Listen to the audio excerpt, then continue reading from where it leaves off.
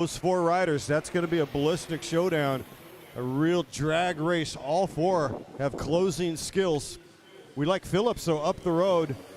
And, you know, I've been bragging him up, talking him up a little bit. Stephen Mule, he's also in that breakaway of 3. Watch out for Mule.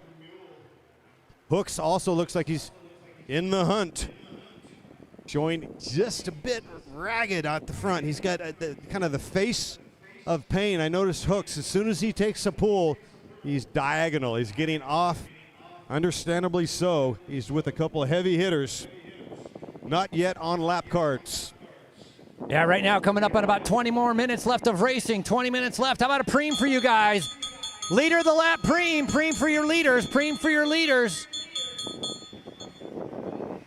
50 minutes of racing. 20 more minutes left. In about another couple laps, we'll be switching over to lap cards. As our chase group right now, remember your leader in the 60 plus sitting in this group.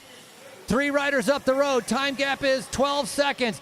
Field preem, this group right here. Field preem, field preem. This group right here, field preem.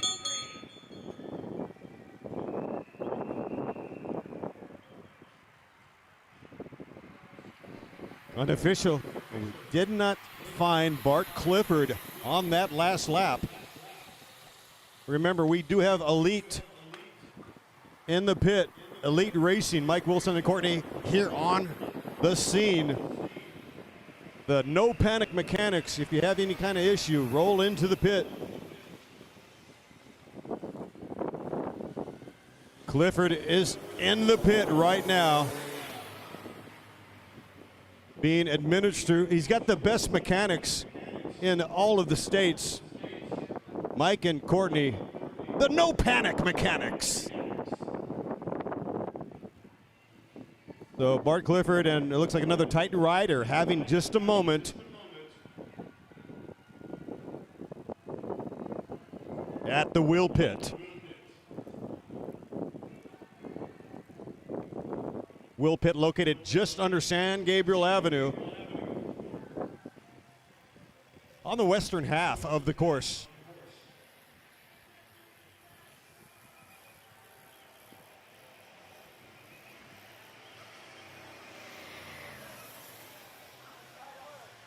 Also remember, there is an ice bath at the Edge Nutrition tent. There is an ice bath if you need to lower that thermal.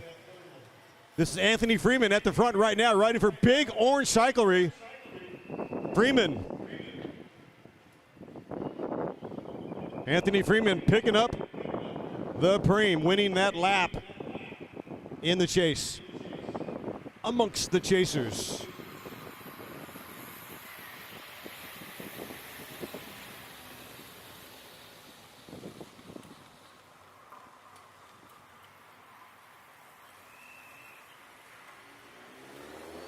A little bit of friendly dialogue over there at the wheel pit currently.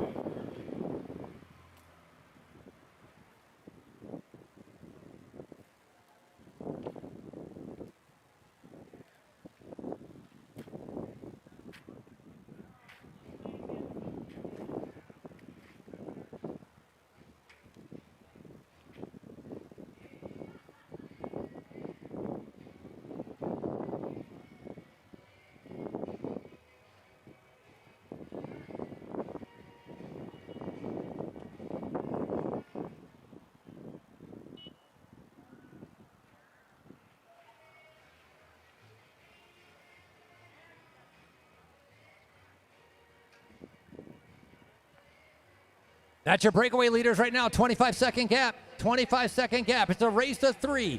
All of them in the 500 series numbers, which means they're battling it out for the podium. In what order? In our 50 plus. So those are your top 3. Now we're waiting for our main field. So our riders getting ready to come out of the group are going to re-enter the group with this main field. They might even make it to the turn before they get there. 25 seconds. 25 seconds. 25 seconds.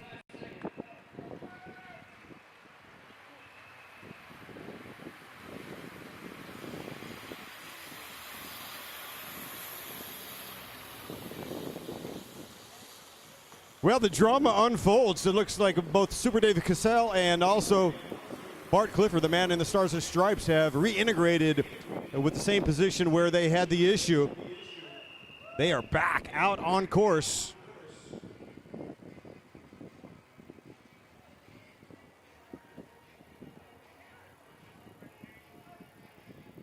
The good news is us bloviators, we don't have to suss anything out. We're here to have a good time, celebrate, and welcome you all. Ladies and gentlemen, you're partying on Route 66 right now. Think about it. This is a world-famous route. It is also known as Main Street of America. It is known as the Mother Road, so named by John Steinbeck in The Grapes of Wrath. And what a beautiful day it is indeed at the world-famous Route 66, Main Street of America. Your three riders right there off the front with around about 25-second gap. I don't think that gap is neutralized. If anything, it is extending.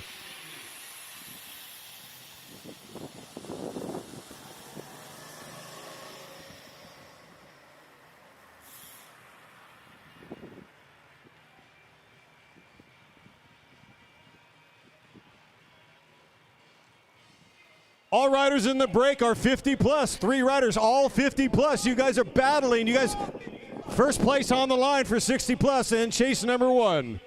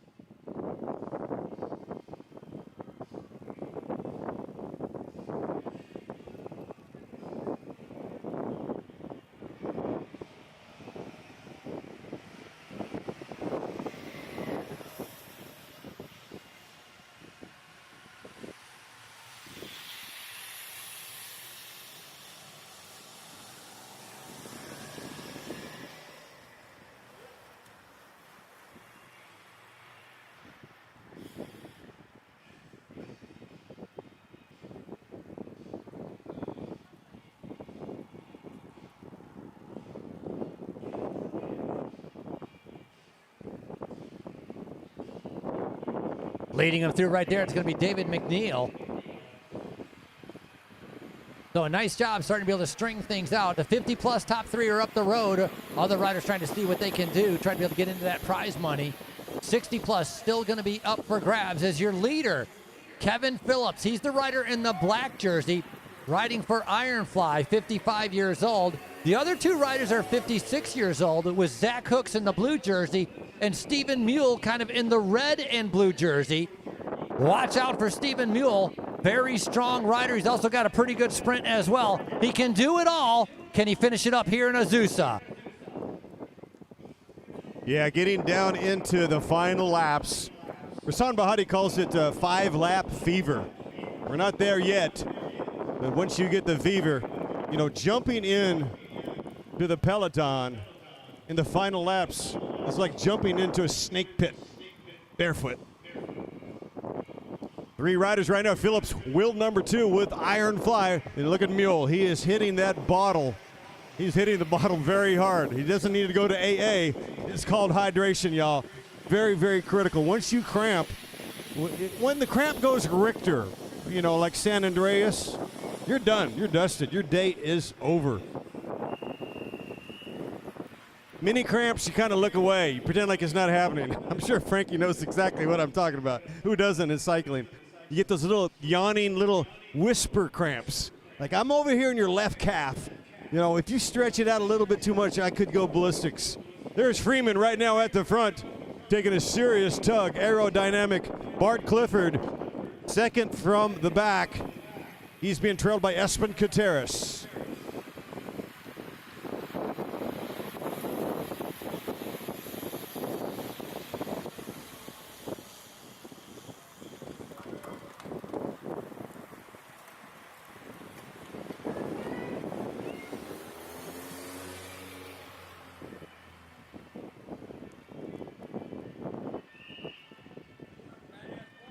Hey, as a reminder, Category 3 riders coming up next. You're going to enter onto the course over at San Gabriel Avenue. Again, all rider staging is at San Gabriel Avenue. That's where you'll enter onto the course. You're going to have plenty of time because we're going to have that course open a little bit later on. We'll let you do some warm-up laps. Podium will take place right behind us, and registration available at the in-cycle tent right across from our announcing area. That's where you're going to pick up your preems as well as your leaders now. 3 riders on the front right now. The blue jersey with hooks. Little flick of the elbow, the universal sign in cycling saying somebody else's turn to hit the front and start doing the work.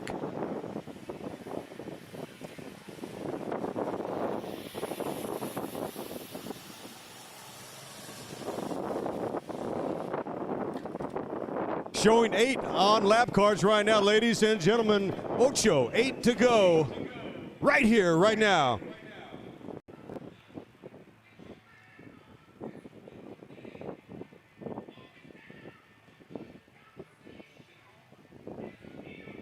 Eight laps remaining in this bicycle race on Route 66 with 8 laps to go.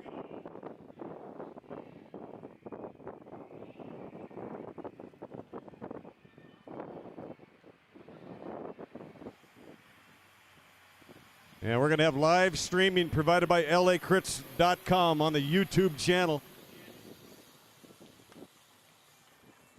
lacrits.com, setting the new standard. Directed and produced by Ray Mars.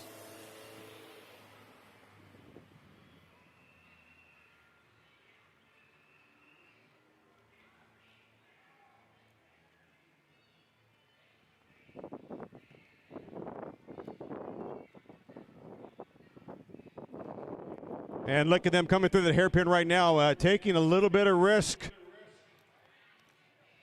No risk, no reward. But that was, he carved up that corner like a holiday turkey with 7 laps to go, 7 to go. That was Mule taking that corner red hot. Carved it up like a Halloween pumpkin. Mule at the front.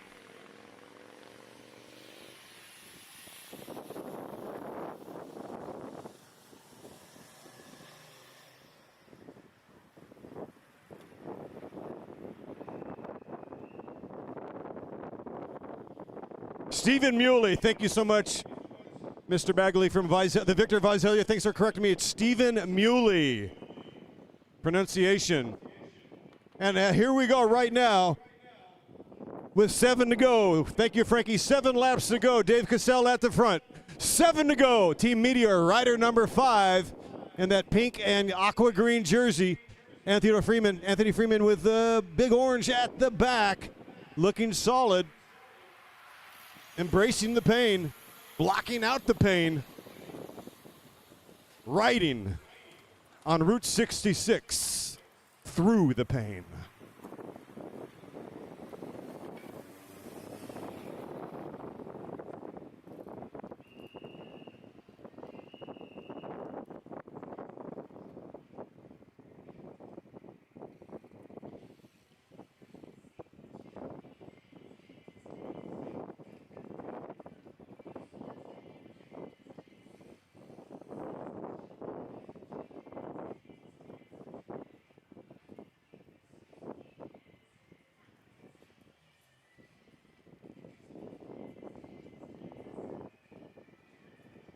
Six to go, riders. Lap card showing 6 to go, 6 to go.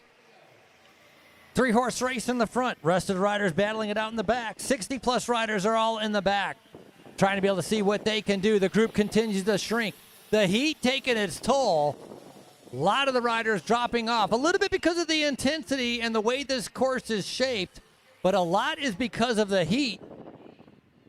Very different having 2 sets of U-turns as these riders having to accelerate very hard coming out of the group.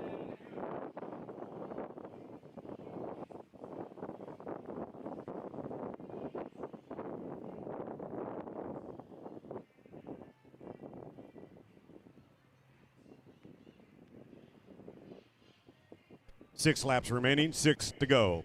Patrick Bose at the front, riding for Hit Squad. Patrick unable to get the miles in. Last year he won this race. Patrick Bose riding for Hit Squad, all around good dude. Won't be winning today, won't be quitting today either. Appreciate all y'all coming out to support this race. Race on Route 66. The Azusa Twilight going into the night. Gonna be spectacular.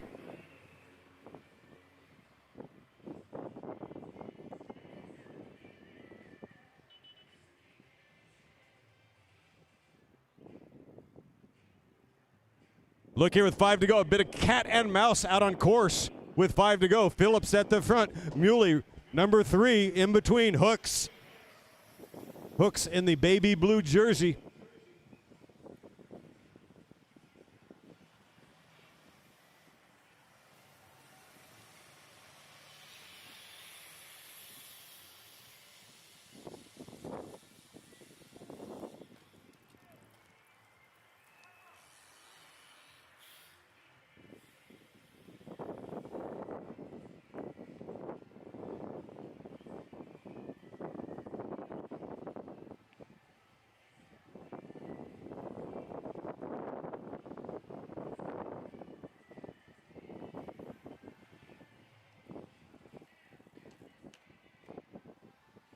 Look at this attack starting to happen in our main group. They're going to be seeing 5 laps to go.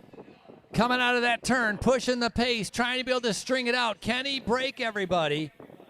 That's going to be Espen Kateris. Kateris going down a little bit earlier in the race. He's got bloody elbows, a little bit torn up, losing some skin, but obviously recovering from that, taking advantage of that free lap. And mentioning the free lap, there is no more free laps. That ended with 7 laps to go. So any kind of incident now, you're going to be out of the race. Our 3 leaders now just having to worry about each other. They have over a 40-second lead. 60 plus up for grabs as they are in the main group. As our leaders now getting closer, they're going to run out of laps to be able to lap the field, but they're going to be seeing 4 laps to go.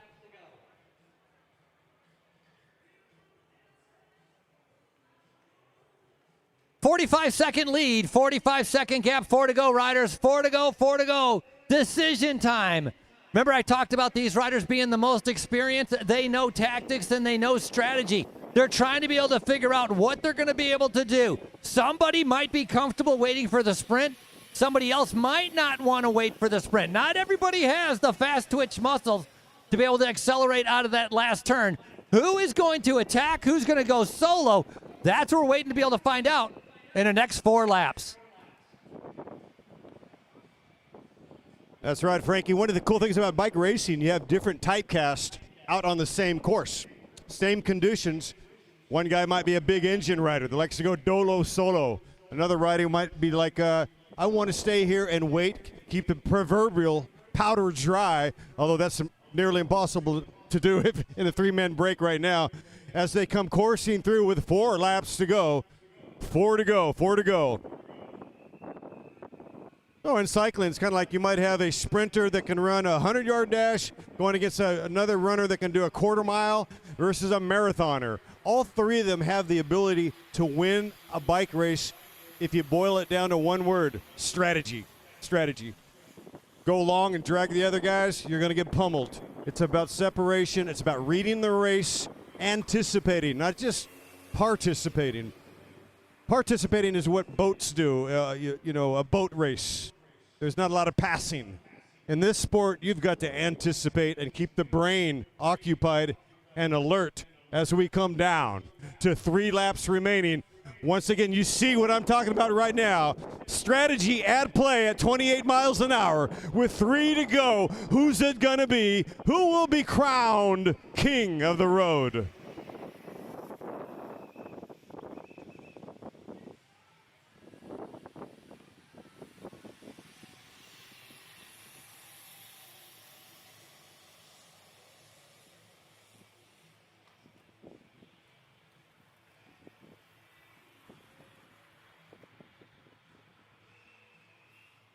And I want to send a San Gabriel Mountain thank you and kudos to Patrick Caro for making this happen. Also, Holly Breck and the entire Go Fast Andiamo team. Caro's telling me to stifle it because he's shy. He is a great dude, and we very much appreciate Patrick Caro, who's been working on sleep deprivation for around about 2 weeks now. He's juggling chainsaws to make this happen. Great to have Mayor Eddie out here as well, and City Council of of Azusa, California. I'm losing my attention right now because we got riders coming in with 3 to go. Azusa, California, we love you very much. A gorgeous day in Southern California.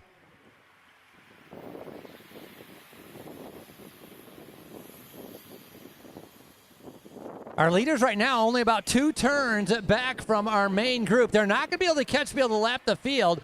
If we probably had another 5 or 6 laps, I think they'd be able to make it around, but a good thing for them. We're inching a little bit closer to the finish, getting ready to be able to see who's going to have the speed after a tough race. The breakaway of 3, staying away for over half the race, as they're going to be seeing 2 laps to go. Riders' lap card showing 2 to go, 2 to go, 2 laps to go. Well, 2 to go. It's definitely down to the nitty-gritty. They don't have to worry anymore. They've got enough real estate. Look how slow they're going right now. They're coasting right next. They're 3 aside, coasting. Nobody wants the front. And look at the flags that are blowing. This is the reason why. Coming around those turns, it's a headwind going down that stretch. So you can save about 40% of your energy when you're sitting on the wheel. If you're riding on the front and you're the first rider, you're expending more energy than the rider sitting in second and third. So all 3 of those guys, they've done the job to get the gap. Now they're trying to be able to conserve to see what they can have for that final sprint. Looks like Steve Muley has made an attack. Muley now throttling into that turn, and he's going to enter the hairpin alone. No, they got him.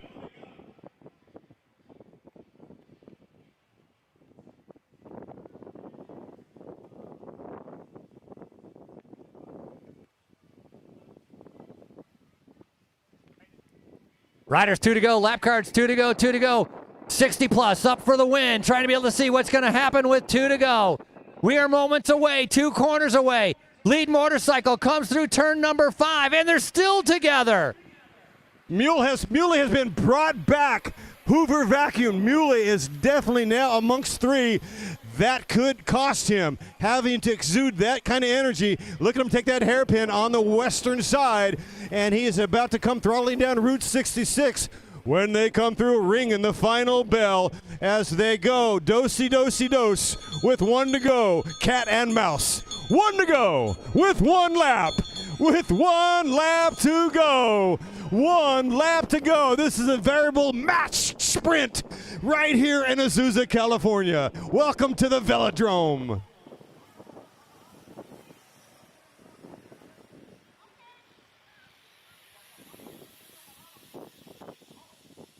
Hey guys, clear the street down there. Get off the street. Get on the sidewalk.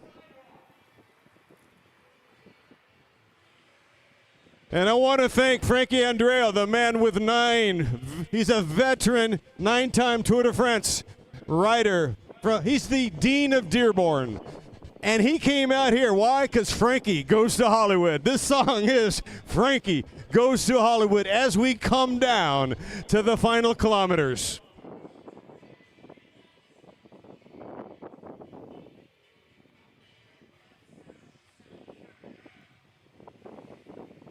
One lap to go with 1 lap to go. 1 lap remaining, 1 to go. 1 lap to go in the 50-60, the hot rod division. Meanwhile, back out on course, the final half a kilometer. All together as they take turn number 5. This is the type of course when you come out of that final turn, you can stay in the lead. You can do the sprint from the final turn. Riders are going to try to be able to go in the slingshot. It's the black jersey on the front right now. Kevin Phillips trying to be able to do the charge. He starts the sprint. Mule is set up.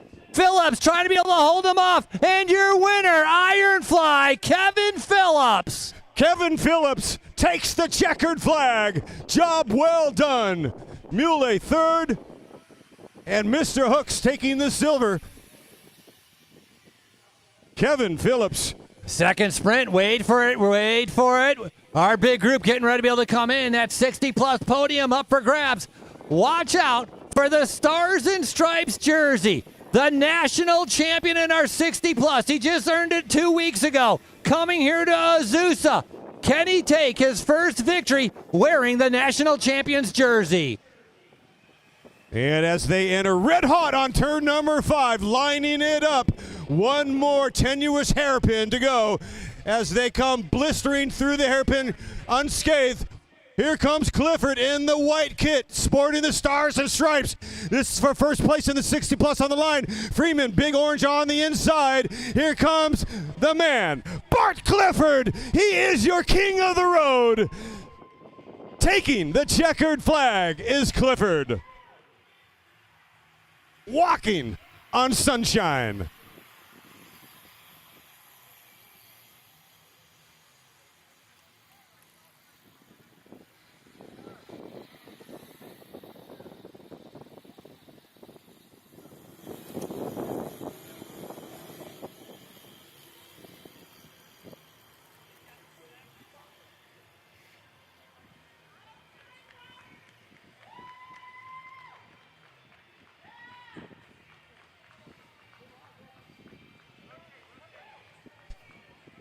As we catch our breath in between races, how about course is open? Please dial in the course. Next on the menu, our men Cat 3, Killer 3s. Course is open. Scheduled to go at 4:40. I got 4:34 on the PM right now. Dial West Coast time.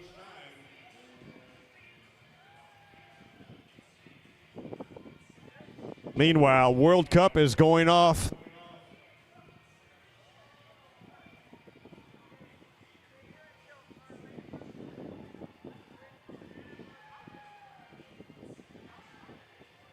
Earlier today we had Norway, England, and now Argentina, Switzerland to go off at 6 p.m. West Coast time.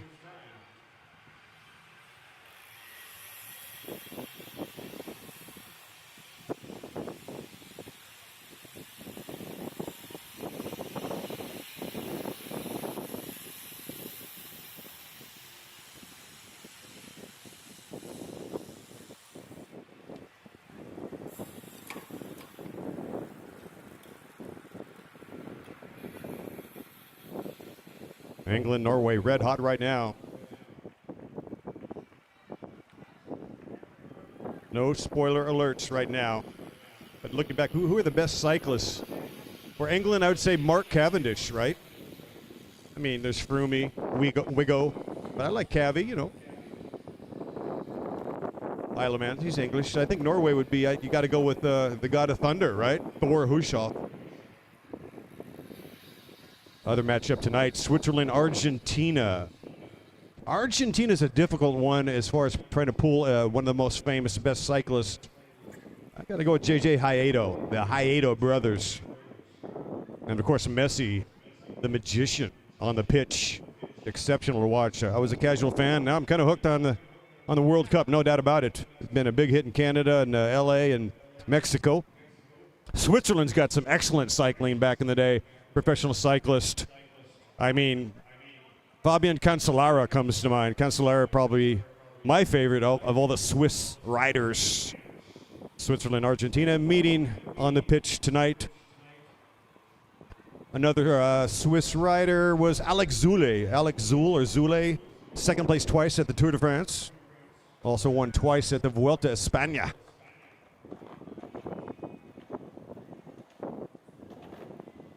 Good luck to all the teams out there on the pitch in Kansas City and Florida. Our Cat 3s to the line.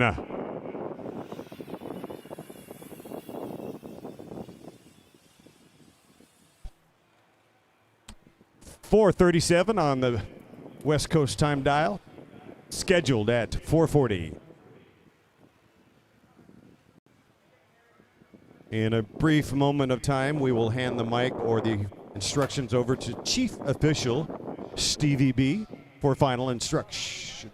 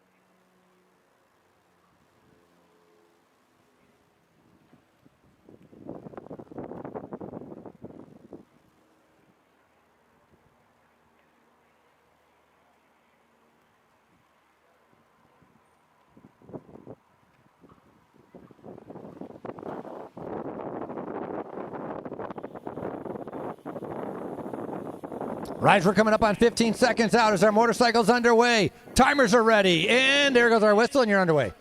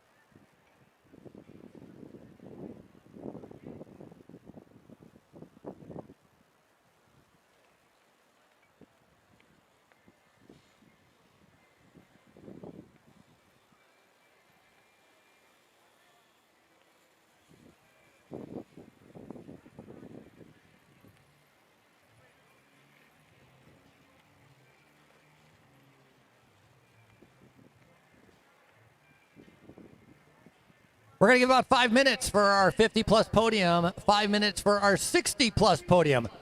Once again, give yourself some time to cool off, get yourself something to drink. 50-60 podium coming up in 5 minutes.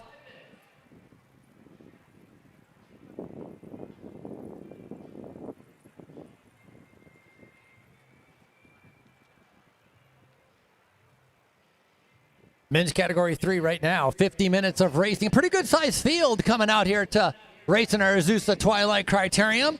Temperatures only heating up at about 85 degrees, and one rider testing the legs, trying to see who's going to come with him. He doesn't want to go away solo. He wants a little bit of help, so he's dangling out there. He's putting the cheese out there to see who's going to be able to take it. Ideally, you want 3 or 4 riders. We saw that earlier in our Masters race. 3 riders did a fantastic job breaking away and staying away. And of course, congratulations to our winner, as that podium will be coming up in just a little bit. Hey, a big thank you to Johnny's Tree Service, Spaggy's Restaurant, Schroeder Iron, Bike Legal, Specialized, and of course our registration tent, all of the volunteers doing so much with InCycle.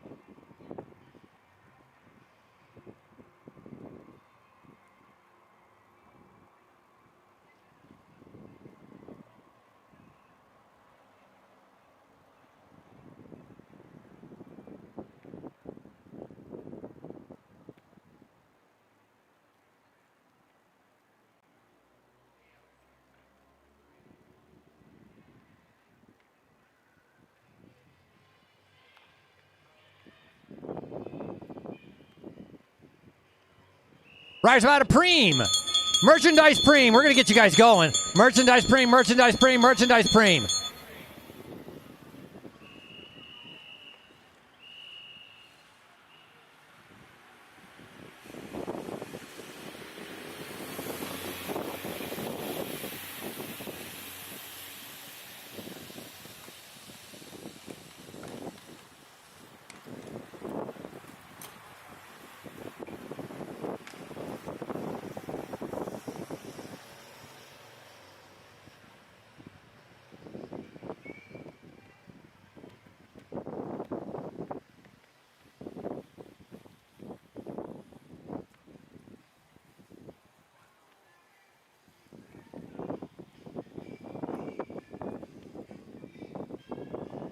First call to the podium, like our 50-plus to the podium, please. First call to the podium, 60-plus to the podium, please.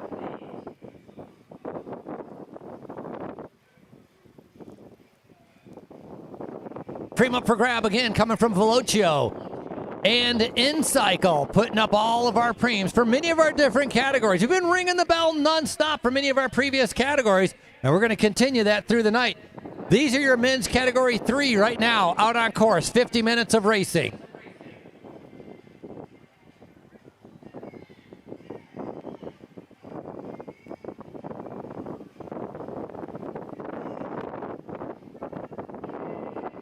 We're going to do back-to-back. How about another one? Preem to the winner to lap. Preem, preem, preem. Preem to the winner of the next lap. Winner to lap. Preem, another preem. Back-to-back preems. That last one, that was won by 334. So Devin Major winning preem number 1.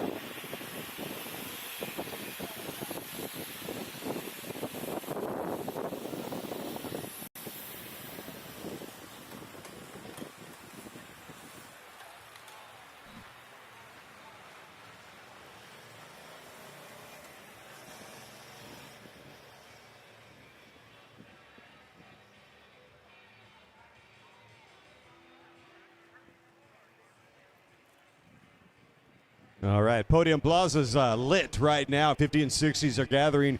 We have our roving reporter today all day long and into the night, Stevie Core. Stephen Core, hardcore, good to see you out there. Keep the thermal core modulated, brother. Good to have Steve. Steve's going to, throughout the day, have a few words and interviews with some of our special guests and some of our finalists in the podium presentations and whatnot. So Shortly, we're going to throw it down to Steve Core here in a moment as we gather and herd the 50s and 60s for their podium presentation.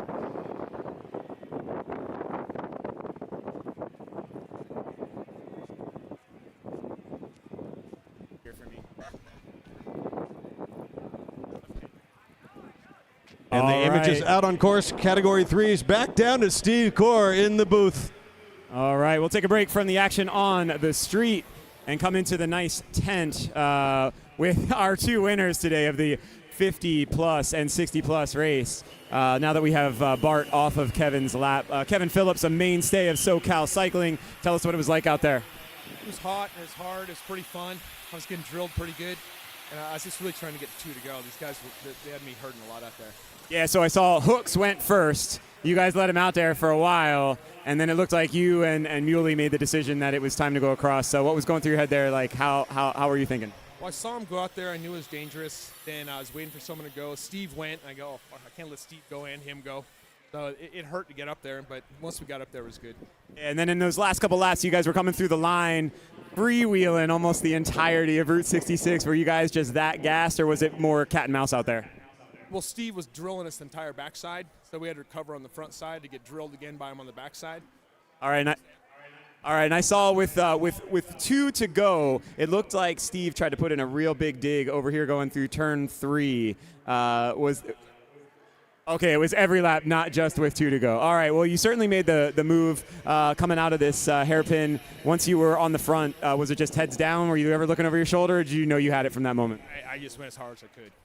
All right, well, you certainly went hard enough to take the 50-plus. Congratulations. We'll do your podium here in a second.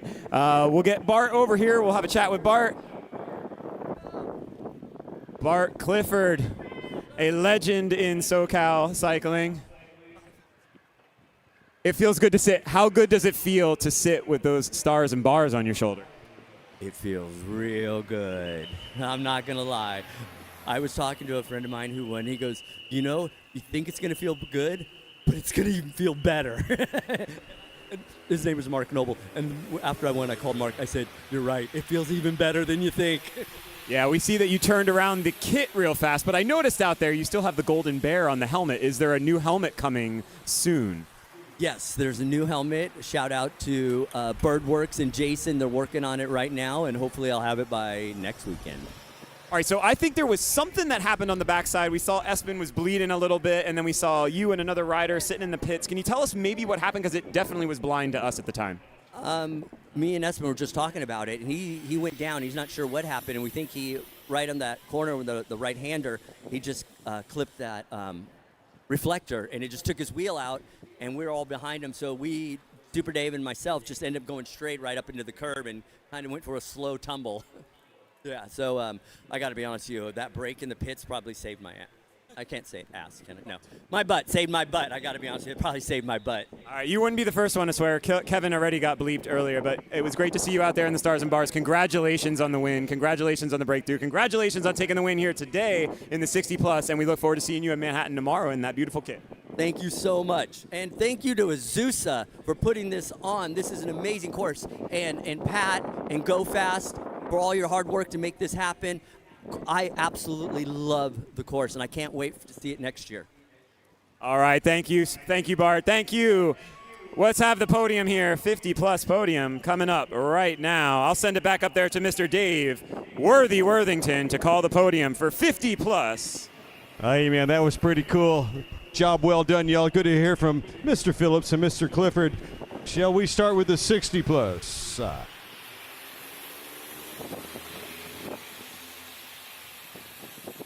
All right. Give me a thumbs up, and we'll do the podium presentation. Got the podium girls in place. Looking very nice indeed. Welcome, everybody. This is the battle on Route 66, the world-famous Route 66, known as the Main Street of America, the Mother Road.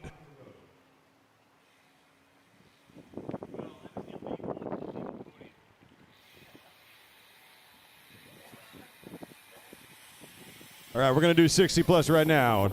Taking third, the bronze today, Going to be adorned with some beautiful hardware. From Newport Beach, riding for Creative Blue Racing, Alan Boom Flores.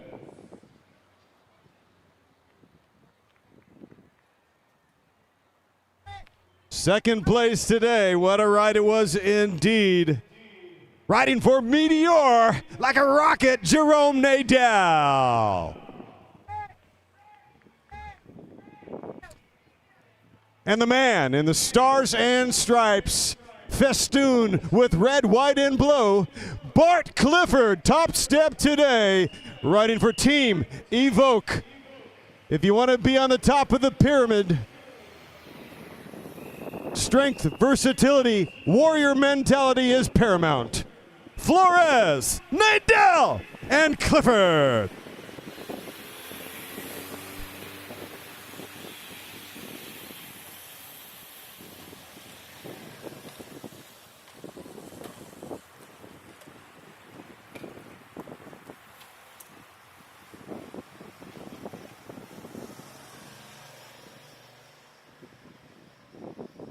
Okay, and here we go.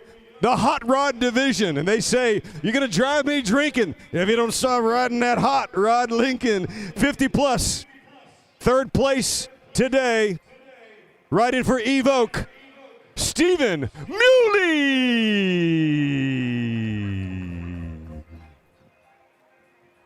It's not mule, it's Muley. Flogging himself like a rented mule. Lee.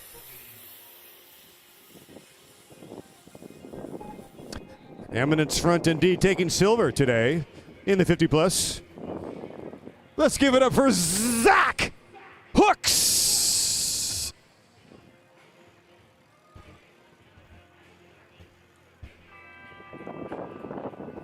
Talk about paramount warrior mentality, top step today out of Manhattan Beach, California. We'll see him tomorrow, folks. Give it up for Kevin Phillips.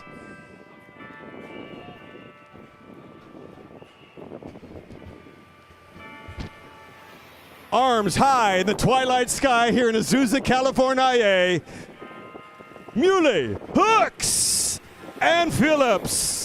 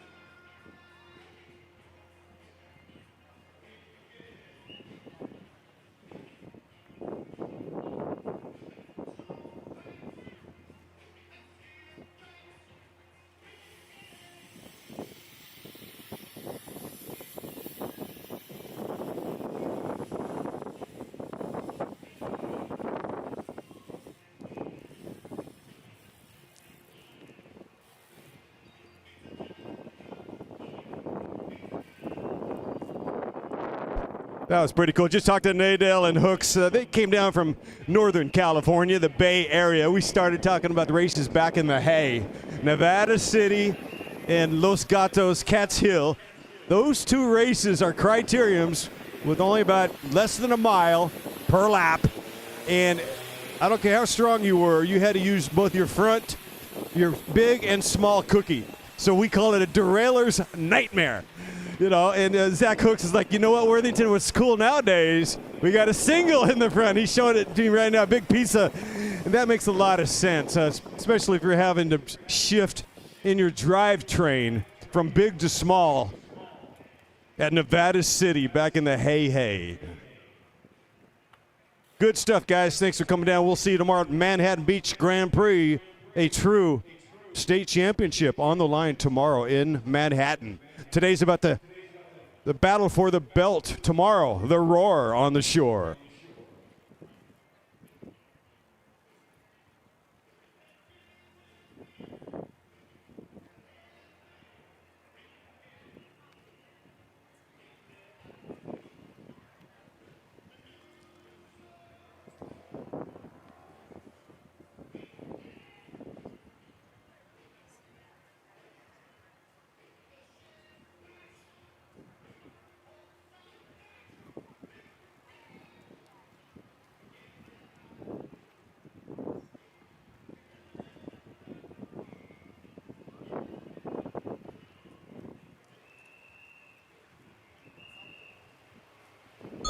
How about a preem, riders, preem.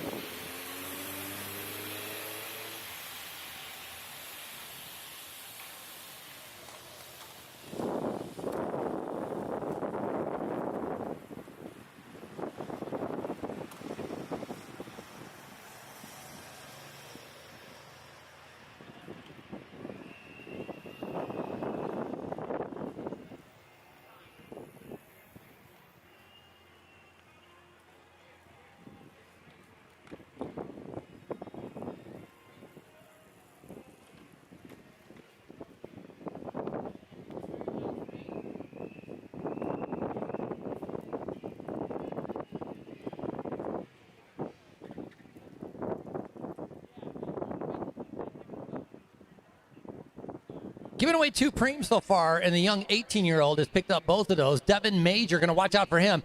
Rider coming out of Belize.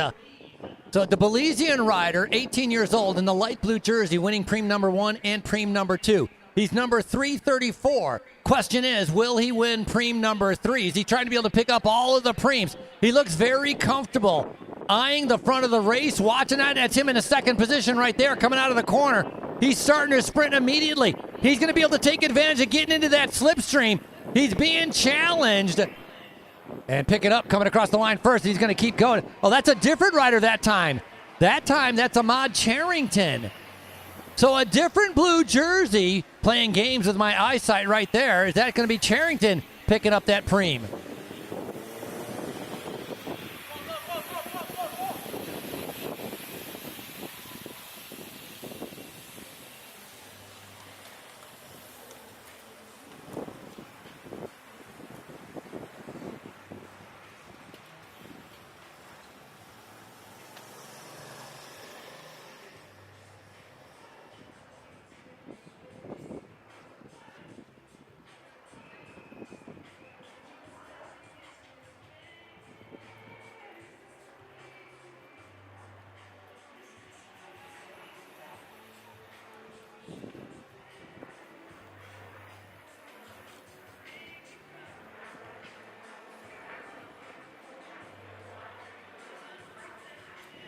Well, the wind is kicking up here in Azusa, California, at the foothills of the San Gabriels. Race on 66. Azusa Twilight, the battle for the belt, sponsored by Go Fast, Andiamo. We want to thank the other sponsors. The Ice Cream Shop, putting up the big dollars for the women's race tonight. Capri Rosso, Spaggies, Johnny's Tree Service. They cut my trees, let them cut yours. Bike Legal, Schroeder Iron, and Ace Elite Services, as well as Casco Pet, bringing you this wonderful Twilight race, one of a kind here in Southern California's Crits.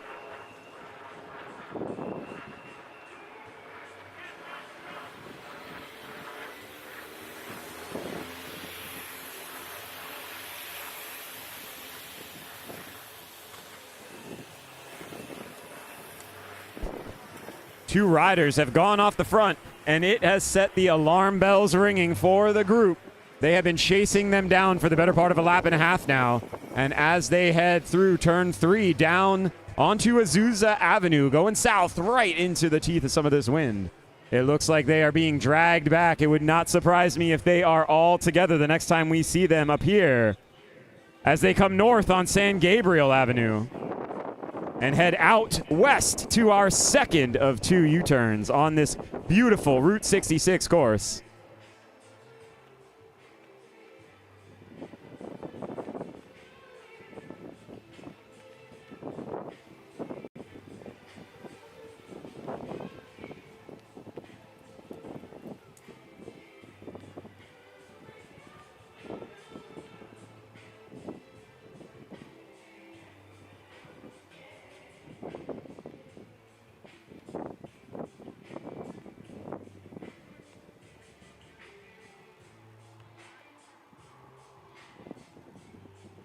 Our 2 riders off the front attacked last lap, had about a 2-second gap. It's holding steady. They haven't gained and they haven't lost, but look at that, the rider in second. That's Devin. He's not pulling through. So the 18-year-old coming out of Belize in that blue jersey, not helping the breakaway. That's going to make it easy for the rest of the riders to be able to catch back up. Thomas Patino, Enjoy Cycling, in the black jersey, reeling him back in as the orange jersey is now all brought back together. A lot of racing still to go as these guys are doing a total of 50 minutes, 0.7 of a mile around a 6-corner course as we're continuing with our race for the belt.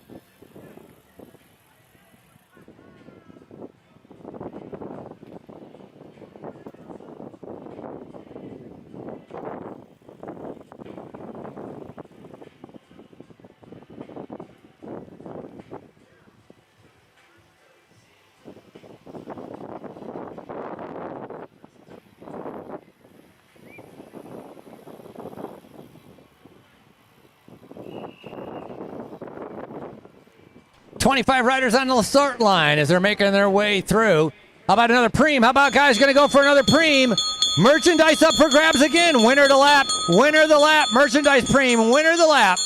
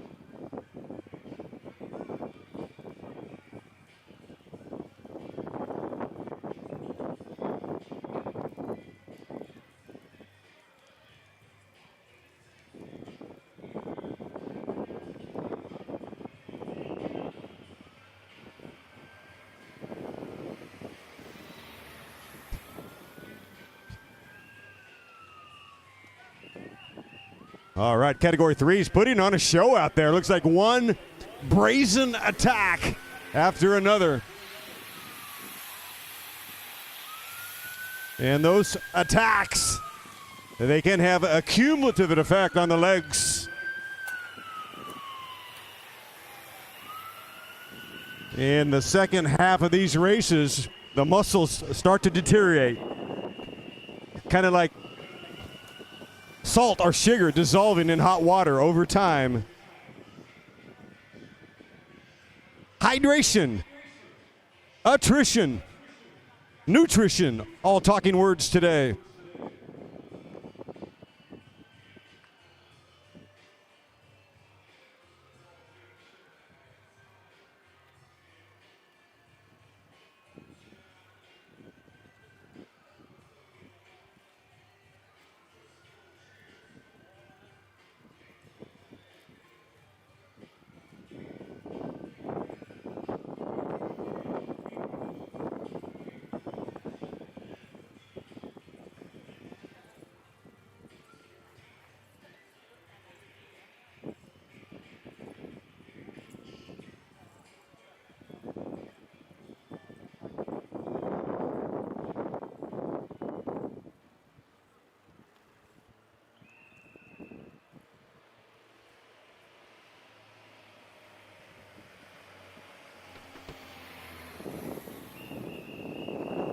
Killer 3's out on course right now on the pitch.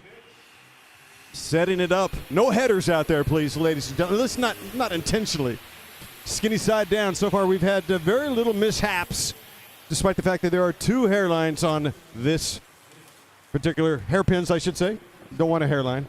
Hairpins on the east and another hairpin on the west.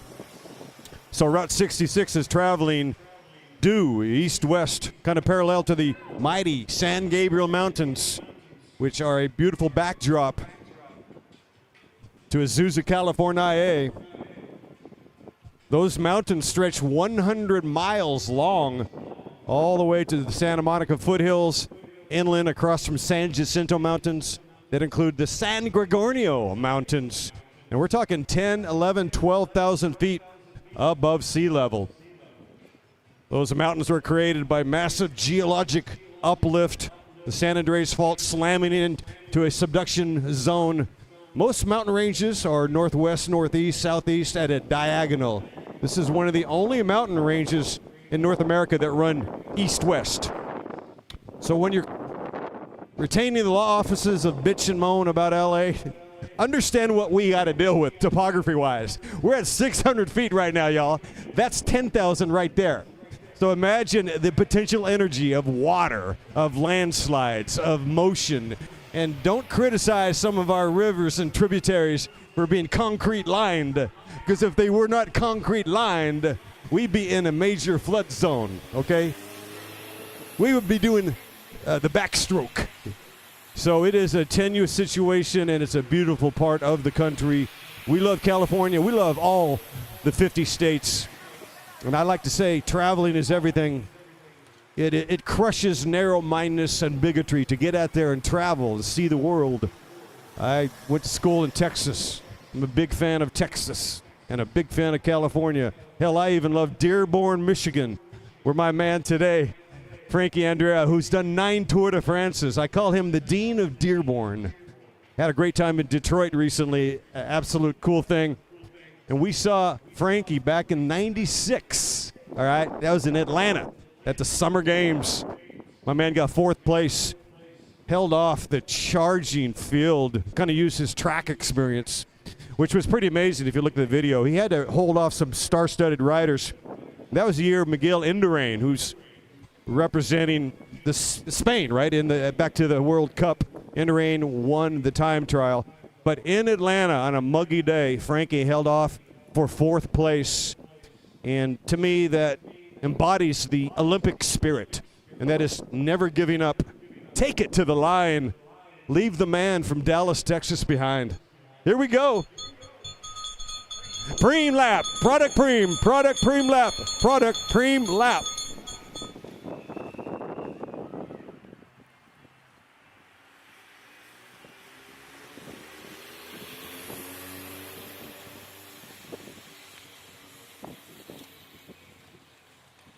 Leading the charge right there is going to be Thomas Patino. He won a preem earlier, redlined himself to be able to get that, and just after that is when the attacks happened, and the group split.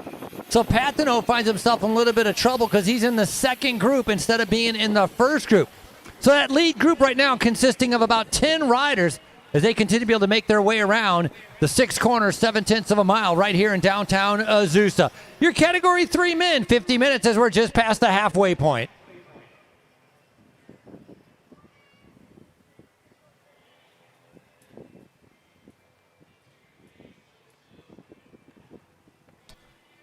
And Frankie checking the menu.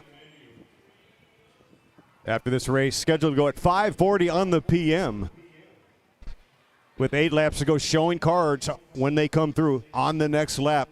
40 plus, 5:40 p.m. on the sketch. At 6:40 p.m. on the menu, our women pro 1, 2, 3, riding for 60 minutes out on course. And the second and final signature event of the day, disembarking at 7:50 p.m., around about 7:50 p.m., our elite men pro 1, 2, 3, riding for 75 minutes. 8 laps to go. Riders out on course. 8 to go.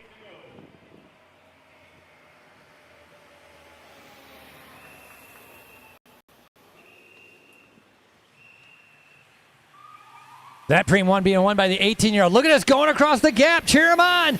Maybe he can make it, trying to be able to catch up to the leaders. All hands on deck. The alarm bells are going off. It's now or never as these riders are trying to be able to catch up to the leaders. Got to give a little bit of a break. No more ringing bells for the preems because we don't want to see any more acceleration coming from that front group. Maybe to give a chance for the riders in the second group to be able to catch back up.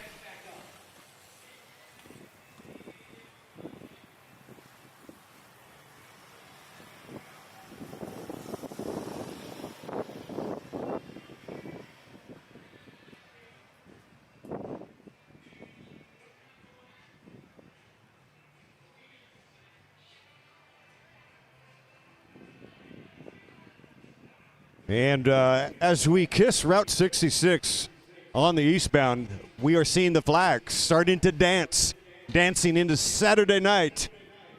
The only real true headwind is on the backstretch, going due west.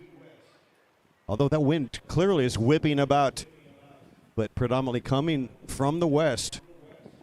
So that means that the finish line, the finish stretch would be a slight tailwind.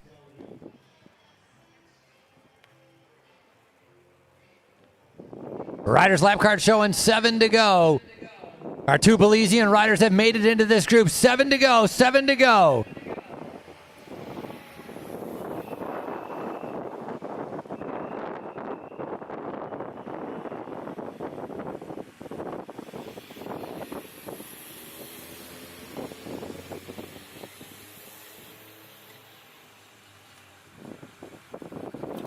This group right here, we're going to do a preem for you guys right here. Preem for this group. Preem for this group, starting with 317.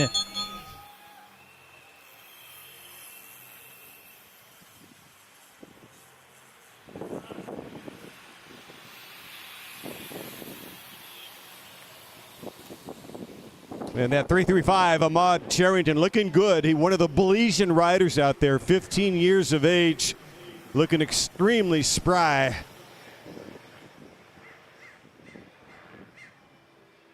Might see Corey and Justin Williams certainly tomorrow, we hope. I bring them up because they are actual national champs in Belize. So is Jade Stevens, by the way, riding for, I believe, Major Motion. Jade Stevens, a national champ in the nation of Belize, also a state champ here in California. Dual citizenship. And look at the views on lacrits.com. Every tight corner, every tight squeeze captured in Technicolor. A beautiful silhouette of riders as they come coursing through the final stretch with 6 laps remaining.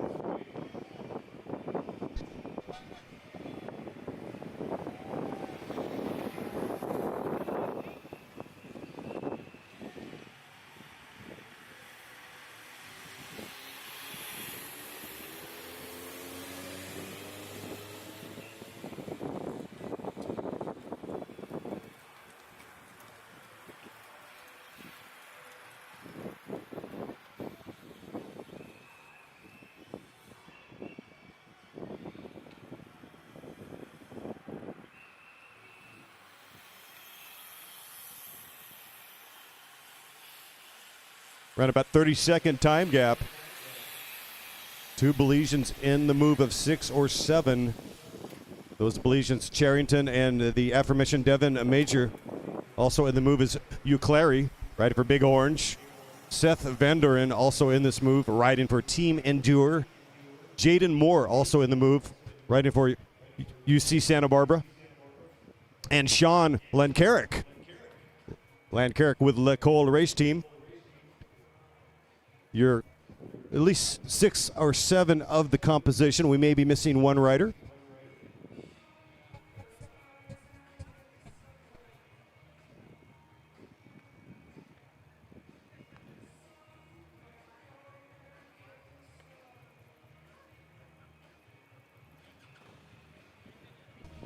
Yeah, pressure being applied right now, trying to be able to split this group up.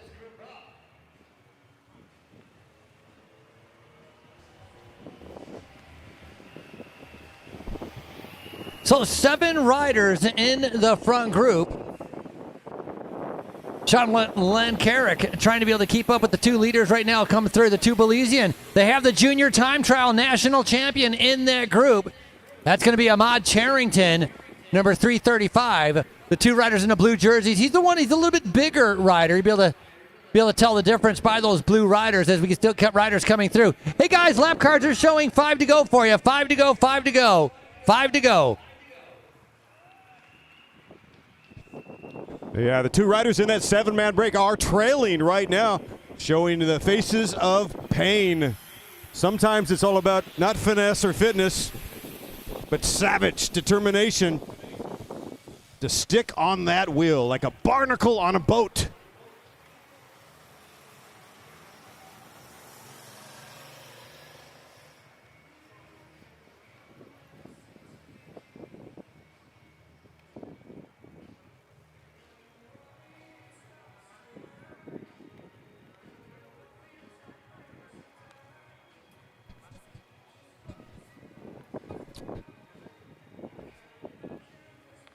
Certainly, as we get down into the nervous moments of the Cat 3s, as you see the pictures on lacrits.com live on YouTube channel, directed and produced by Ray Mars, as they take the Western hairpin, see the indecision of to pull or not to pull as they come through with 4 laps remaining. 4 to go, riders out on course.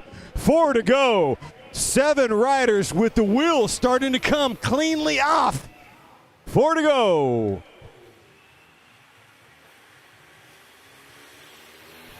Yeah, Alex Rodriguez is a rider we didn't mention before from Go Fast that has made it in there. Lancarrick with LeCole Racing Team. Then you got Jaden Moore, Seth Van Doren, Team Endure, Bernard Uclere, riding in that orange jersey, all orange jersey. And then the 2 Belizean riders, the 15-year-old and the 18-year-old. That's right, 15 years old. Watch out for him as we have this group coming through right now with 4 to go, 4 to go. 4 to go, guys. You guys want a preem next lap? No? Okay. He shook his head no.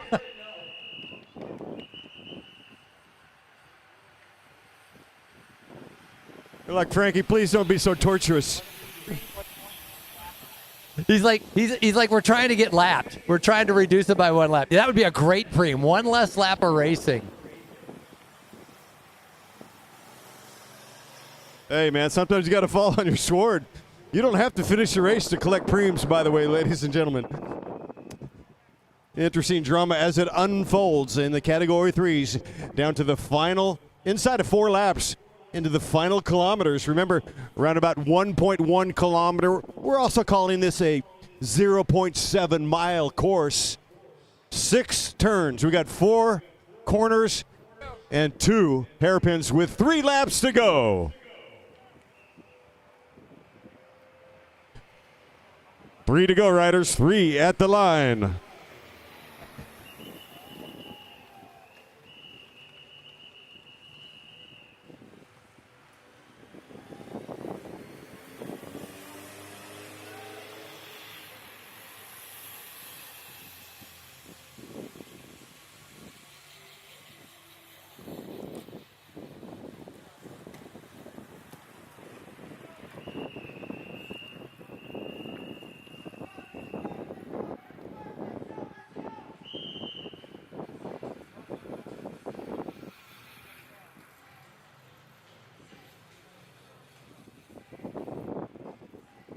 Chase number 1 coming through with 3 laps remaining.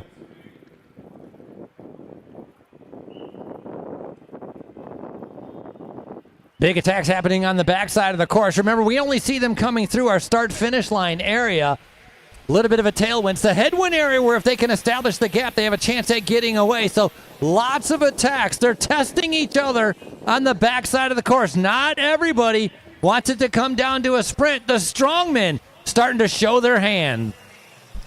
That's right, Frankie, and we've got numbers. The Belizean brothers in the baby blue and white strip, they've got 2 in the break. Advantage Belize, right? So they're going to play off each other. They're going to counterattack. No need to drag around sprinters right now. They've got plenty of real estate. This break will survive. Belizeans with the numbers. 2 laps remaining. 2 to go in this bike race. 2 to go. The Belizean brothers rider wheel number 3 and 4 locked and loaded right here, right now on Route 66. He was in a break earlier. Bernardo Clary having a little bit of struggle. The heat started to be able to affect his legs. He's going backwards. He was in the breakaway, and he's gone off the back. The attacks on the backstretch taking its toll as all riders right now getting ready to see 2 to go, 2 to go. That's another rider trying to be able to go up. Thomas Patino. I talked about him being in the second group. He's trying to actually go forward, so he's feeling better. Now, these guys said they didn't want a preem, but I'm going to give them a preem with 2 to go. I got to get rid of some preems. Riders, we're going to give you guys a preem. This group right here. Preem, field preem. This group right here. Preem for you guys. 2 to go, 2 to go.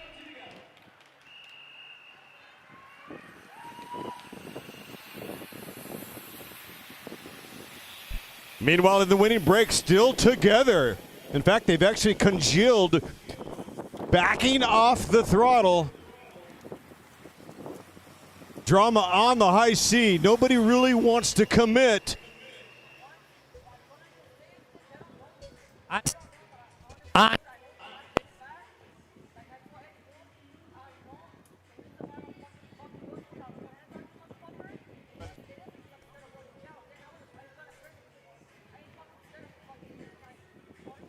Check.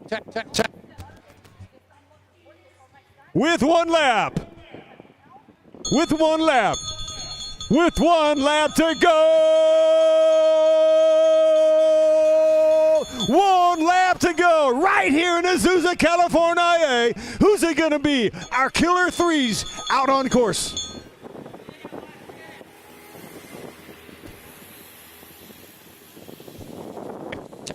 So riders still together as they make that hairpin clean, unscathed.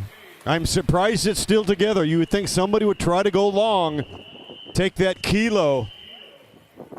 This could play right into the hands of Team Belize with 1 to go. 1 to go out on course.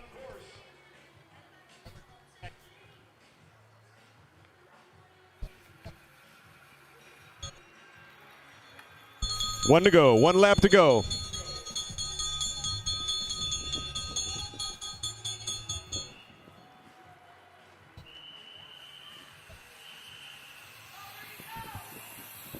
Remember, we have 6 corners, 2 hairpins, 4 corners. 4 plus 2 is 6 as they come into the final lefty, going due north, making that left clean all together. It's going to come down to the final hairpin as they now travel westbound.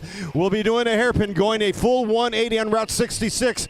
We'll close this stretch on the eastbound trajectory.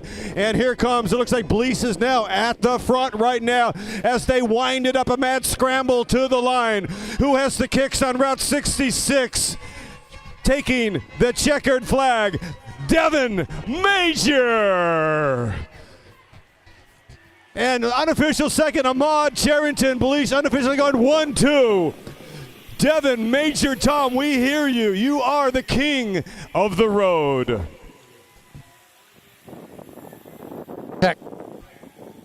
Pretty good sprint right there as a young 18-year-old picking up on all of our Category 3. So the 18-year-old comes out on top, followed by the 15-year-old. Belizeans dominating here in Azusa. Congratulations.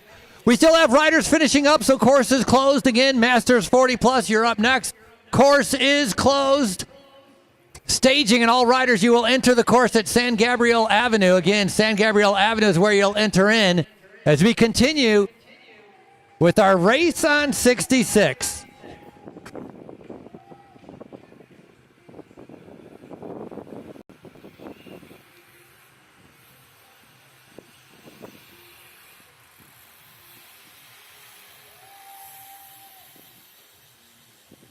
Nice job. All done. Yep, all done.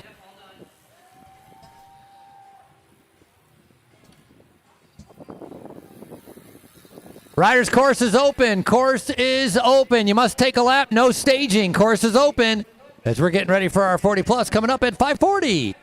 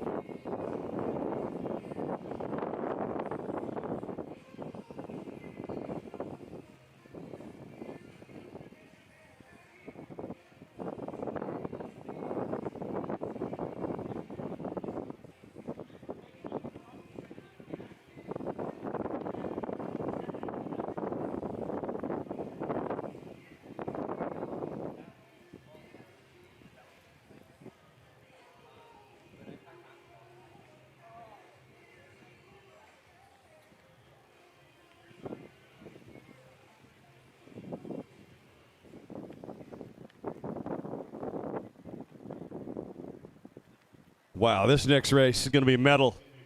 I see Ty locking to his. Hey now.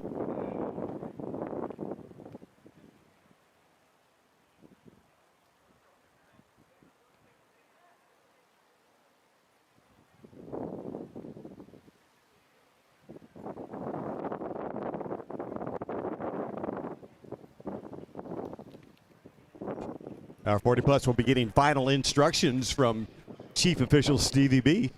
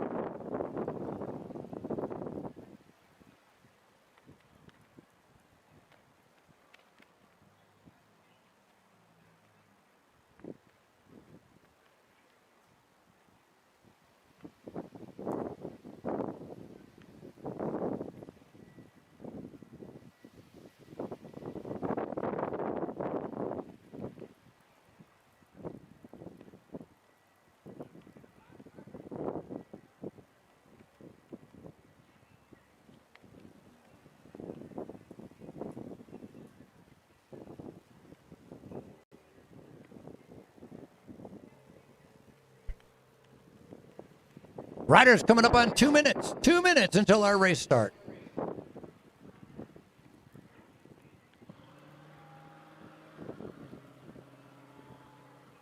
Off and underway, our 40-plus hot rod division. Nitro Fuel riding for 50 minutes. Going to dial it in, take a lap on a parade.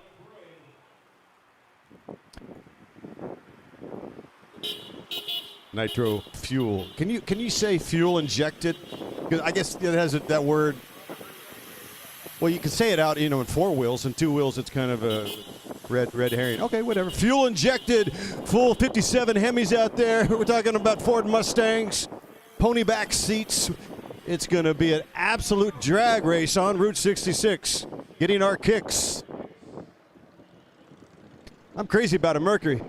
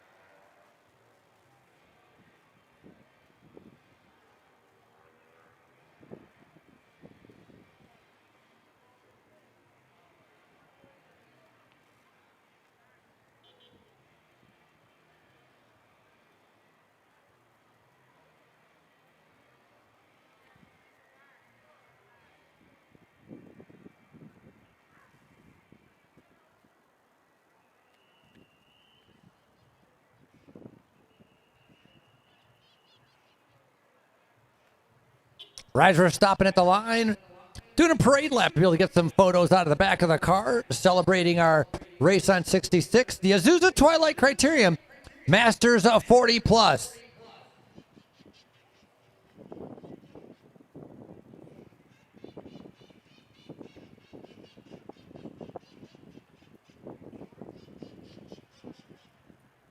Riders are ready, timers are ready, you're going to be going on the whistle. Once we get on the motorbike, then we'll be going on the whistle. Top 3 afterwards, guys. Podium right behind our announcing area. Again, top 3 to the podium after your race. Thanks very much for registering and coming out. Let's get ready to race. All right, here we go. Light it up. 50 minutes to go. 50 minutes to go. Our 40-plus hot rod division.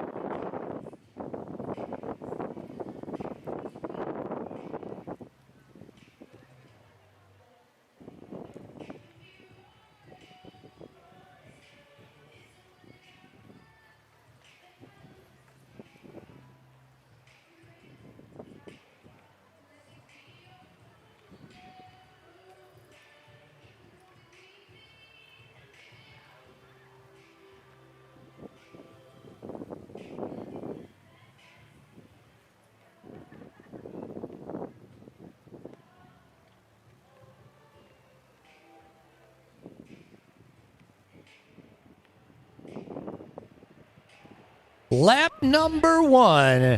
One and done coming through here with our race on 66, our Masters 40 Plus underway. 50 minutes of racing as we're waiting to be able to see who's going to be able to pick up The very first victory here for our 40 plus at a very first race, the inaugural Azusa Twilight Criterium. Hey, we're 5 minutes out. Again, Category 3 podium, top 3. 5 minutes to your podium, Cat 3.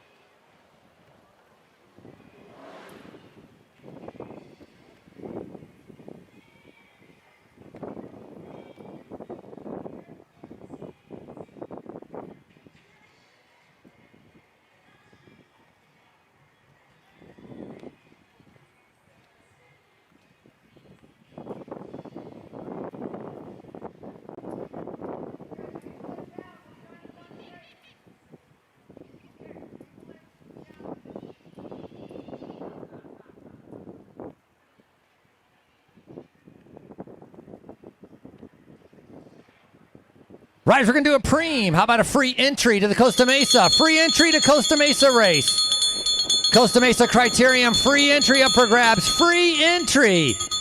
Brought to you by Majestic Cycling. Free entry to Costa Mesa Criterium. Our preem number 1 as we're kicking off the 40 plus. Hey, man, that's a real value, too. Come on down to my hometown. Costa Mesa Grand Prix will be lit on August 1st.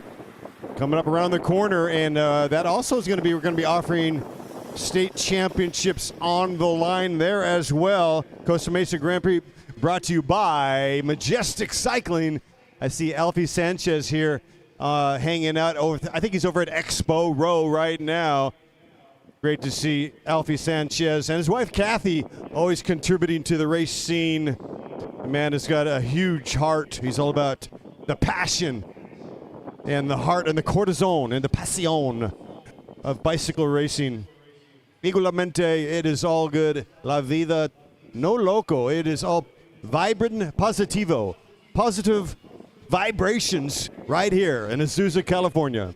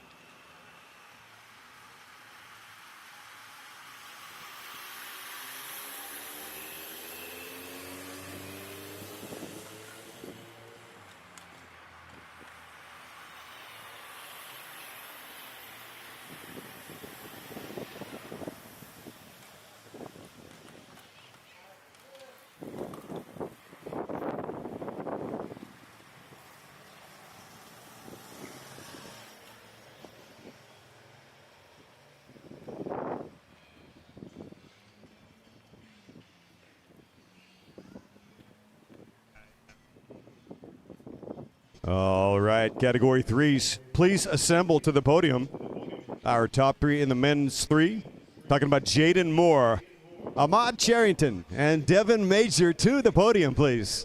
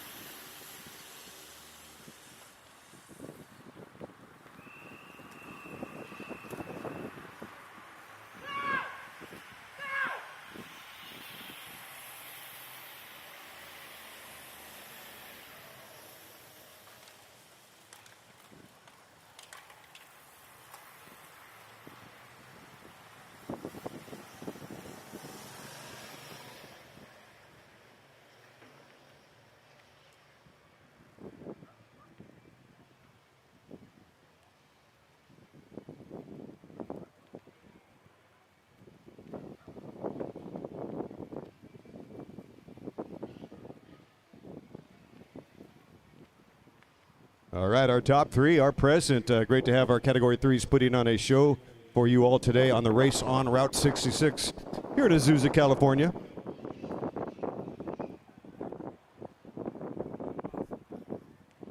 We're going to shortly throw it down to our roving reporter talking about Steve Core down there at Podium Plaza in the booth.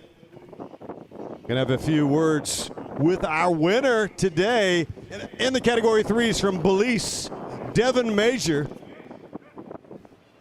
All right, thank you, Mr. Dave Worthington, as our 40-plus men come through the start finish. One more time, I am privileged to be here with our men's Category 3 winner, Devin Major. Tell us what it was like out there. The course was pretty hard, all the U-turns and stuff. Me and my teammate Ahmad just came out to try and open up the legs for tomorrow. We're gonna go to Manhattan with the same plan to win. Yeah. Yeah, so it looked like you guys were taking turns trying to collect preems out there. Was the idea that it was kind of like a 1-2 hit? One of you goes out, let them bring you back. The other one goes out, and then just see who has it at the end. Yeah. We're both pretty good sprinters, so we tried to at least break up the race a little bit, and if it didn't work, we can both sprint. So that was the backup plan. Yeah, so I think I saw here in this last turn you hit the gas real hard coming through the turn. Were you just kind of dialing in that last U-turn, kind of getting a feel for it, so you knew in that last lap when you could send it? Yeah. All the previous laps I tried to time the U-turn perfect, but I wasn't like getting it where I wanted, so I was like, I gotta go pretty early. All right, well, you came out here to open up your legs for tomorrow, and you're going to leave the winner of the Azusa Twilight Men's Cat 3. Congratulations, Devin. We'll see you tomorrow at Manhattan. Thank you. Thank you.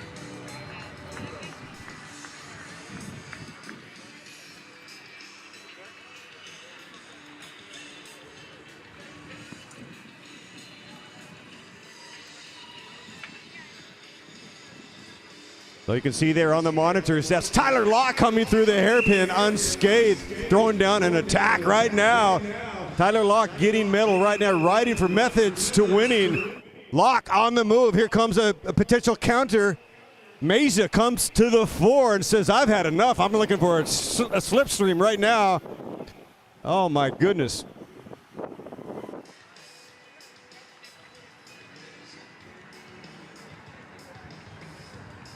Tyler Locke coming off a state championship at San Luis Rey Downs, winning the road race recently.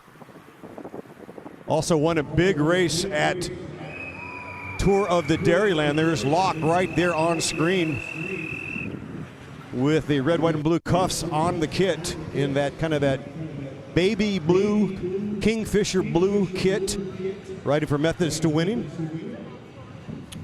Tyler Locke, you can also make him out by the beautiful Goldilocks coming out of his helmet. Back to the podium action. We've regrouped. All right, in the Killer Threes, taking third today, Jaden Moore. Jaden rides for UCSB, Santa Barbara team, collegiate.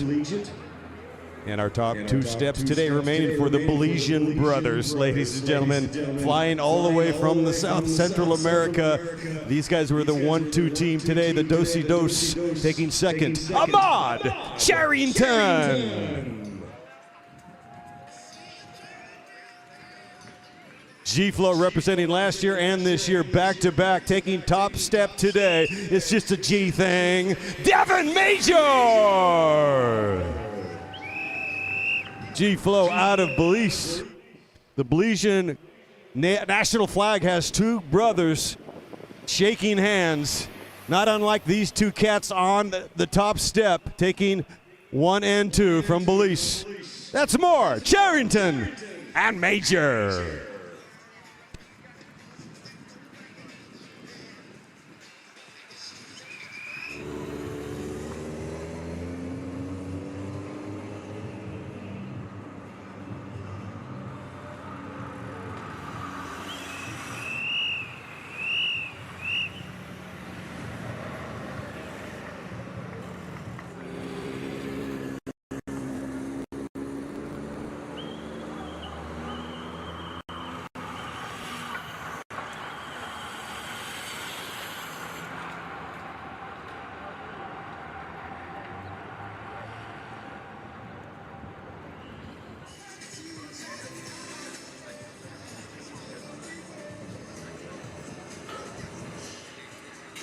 Hey, I want to take the time, to thank the people that are behind the scene, our sponsors, the volunteers. Right now, I've got a special guest. Her name is Samara Shepard. She's from New Zealand. So the Kiwis are in the hizzy. Always love to have the Kiwis around. And she's with a product. It's a gel, an energy gel. I believe it's called Blade. You're going to help me out here. And it's distributing here. Probably get it online. Samara, say hello to, first of all, say hello to Azusa. What about the scene? Fantastic to be here in Azusa. It's incredible racing today. We've really enjoyed watching all the categories so far and excited for what's to come. Great to be here with Leaf Foods. We've got the product, the Leaf Blade here, which is a protein gel. It's really new technology, harvesting from from Lucerne, full plant-based, 18 grams in each gel, and all the amino acids and vitamins and minerals, iron as well. So yeah, it's a new product we've got out there, and yeah, we've got a booth here, so come say hi and yeah, try the product for yourself.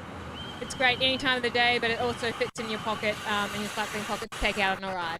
Samara, I would love to have a sample of it. I would love to taste these products today, especially. Again, y'all, the name of the brand is Leafed Blade. It's an organic gel, energy gel, which in my mind has never been done. It just hasn't been done. I don't know why. I think because we're so preservatives are so safe, aren't they? Like, we know we can shortcut and just put a bunch of junk in there. It'll last longer. I had a goo wrapper that was 17 years old, you know, and it was collecting ants, right? And I think your product, you know, maybe it has a shelf life, but it sounds like it has a really good results, especially on a hot day like today where nutrition and hydration is oh so key.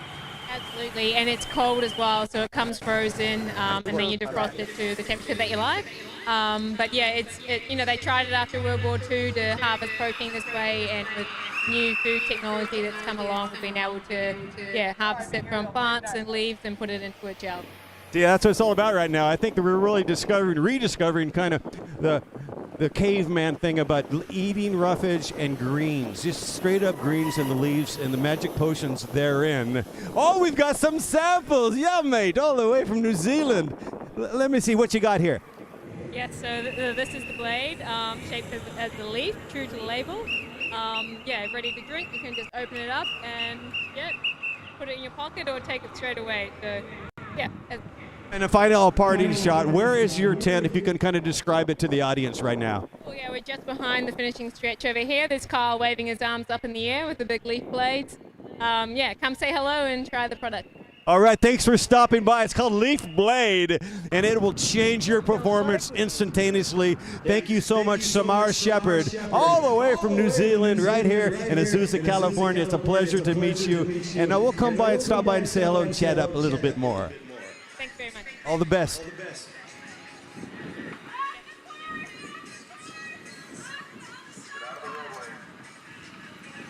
Wow, 18 grams. Leaf rubisco protein, and it is very cold right now. This is perfect to regulate the thermal radiator right now. I'm on it.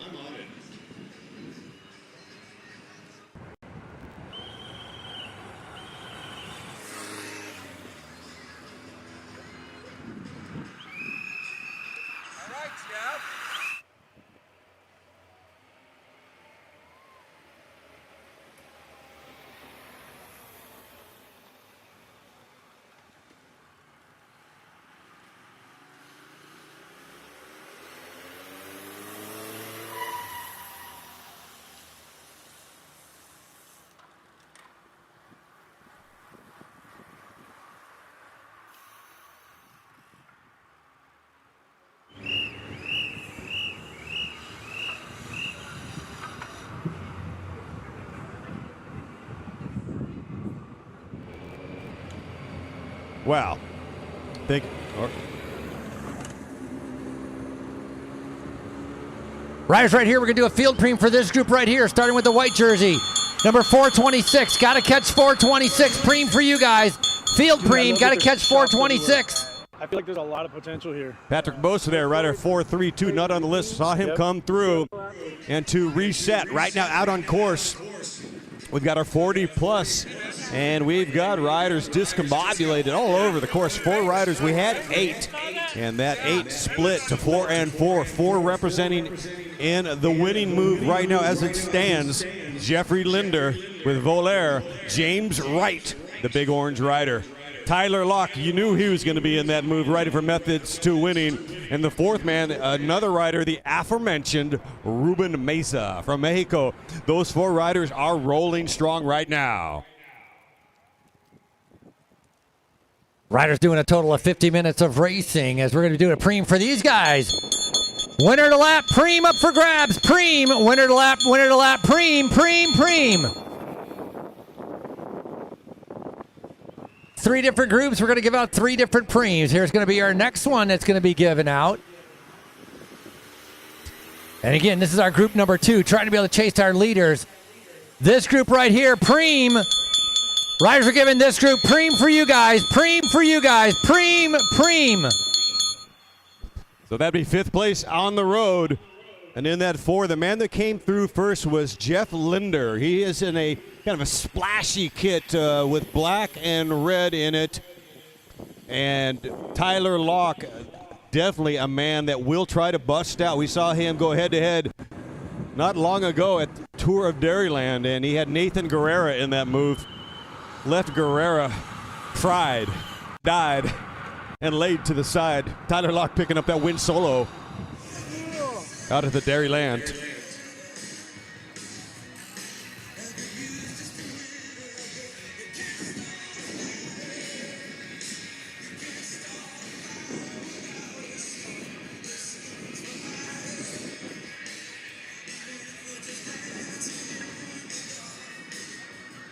So they're coursing through, taking that left as they go northbound on Gabriel, on San Gabriel. Then they hook a left, which they come through. Those are the 4. So that trajectory is due west. Here comes the chase. Here comes the hairpin on world famous Route 66. And that's Tyler Locke stomping on the pedals. And he is heading due east on the final stretch. Tyler Locke is on fire right now, taking the Preem.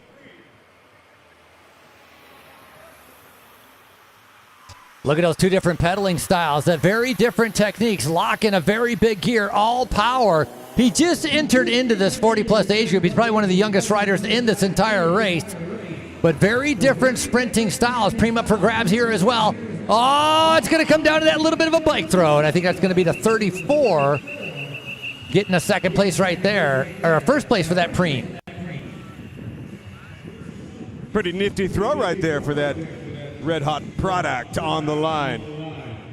That's his 2nd Preem on the day. He won the very first Preem. Then he just won that one as our riders continue to make their way through.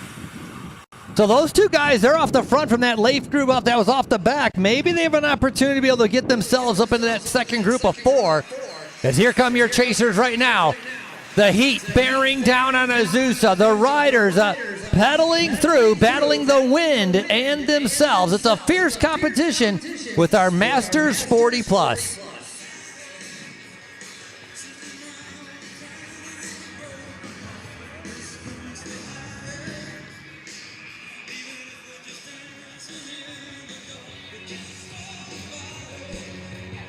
Not sure what happened to Ben Franchi, the legend of Watsonville.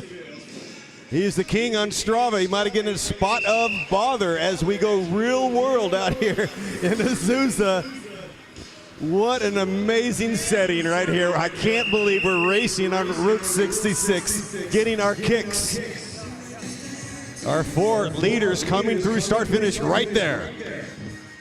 And indecision. They all are pedaling freewheel right now.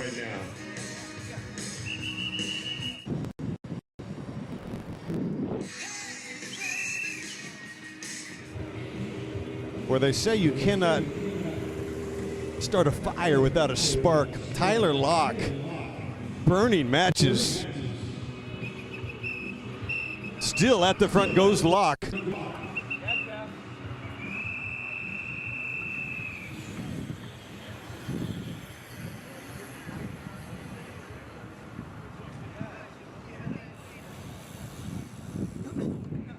Fired already?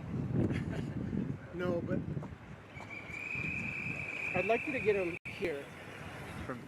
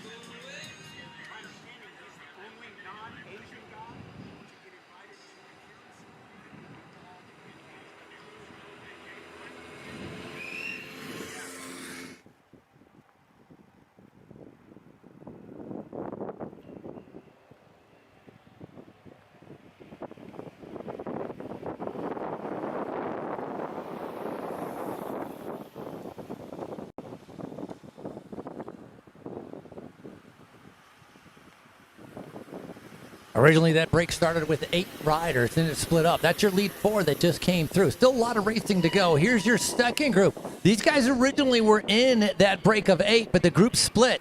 Your first 4 have just come through. This is your second 4. So that's 5, 6, 7, and 8 as they're making their way through. Gap's about 25 seconds to the leaders. These are the ones you need to cheer on, Azusa. Put your hands together. These guys are trying to be able to get up to the leaders. They can see them right in front of them. They're slowing down. The cat and mouse games begin in front. Nothing to wait around for in that group. That's going to be a fantastic move if they can get up and make that second group a group of 6.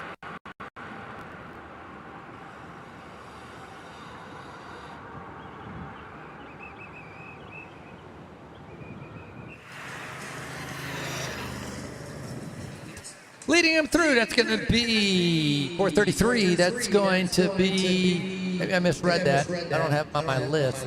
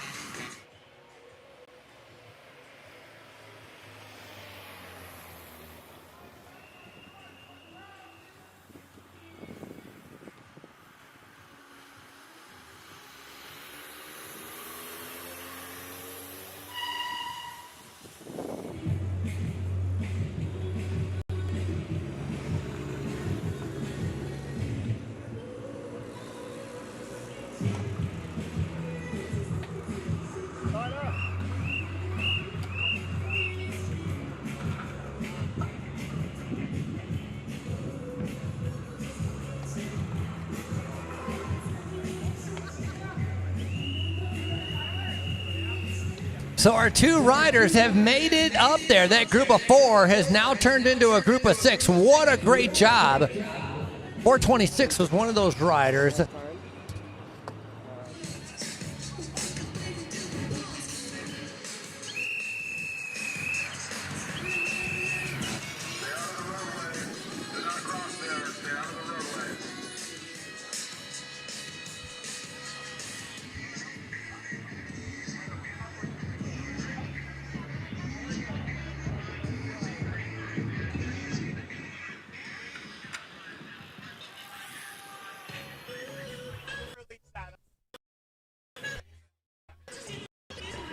And look at this, a cheeky move right now from Miguel Meza, Ruben Meza.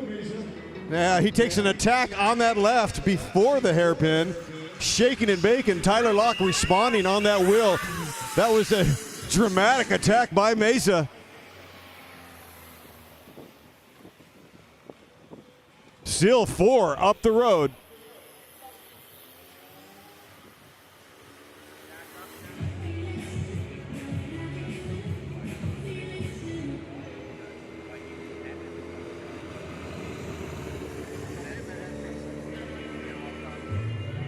Meza, the oldest rider in that group, so he's going to have a lot of experience with the tactics. Meza at 55 years old, going against a couple 40 years old and a 45-year-old that's in the first group. So that's your lead group of 4. They came through. It's going to be about a 30-second gap. Here again, battling 5th and so on down the line, and an excellent job. 426 making it up there along with one of his compatriots. That's going to be Kenny Nierenberg with Evoke Racing, putting himself in a good position.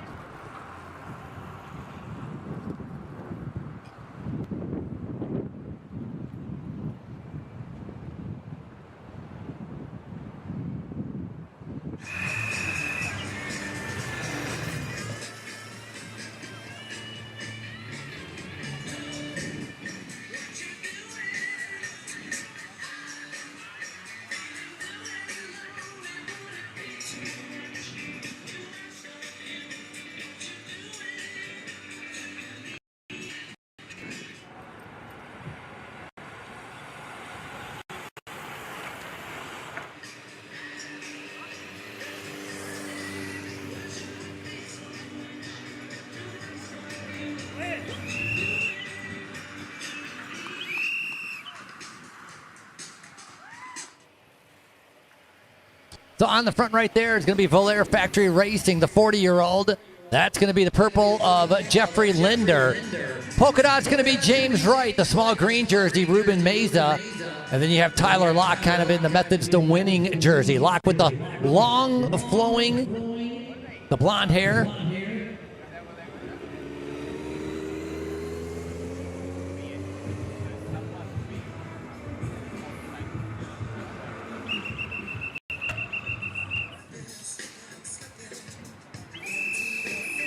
How about a preem for this group right here? We're going to give you guys a merchandise preem. Preem for you guys. Preem for this group. Preem, preem, preem.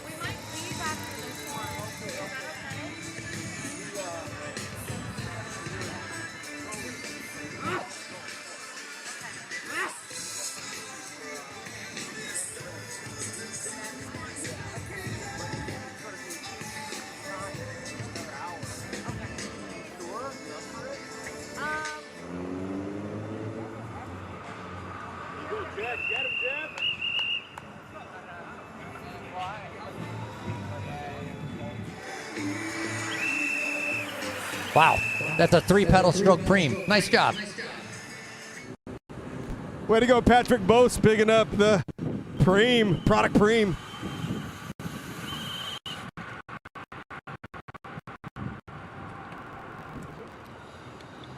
Hey, you're clear now.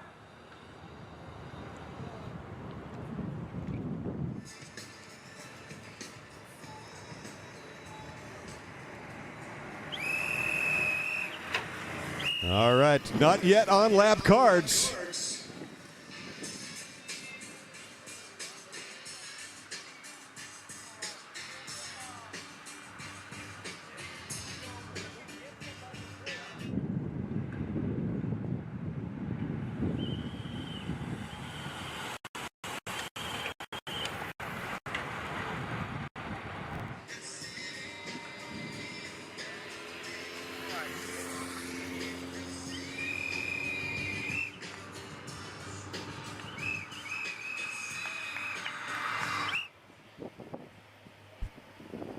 That's Meza at the front. Locke, Will number 2, lined up. This is going to get very strategic.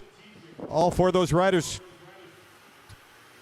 understand the game, have good legs, the ability to break it down, distill the information at 30 miles an hour, culminating in sprints upwards 40.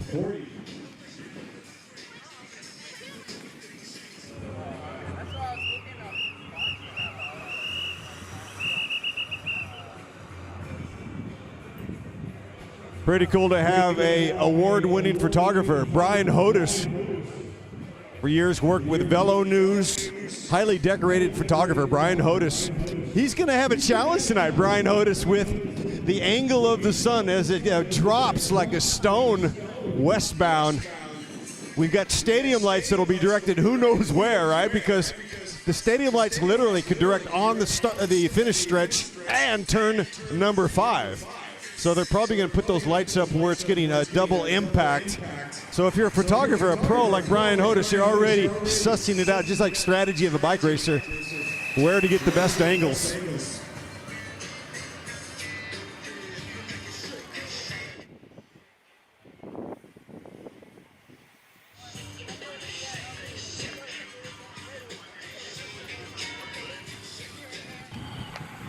Yeah, Brian Hodis has seen a lot of races across the world.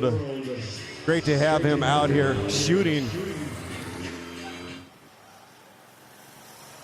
high-level professional photography. There's Locke as wheel number 3. That's Mesa once again at the front. That's Jeffrey Linder, wheel number 2.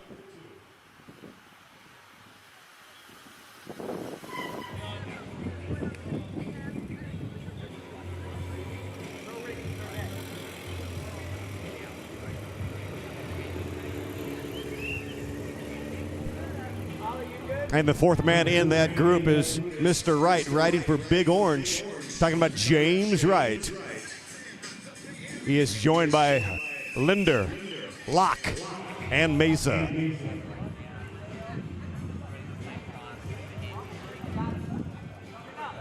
Riders' lap cards are up. Good news. That's right. 8 to go, 8 to go. Good news is the lap cards are up. Bad news is that it's still 8 more laps.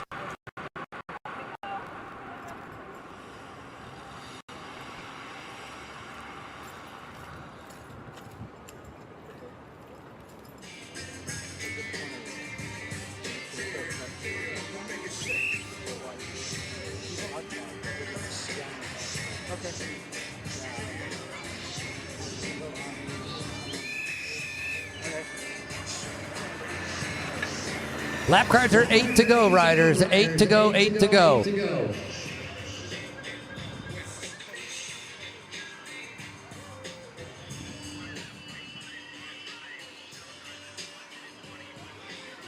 And ladies and gentlemen, you're starting to see the wind is starting to build from the coast as the purple flags are starting to dance on the final stretch.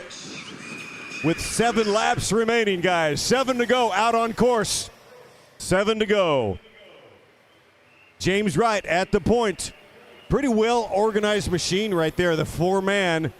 I'm sure at some point there will be an annulment on the whole marriage and the wheels will come off as we get down inside of 7 to go.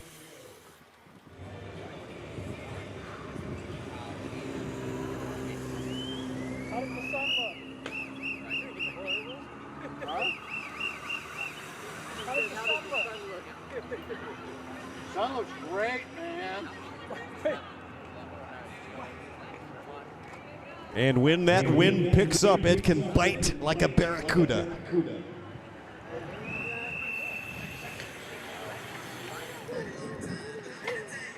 Yeah. It's an electric word, life. We're gathered here today to celebrate that thing called bike racing, life, on Route 66. The world famous Route 66, Main Street of America. As they come through on that hairpin like loose electricity.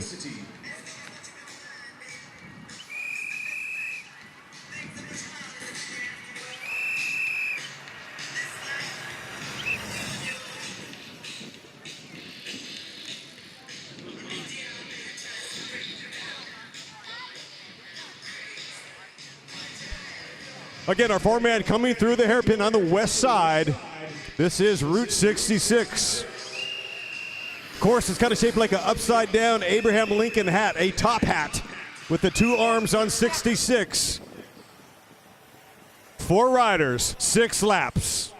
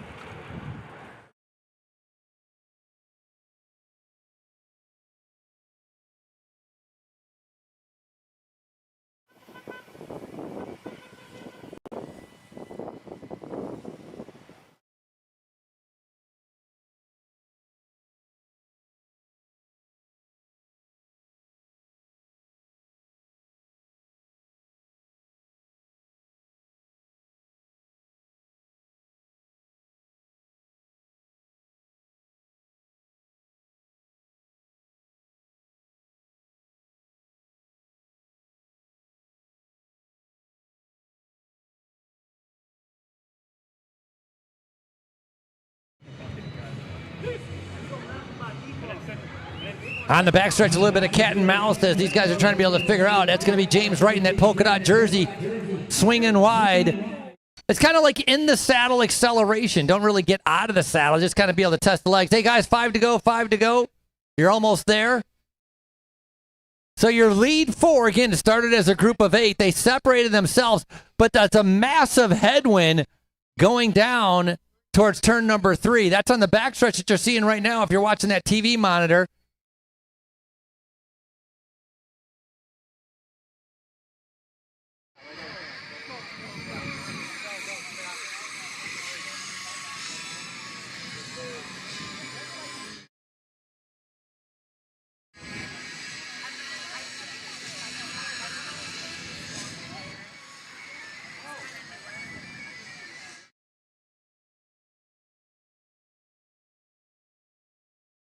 Leaders, when they come around, are going to see 4 laps to go. After that, once we finish up, our pro women.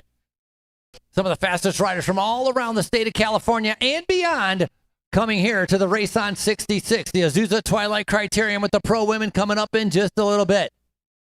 These are your leaders right here. Here's your 4. As Locke now trying to be able to put the attack, trying to be able to catch them. Seeing if anybody's sleeping, testing the legs, and no one. There's your answer. They reacted immediately to that move. 4 to go, 4 to go. Yeah, Tyler Locke, if he shifts down, those other guys in their break, they're also shifting. If he sneezes, they offer a tissue. He seems to be in control right now, but we are getting down to the nitty-gritty. Mesa has a very, very good nose for the line. These guys are no joke.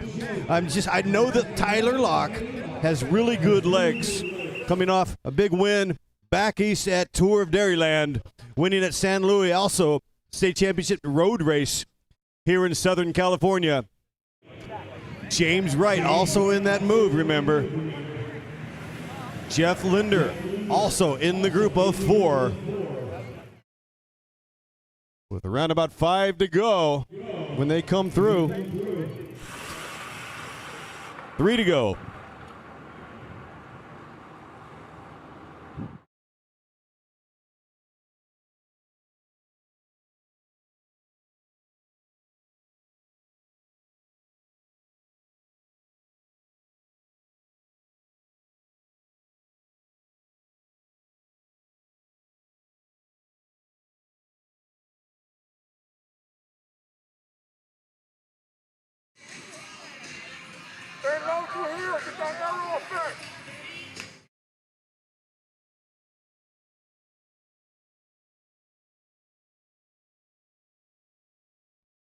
Looking at 4 to go.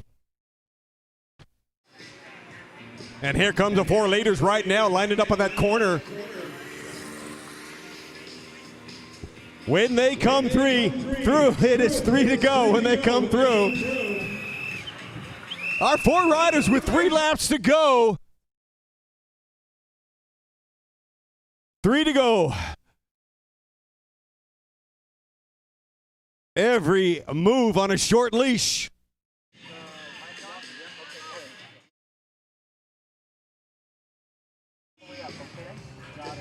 And Tyler Locke, he doesn't really want to be typecast. Frank Andrew was mentioning, as he called Dairyland, that it is true. Tyler Locke had really good legs, was just destroying the field out there with good results. But the thing about Tyler Locke, with 3 to go, Tyler Locke can sprint. We remember at Manhattan Beach Grand Prix, gosh, it was probably about 5 years ago or so. I believe, post-COVID, he got 3rd in that race to Justin and Corey. So he can sprint. He's got a phantom sprint, so he is lethal right now. But Mesa is known for his fast twitch. Ruben Mesa is a serious sprinter, and he can bring the battle royale. So this is going to be extremely interesting. And then, of course, we got Wright and Linder also in the move. Who knows? So Locke looks left, Mesa right, and up the middle on a do-si-do. That's what I'm looking for right now, is a potential Vinokurov move, a solo move with 1 lap to go. Maybe 1.5. Once again, ladies and gentlemen, a 1.1 kilometer course, roughly 0.7 miles.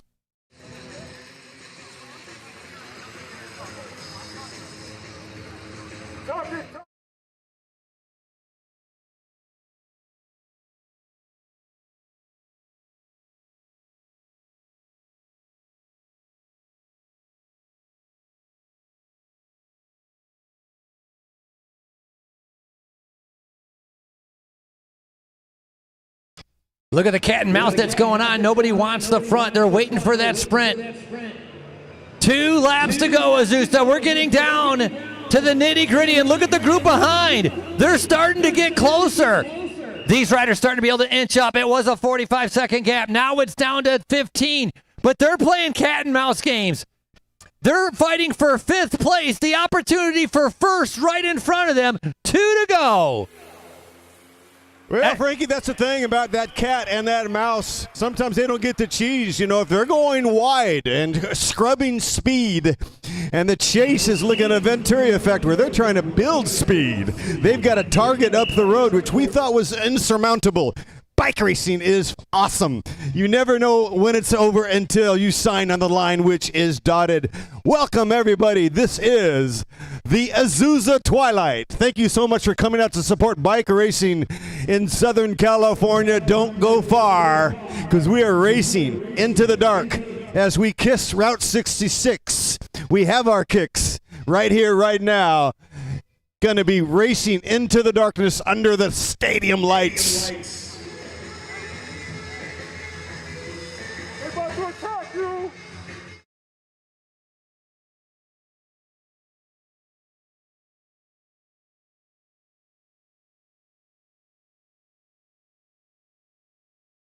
Riders, 2 to go, 2 to go.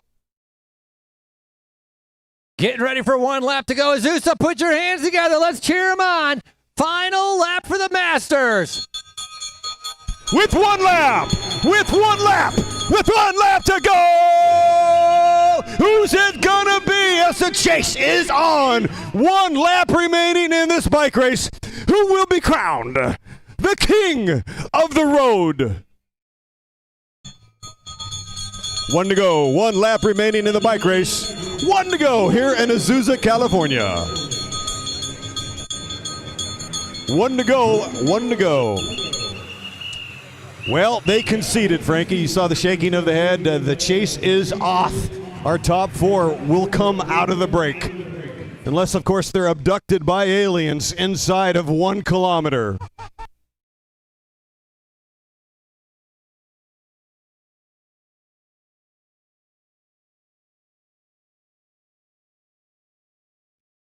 Our top 4 still together on the backstretch. Mesa, going to be one of the favorites along with Tyler Locke.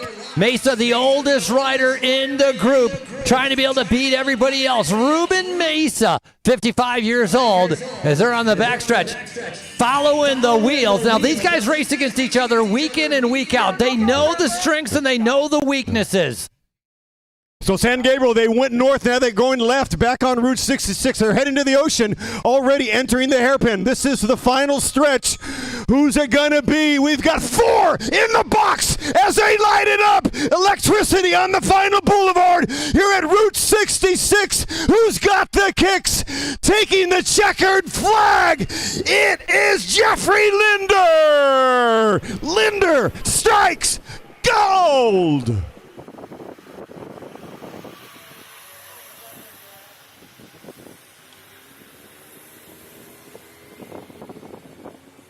Well, your race predictor here at the booth, shred it up, throw it in the trash can, meaningless. Bike races are won out on course. Linder shocks the world, upsetting that proverbial apple cart.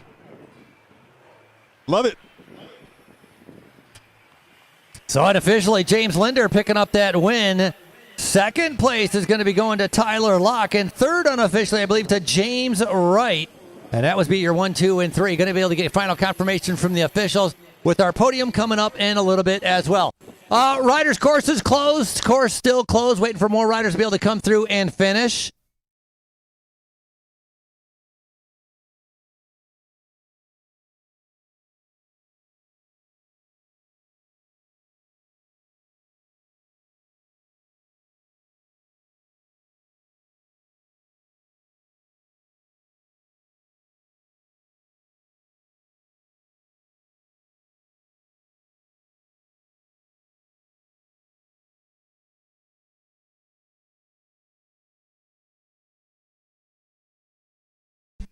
Please be mindful, we still have racers out on course. Thank you.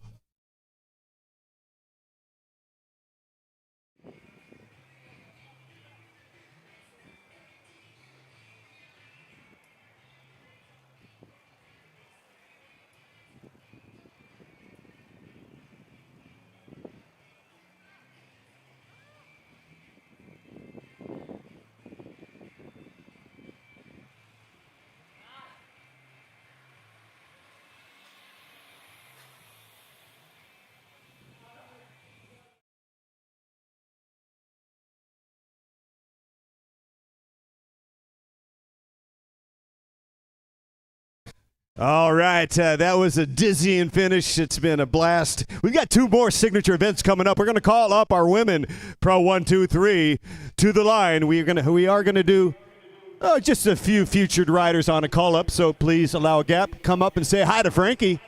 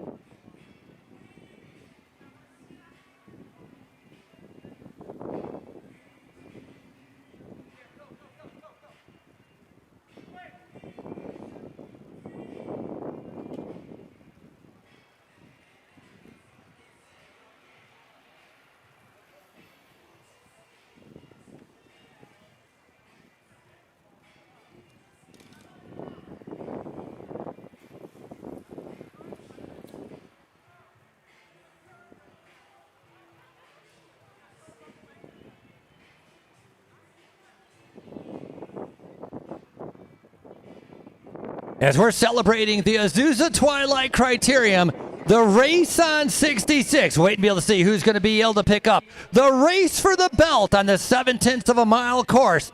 We're right here in Canyon City as the race for the bear, as our pro women are about to get underway. But before that, we're going to start off with a few of our rider introductions.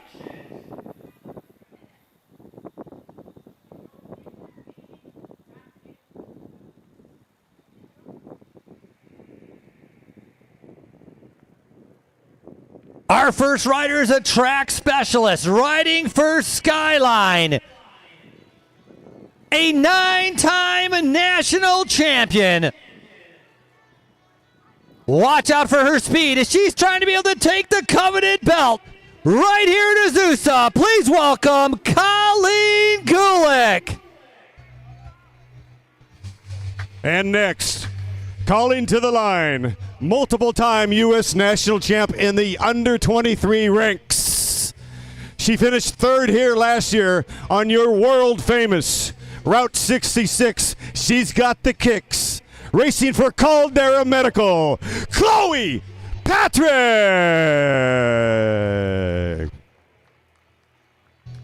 Riding for the hometown team of Faster Me. She's been on a roll this year. Getting ready, a previous national track champion. I'm looking for Morgan James. Our next rider, a multi-gold medalist in Paris and Rio de Janeiro Paralympics on the road and track. She rides with passion and pride. Riding for Caldera Medical, please welcome Samantha Bosco. Our next rider is a former U.S. National Road and Criterium champion. Rocking the N-Cycle Mamus Kip, Priscilla Savord. And finally, we want to welcome bienvenidos. We want to say welcome to our friends in Mexico. This rider made that California trip. We say bienvenidos and welcome Team Autotech Femme to the San Gabriel Valley, Linda Cruz. And right now, let's bring the rest of the field to the line for the race on Route 66 Twilight Criterium and the battle for the belt. Who will take custody of the coveted and customized winner's belt? Riders, welcome to Azusa. Glad you guys are all out here as you're getting ready for 60 minutes of racing. Free laps are over with 7 laps to go. As we got the thumbs up Azusa, are you guys ready to cheer on our pro women? Let's get ready and make some noise. As I say, the officials are ready. The timers are ready. You're going to be going on the whistle when I say, riders ready? We're off and underway, everybody, racing for 60 red-hot minutes here in the heart of Azusa, California, on the famous Route 66. Who's got the ultimate kicks?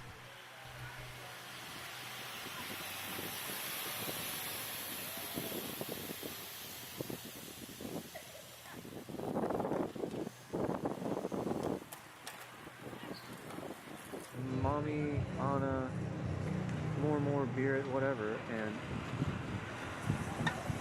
they would just not even pay attention to anything they were doing. Like, they completely disregard time, they're airheaded all the time. And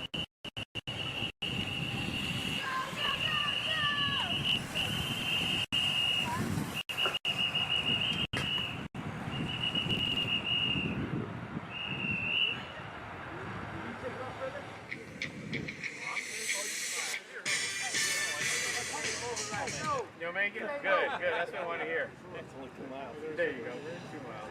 How long is the course? It's about 2/3 of a mile. Well, it's like... Yeah. Want a chair?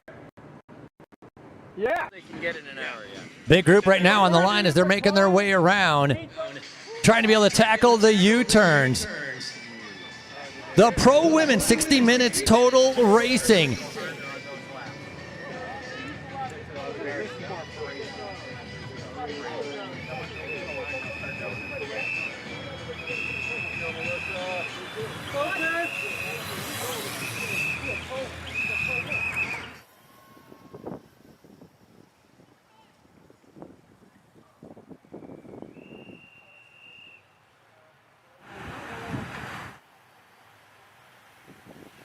at what time?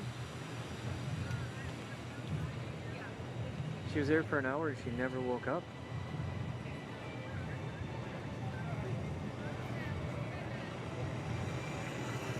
Well, at least she's trying. Couple good riders in this race. Got to watch out for Caldera Medical, that brand new team out of California.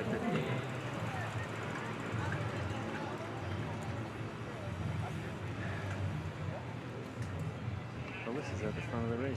Brand new team out of California. A few of the riders breaking away from the Legion of Los Angeles team. Starting up this team, couple good riders on there. Chloe Patrick, a former under-23 national time trial champion. An under-23 national Criterium champion as well. And you have Samantha Bosco, the para-Olympian, a 6-time world champion, is on that Caldera Medical as well. Watch out for them wearing those red jerseys. They're going to be ones to be able to watch for a little bit later on. And then Colleen Gulick, a track specialist, talked about her in our introductions, a 9-time national champion. If you want to talk about speed, well, you can bundle it up and put it in Colleen's legs, and she has it all. She's going to be one of the favorites a little bit later on. For all of our races, though, that we've been watching, the heat has been the main factor. That is what's been ripping the races apart, and it's going to be no different for our pro women. Temperatures right now, 85 degrees as they are tackling 0.7 of a mile course as more of our riders all coming through.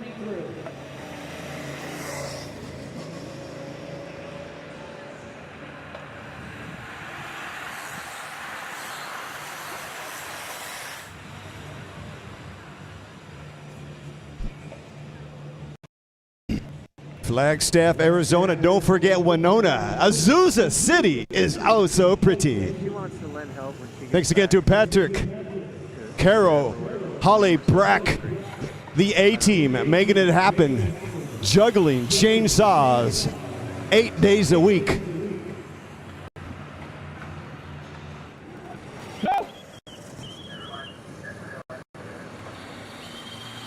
On the backstretch, that's Caldera Medical. That's going to be Chloe Patrick on the attack right now, trying to be able to rip this race apart.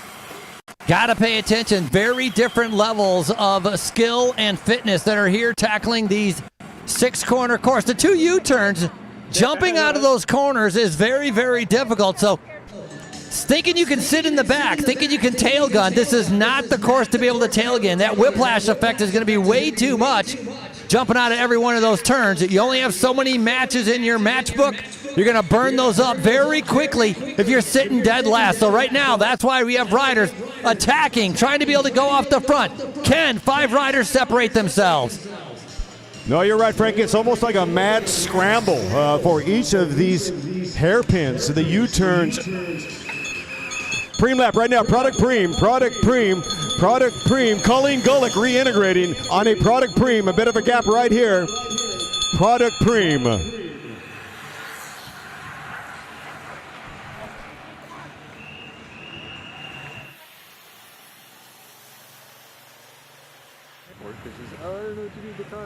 Colleen Gulick, she is a pro's pro, a consummate pro. She knows that she had that pit. Elite Racing, thank you so much. Elite Racing bringing the no panic mechanics right here to Azusa, California. Gulick exploiting that situation, having the opportunity to get whether there was a new wheel or an adjustment of some sort. She's back and reintegrated, which is only fair. She is trying to protect that belt. Last year at the race on Route 66, she held that belt high into the Azusa Twilight sky. Who will hoist the belt tonight? The next 2 races, the belt is on the line. And by the way, this belt is it is bedazzled. It is customized. Full homage to Rocky Balboa, Muhammad Ali, Ric Flair, Hulk Hogan, that old school heavyweight championship of the world title match belt. I don't think any other bike race has done it. They have rolled it out. Go fast, andiamo. C'est parti. Un, deux, trois. Caldera coming through, looking strong. And there goes Savord now trying to get across. Priscilla Savord can read a race like a book. Big shakeup right now. Decision time to cover or not to cover.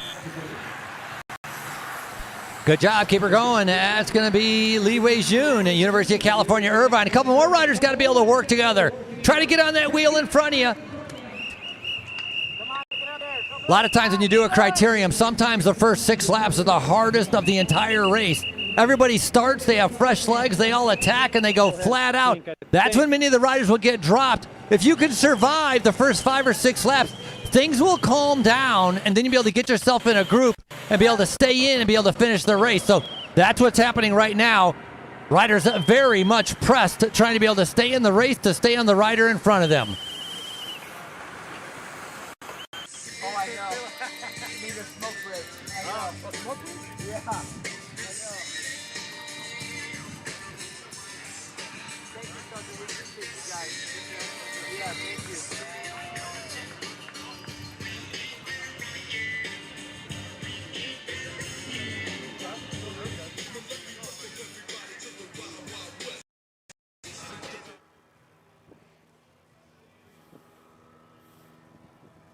So a group separating themselves. James Morgan has made it in there. Colleen Gulick as well. That's Gulick in the green. She wants to be able to keep this pace going. Gulick's a very good sprinter. Patrick, a good sprinter. That's Chloe Patrick in the red.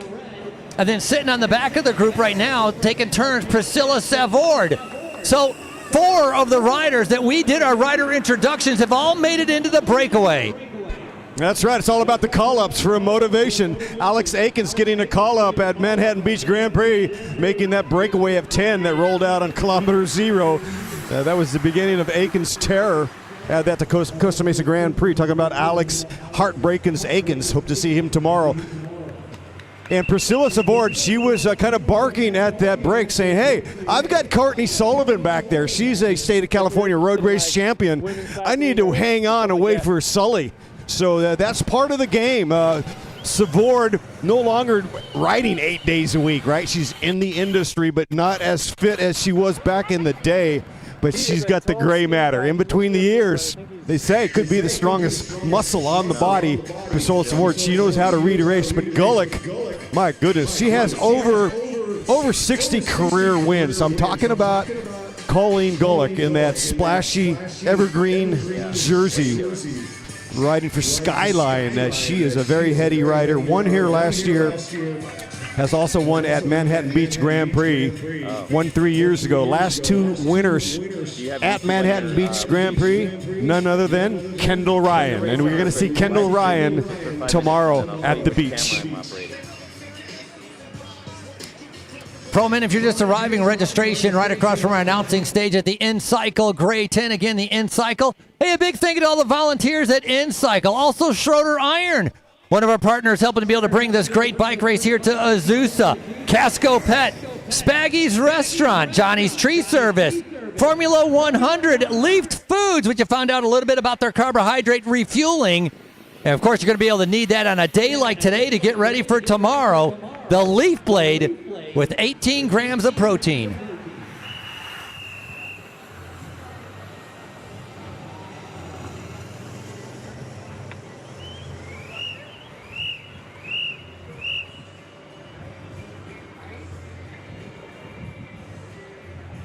Yeah. Anyway, not like she's doing anything, but thanks.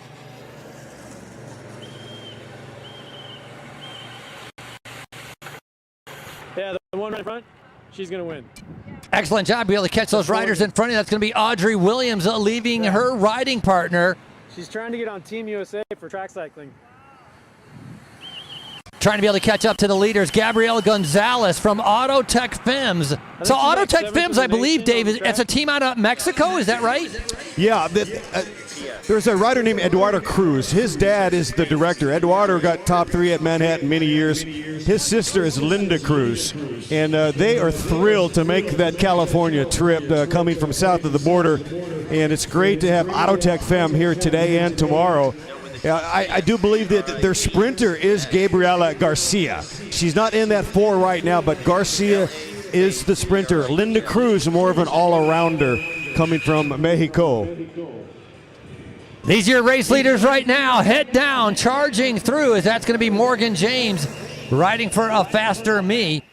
So James keeping that pace going. Colleen Gulick sitting on, following the wheel in the green jersey. Priscilla Savord from N-Cycle also in that front group. So that's your lead 4. Here's your chase group. 4 riders up the road. Gap is 10 seconds. 4 riders up the road, a 10-second gap. And she literally said to me, I guess we'll just sit around the house until somebody's able to come pick us up. And as you alluded to, Frankie, Morgan James in that move, we saw Audrey Williams, her teammate, a faster me, trying to get across. That would be a game changer. We have all solo riders in the 4, so there are no numbers of advantage, which also goes to Colleen Gulick's benefit. Gulick comes here without teammates. She is a freelancer.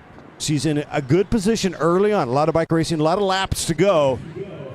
But Gulick looking pretty strong, joined by Savord. Chloe Patrick, your under 23 Criterium champion. And, of course, Morgan James and Colleen Gulick. It's the women. They're the pro women. Okay, I'm operating the camera right now. I'm operating it right now. Watch, I'm zooming in. And they're making a U-turn. And now watch, I'm going to zoom out.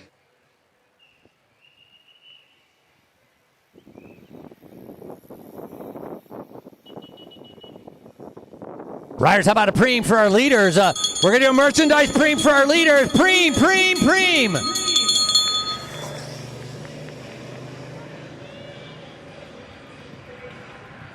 So the breeze holding steady, really hasn't cooled off too much, and that wind still providing a little bit of havoc. Definitely a lot of headwind going down after turn number 2. We're going to do a preem for our main field as well. Preem, field preem, field preem, field preem. This group right here, field preem.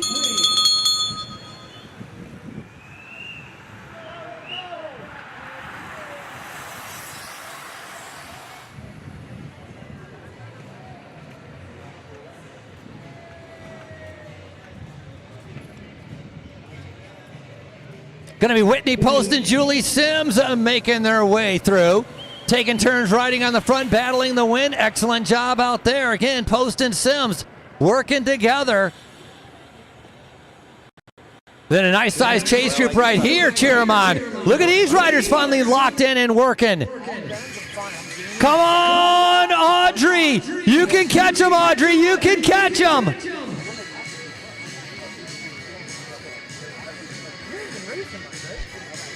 So Autotech Femme in that classic kit. It's a really cool uniform. Kind of looks like American red stripes, almost like kind of like a soccer kit. Kind of black and then the red stripes at a diagonal. Kind of looks like a patriotic flag. The team from Mexico, but the flag is the flag. We're so proud to have all our friends from Mexico come up because en la vida todo es posible. Con pasión, con corazón y poquito dinero. It's all about vibes, positivo, positive vibes. Golick now, 4th of 4. Our 4 riders a little bit unorganized. Just a fraction of discombobulation in the breakaway right now.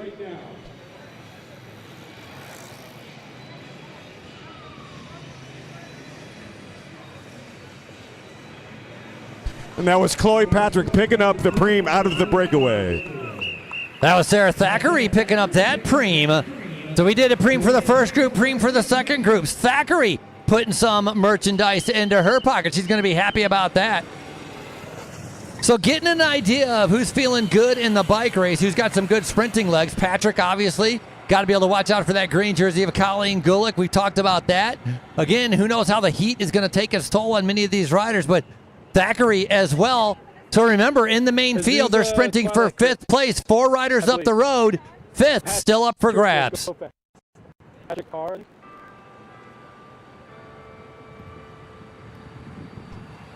Come on, Azusa, cheer for Audrey here, right here, doing a fantastic job.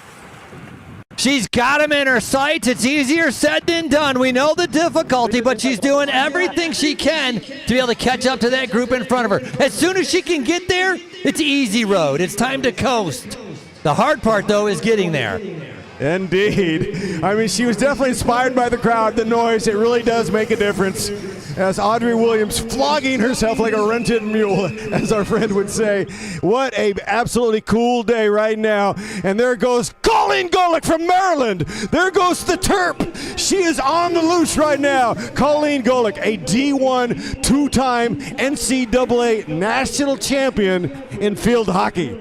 Pretty cool. Field hockey champion 2 times. At a D1 school in Maryland. So she is an all-around athlete. Talking about Colleen Golick. And she is alone right now. She is dancing on her pedals as she flies right now, checking out the coupe. Riders time gap, 27 seconds. 27 seconds. So coming through right there, the green jersey of Golick attacked, and Chloe Patrick from Caldera Medical sitting and coasting, waiting for someone else to come through, but nobody would, and that is how the gap opened up. Patrick trying to be able to not do all the work herself. Finally, it looks like a bit of a reaction. It's actually coming from Chloe Patrick. Nobody would help her, so now she's jumped them, trying to be able to go across the gap solo. So the group of 4 trying to be able to split up into 2 groups of 2.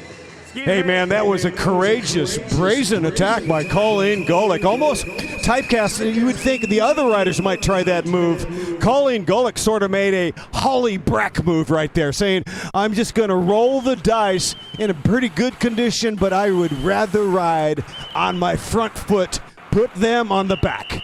Yeah, big mistake by the other 2, though, that were in that group to let Chloe. They knew Chloe Patrick was going to attack. You'd have to be very powerful to be able to stay with her, so they find themselves off the back. And look at Chloe Patrick Golick coming through start finish right now. Patrick checking her right shoulder. She's got the red, white, and blue stripes on her cuff. Morgan trying to get together with Savord. This is a very big lap right here. Drama on the high seas. Welcome, everybody. This is Azusa, California. The world famous Route 66. Get your kicks. He used to race on Go Fast. Morgan and Savord, those riders sitting in 3rd and 4th, are going to have to work together extremely well to be able to catch up to Patrick and Golick. So, and look at that, Chloe Patrick counterattacking immediately. She just caught her, and she's going on the backstretch. So the red jersey now trying to be able to go up the road as the gap continues to increase from the breakaway to the main field. Drink out of him in San Diego. Oh, jeez. It's not foul. It's not how. So Gulick, Patrick, around about 45 seconds on the field.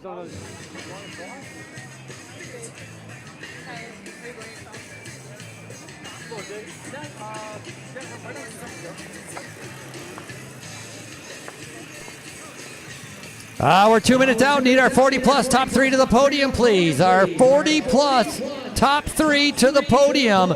2 minutes out to our podium.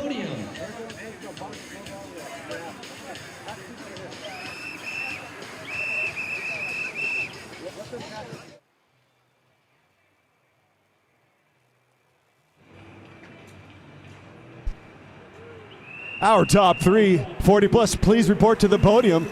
Our top three as Gulick and Patrick, now they're organized. They've got a pretty good chunk of real estate. In this next 3 laps, these two riders need to try and stretch it and get it across. They will be 9 on their top tubes. Trust me, those two riders, talking about Savord and Morgan.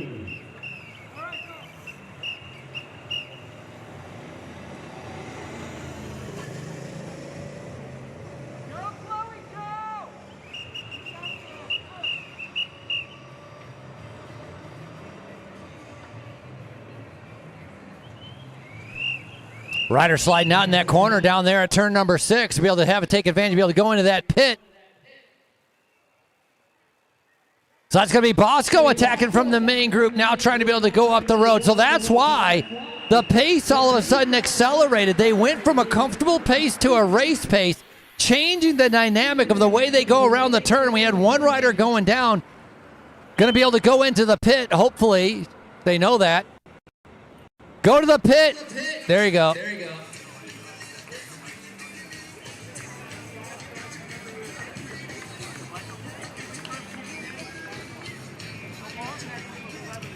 Clock is ticking. Colleen Gulick and Chloe Patrick only with about a 5-second lead. The two chasers are trying to be able to get up with them. So our two leaders are moments from lapping the field as they're coming up on the back. So everybody's going to end up doing one lap less except for the leaders. Very interesting, Frankie, having lapped conditions. That is awesome. Here's your two leaders right now. They're just kind of at the back. They're actually trying to decide, do we go over the top or do we just kind of commingle in here? So that's why they're slowing down to strategize. They'll probably leapfrog over that peloton entirely because their legs are ready for the speed. And like my dad said, never play leapfrog with a unicorn. All right, 40-plus to the podium, please. Our top three. Talking about James Wright, Tyler Locke, and Jeffrey Linder to the podium.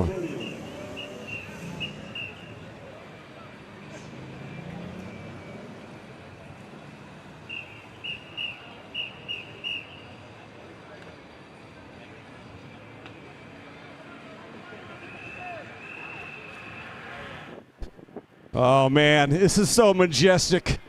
Tell your friends, come out next year if we re-sign. We already have a verbal contract. I think a verbal contract is 8/7 agreement. I think it's valid. The city loves us. Come out in numbers next year because the backdrop is majestic. I mean, this is amazing. As the sun is starting to drop, what a classic setting on the world-famous Route 66.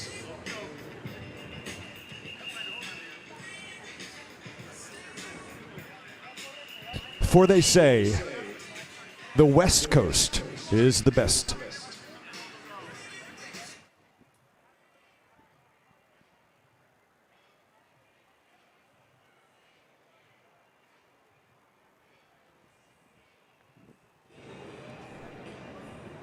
That's your two leaders making their way through. Excellent job as they're riding together. Gulick and Patrick, maybe they're going to get a little bit of help. Morgan James and Priscilla Savord, that's them coming through right now on the chase.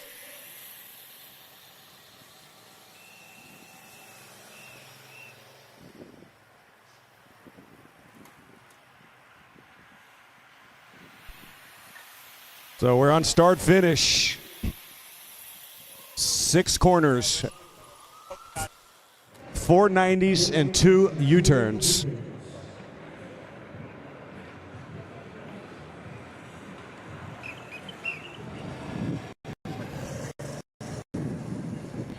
Final call, looking for Linder to our podium. Again, 40 plus Linder. Make your way to the podium.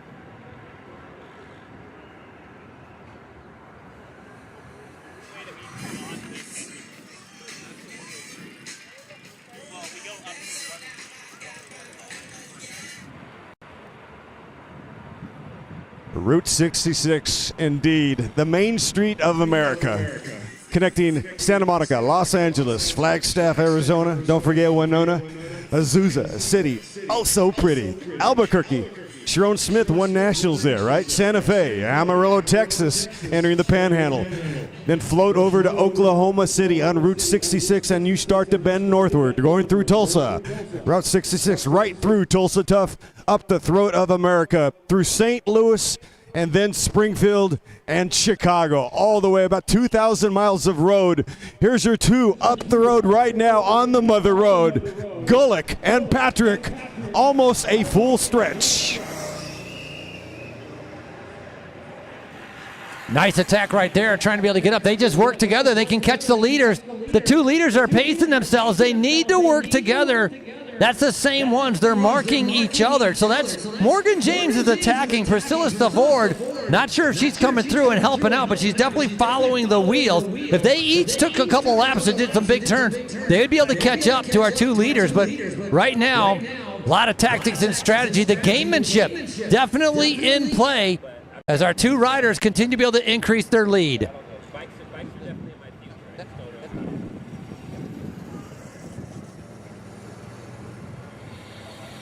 This group right here, we're going to do your preem for this group. Preem for this group. Field preem, this group preem. And that loan ended up being like a forever. So question answered. Gulick and Patrick came up on the field and did not waste time coming over the top. Peloton was either unwilling or unable to get into the draft of these 2 riders right here on screen. Chloe Patrick, Colleen Gulick.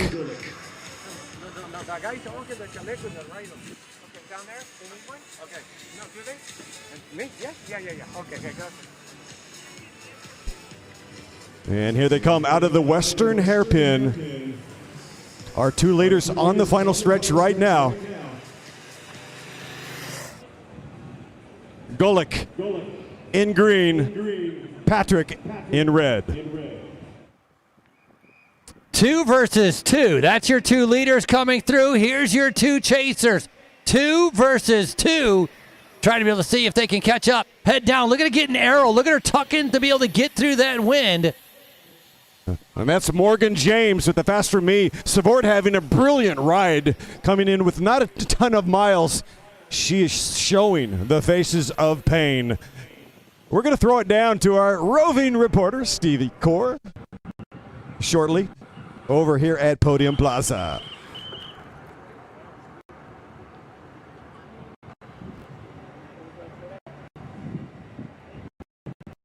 Hey, what do you got over there, Steve Core, at the booth? It looks like you have our winner, Mr. Linder, throwing it down over to Core. And Mr. Linder. A few minutes, but we got Mr. Linder here with us, the winner of the CAT 40 plus 1 through 4 men.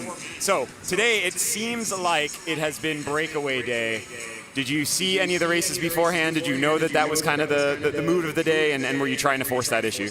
Well, I knew right away it was probably going to be a breakaway. Just the nature of the course, it's hot, it's windy, and you're not getting a great draft out there, so you may as well be closer to the front where it's more consequential.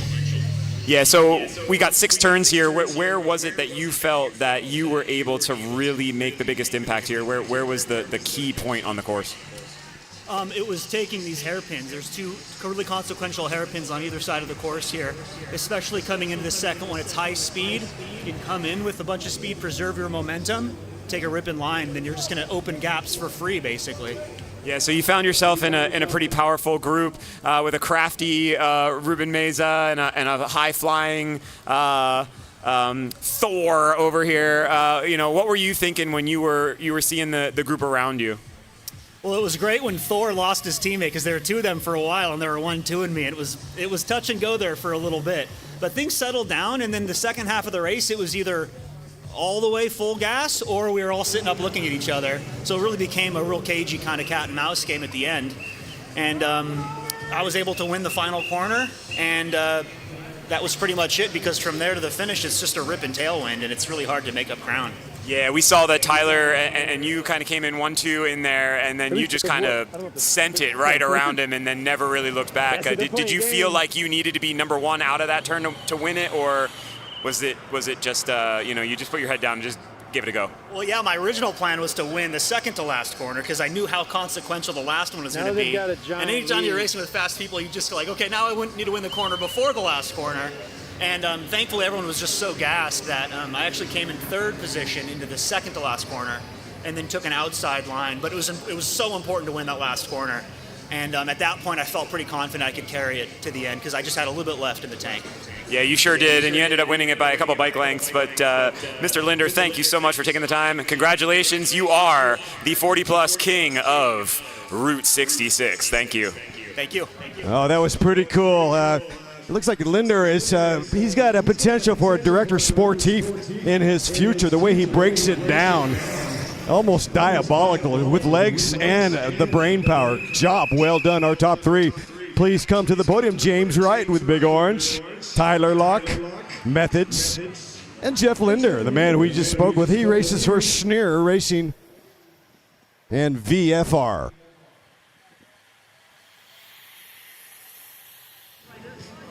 And thanks again to the city of Azusa, California, for rolling out their red carpet and letting us play bicycles in your living room. The redevelopment looks so awesome here in downtown Azusa. Please put the money back into the local restaurants, the boutiques, the shops, the bars, the gas station, the ice cream parlor over here, the pizzeria. It is all tasty, it is all good, and we love Azusa, California. Great to have Mayor Eddie come out here and start the proceedings this morning. Well, I say this morning, 2 o'clock.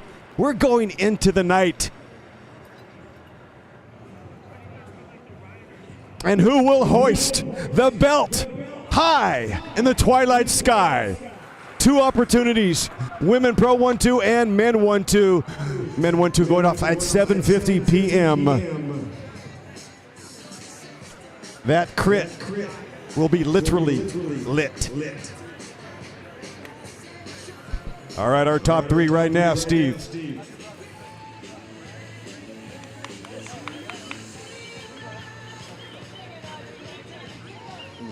All right, in third place right here in our 40-plus, the Hot Rod Division. And we've got our man, James Wright of the Wright brothers. That dude can fly. He's got wings. Second place is your current state of California road race champion, the man with the Goldilocks, keeping it metal, winning at San Luis, winning at Wisconsin at Dairyland, Tyler Locke. Third and fourth on the field right now, out on course, is Savord going to the hydration. Top step today at podium. Please, a rousing applause for Jeffrey Linder.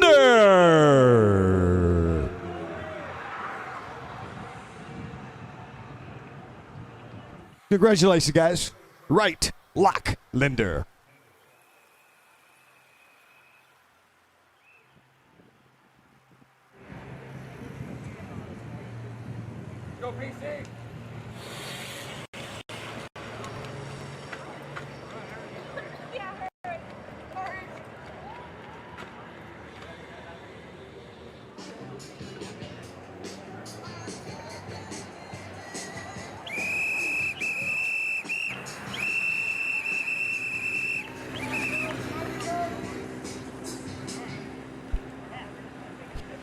All right, that was Samantha Martinez coming through right there with Autotech Femme.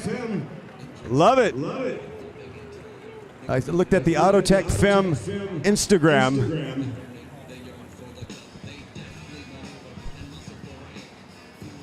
And on it, I saw this sentence. Este fin de semana, las chicas del equipo es enfrentan dos eventos. Desafiantes es en USA la casa de los crits más rápidos y tecinos. Les diasamotos todo éxito. Manden sus buenas vibras. This weekend, the team's women take on 2 challenging events in the USA, the home of the fastest and most technical crits. We wish them all success. Send your good vibes, because you can't spell Azusa without the USA. I'll spot you the AC if you're from Arizona.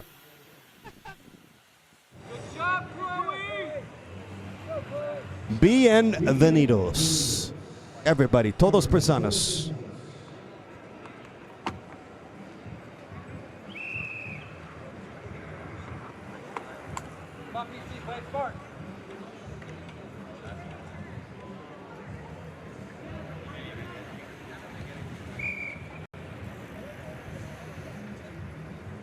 Was it on?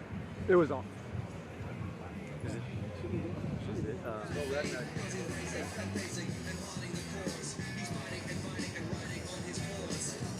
I've been filming all day. I did a swim meet earlier.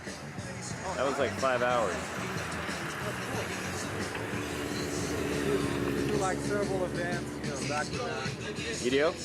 No, you. Oh. Sometimes. Sometimes. Usually not back to back on the same day.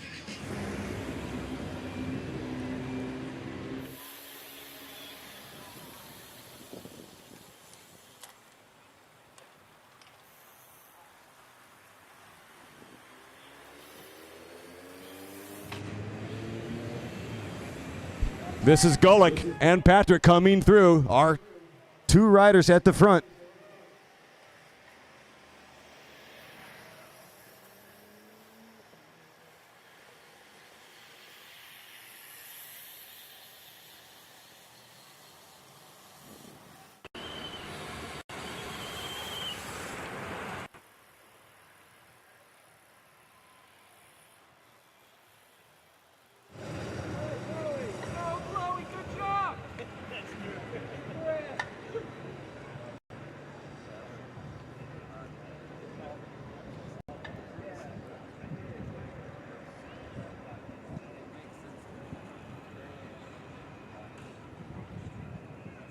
Morgan is trying to attack her. Just because she has no help. Oh, she's solo there, huh? Yeah. No, she's not even there. There she is now. See, okay. All right, Mike Fleming, thanks for stopping by. Where the Menzies going to award a $100 preem in memory of Timothy Howard Munford.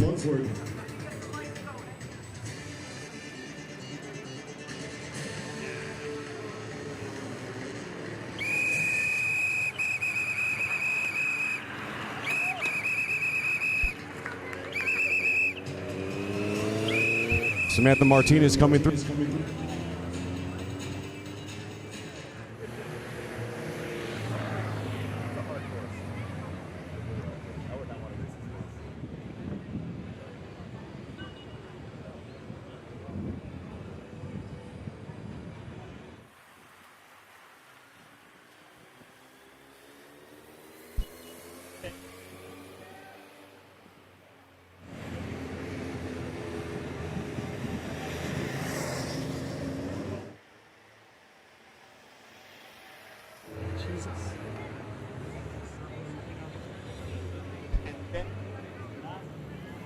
So this is 3rd and 4th on the road right now. Morgan James, Priscilla Savord. This is 3rd and 4th right now. We are not yet on lap cards.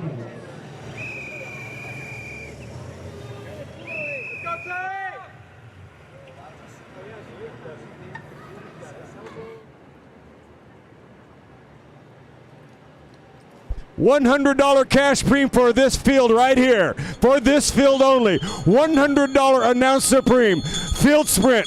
$100. $100 on the line. Right here, right now.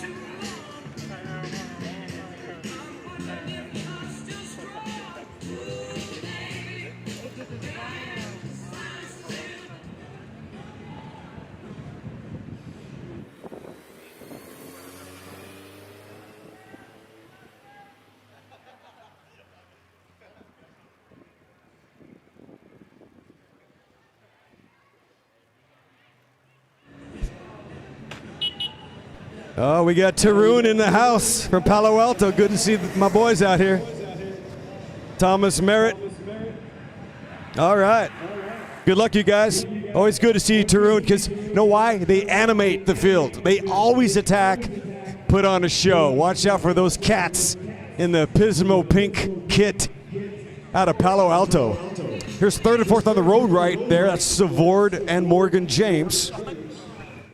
All right, we got 4 or 5 in the box for $100 cash. Who's it gonna be? Coming down the boulevard like loose electricity. All alone, what a sprint. Go Fast has done it. That's a great sprint. Whitney Post. Way to go, Whitney. She's an all-arounder.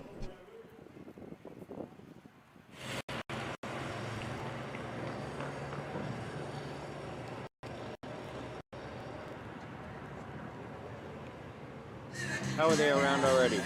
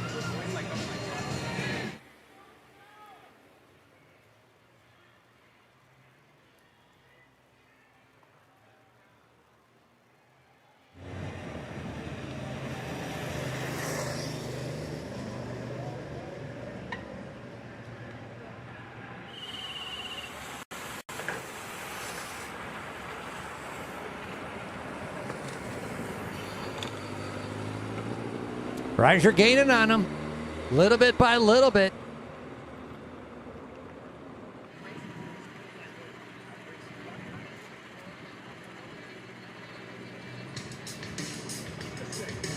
Here, Hans. Dude, I'm dying.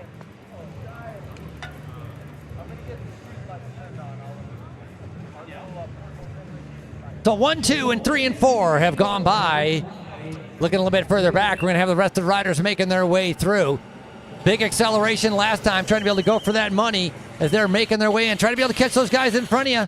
Staying in the draft, that's what's critical.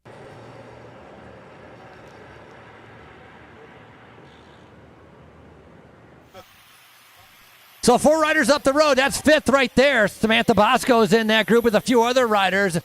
So 5, 6, 7, and 8 making their way through. Still about 20 more minutes of racing as that race for the belt. We're going to have a fantastic sprint finish. The 2 in front, the battle between Colleen Gulick, a multi-time national track champion. Very fast and a good track racer. Chloe Patrick, good time trialist, a national Criterium champion as well. So Patrick with a bit of speed. So the 2 speedsters, are they willing to wait to be able to outgun each other at the finish, or is someone going to take off? 20 minutes of racing still to go.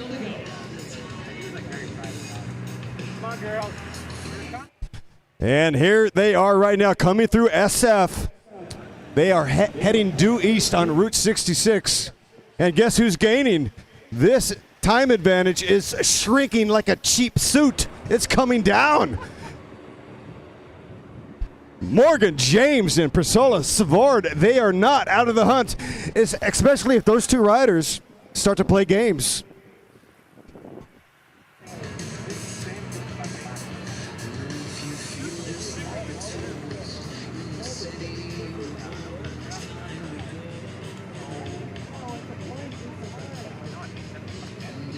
And LACrits.com, capturing every tight, short squeeze, every corner, every frenetic sprint attack, counterattack on Technicolor. 9 cameras out there. We're going to see some drone cameras as well with some epic pictures, aerial photos of the mighty San Gabriel Mountains as an amazing backdrop. It is astonishing to be here in the heart of Azusa, in the San Gabriel Valley, roughly 20 miles northeast of Los Angeles.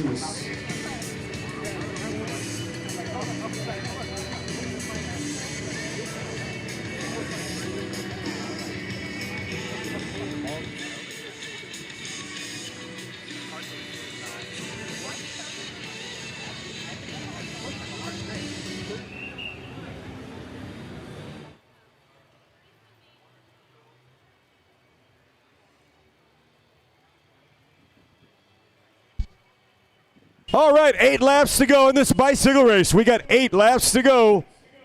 8 to go. Our 2 leaders. The gap is sustained. It's around about the same with 8 to go. Jeremiah, look at it for 14 seconds. They're trying to be able to bring him back. Azusa, they need some help. Give him some encouragement. Trying to be able to get back up to the leaders. Got to go as hard as you can. At least give you an opportunity to be able to race for the win. You never know what's going to happen, but you're definitely not going to win if you're sitting 14 seconds in the back. The Azusa title, the belt. That's the battle for the belt that's taking place right now. 2 groups of 2, as our main field and our chase group now have come together to join up into a very large chase group. And remember, Colleen Golick is defending the belt at Glendora last year, race on 66. She was the rider to hoist the belt high in the sky. Right, we're going to do a 2-place preem for the field right here. 2-place preem, 2-place preem, 2-place merchandise preem, 2-place preem.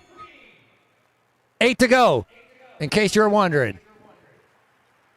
And check it out, ladies and gentlemen. The sky is starting to turn a purple hue, matching the purple flags, matching the Go Fast podium. The plaza is lit like jacaranda purple. It is absolutely stunning to be here right now. Not a lot of bicycle races go into twilight and into darkness. The stadium lights are coming. We are dancing in the streets, and it is absolutely a blast to be here in Azusa, California. Looking at 7 to go. 7 laps to go. Siete siempre. Golick at the front in green. Chloe Patrick, your reigning U23 U.S. National Champ Crit. Here comes Morgan James, 3rd on the road. Savard going to that bottle, trying to keep those levels hydrated. And they've got a huge gap between 4th and 5th, but they might congeal. If 2 becomes 4, it's a whole different chapter. You can burn the book like Fahrenheit 451, and it's going to be a reboot. I hope they do join. Either way, the tension is amazing. I hope it lasts forever. And there you go, conversations, Frank, between those 2. You're starting to see discussions. Yes, they're hedging their bets a little bit. That could mean 2 become 4. Riders coming out of that turn in our main group. 2-place preem up for grabs as they're sprinting in towards the line. Riders 7 laps to go. 7 to go, 7 to go, 7 to go. With 7 to go, that's Whitney Post at the front.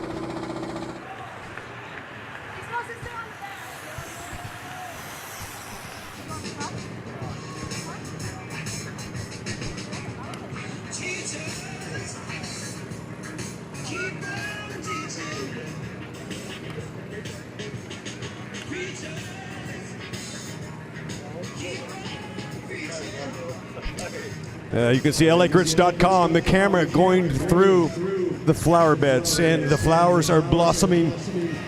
The bougainvillea smiling upon us, our 2 riders. And look at the gap now, ladies and gentlemen. With 6 to go, closing it down. We are playing cat and mouse. Here comes 3rd and 4th. Morgan James has a target. She's going to close it. She's getting across. Savard is hanging on like graffiti in a Los Angeles bridge, like barnacle on a boat. Savard is connected. Here we go. Ladies and gentlemen, it doesn't get any more badass than this.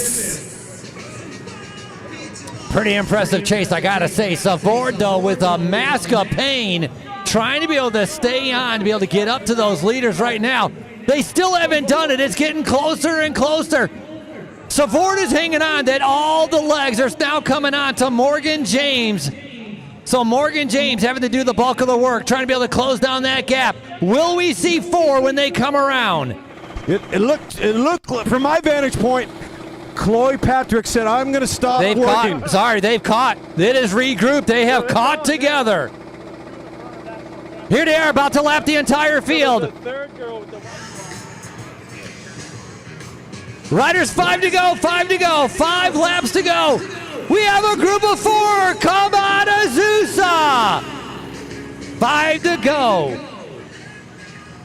Wow. Here are your 4 riders. Golick, Patrick, Morgan James, Priscilla Savord. They are totally chilling right now. No attacks. They're having a team meeting right now. It is going to get bonkers very soon. Look at this. They're doing the same thing that they did before. Patrick is going to start coasting, forcing them to be able to go up the road. Gaps are going to start opening up. They got to be careful because we are seeing 5 laps to go. 5 to go, riders. Lap cards. 5, 5, 5. Golick chasing her head, genuflecting, and it looks like Chloe Patrick is saying a little less conversation, a little more action. Our 4 riders bringing it home. As a fan said from Belize, oh, now we got a bike race.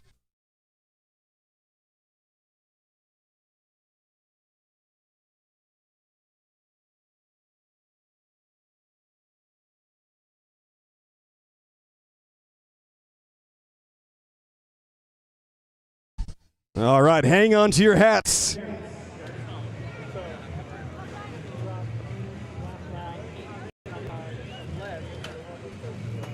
Chloe Patrick definitely playing that card of weight. She's going to fold him, she's going to hold him, and she's going to pounce if she can. This is a lot of respect that she's showing to Colleen Golick. I get it. Golick now trying to play that track game on the banks at the velodrome. She's on the Olympic track team for a reason. She's invited by Los Angeles. She's invited by United States of America, perhaps, to represent at LA 2028. In green, that's Colleen Golick. This is a fight for the custody of the belt.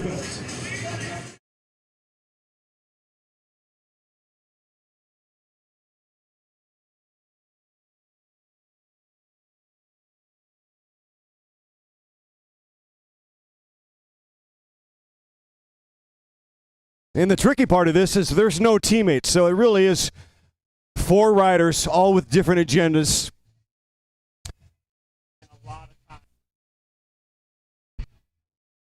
And this, I think, advantaged Golick because, again, her track experience. Chloe Patrick, an awesome rider. She can close, riding for Caldera Medical. Aria stands for gold. She is part of the Golden Girls, joined by Rathbun and Kendall Ryan on this new program. The pressure on her shoulders right now.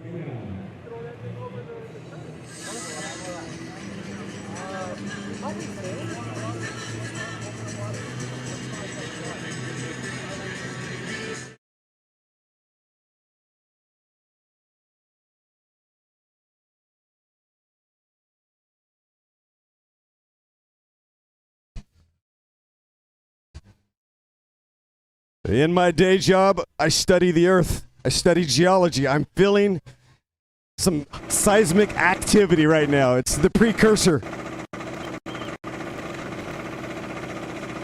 Inside the final laps, who will get the crown? Who will be named the queen of the road?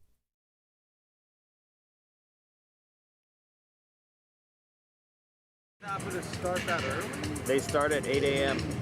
So you usually get to drive there, you warm up, you have to leave your house at 6. Wait, do you also swim too? Yeah. Wow. But my kid swam today, so I didn't have a meet today.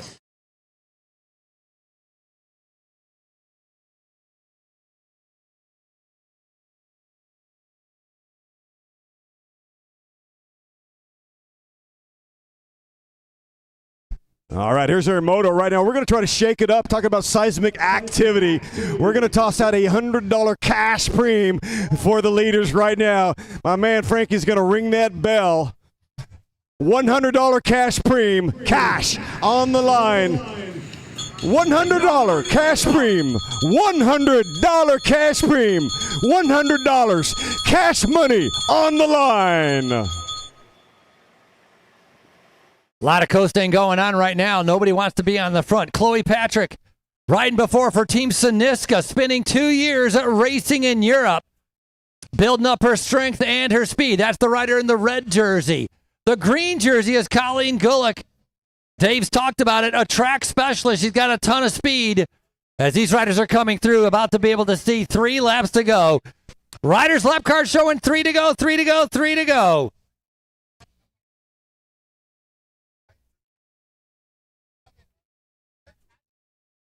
Morgan James in that group is a previous track national champion as well. So Morgan James with some track experience. She had to do so much work, though. I don't know how her legs are going to be after trying to be able to chase to be able to get up into that front group. And then our other one is Priscilla Savord with InCycle.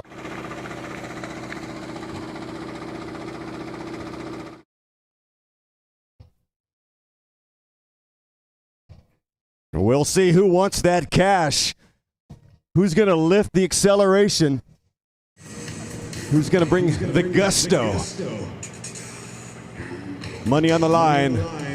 We are 57 minutes into this bike race in the closing kilometers right now.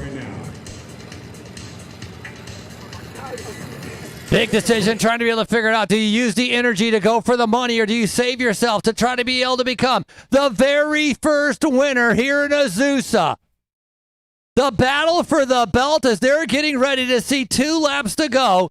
Getting ready to be able to come around. Turn number 6. The green jersey's on the front. The red jersey in second. And here we go with our sprint as Chloe Patrick has decided to be able to go for it. Looks like Chloe Patrick stomping on the pedals picks up the $100. 2 laps to go with 2 laps to go. Oh, man, that did shape up the composition of that organization. Here comes the chase. 4 riders. It is down to the final kilometers.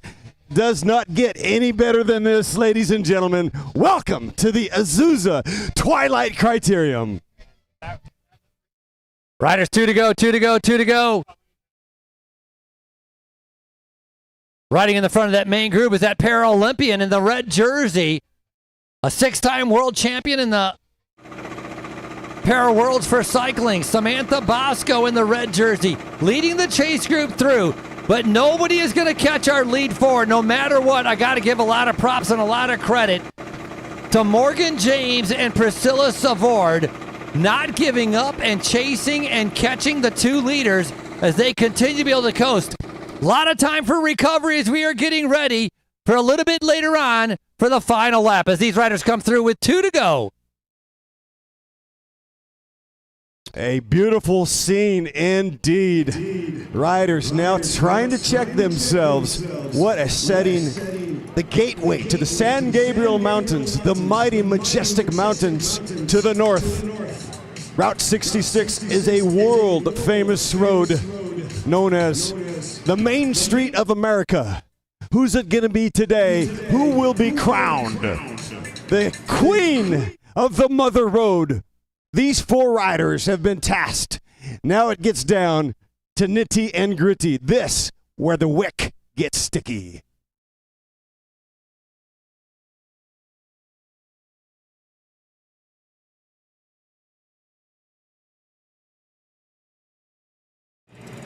Come on, Azusa, put your hands together. We're getting ready for 1 lap to go. Pro women spread out across the road. They're not sure what they want to do, but I know one thing for sure. This is your final lap. 1 to go, 1 to go, 1 to go for all riders. 1 to go, 1 to go, 1 to go, 1 to go.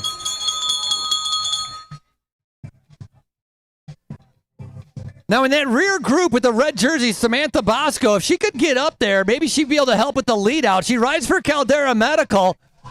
Bosco's getting wrapped up from behind. Is it all going to get intertwined right now? So now the danger is you do not want to get shuffled to the back. The washing machine effect. Riders coming around the outside. Then you're starting to be able to lose position. Positioning very front. That's exactly what's happening right now. Bosco doing her job. Bosco coming to the front. The red jerseys coming together as Patrick is following the wheel. Now Gulick is no fool. She knows what's going on, and she's going to make sure she stays in that top 3. 1 to go, 1 to go.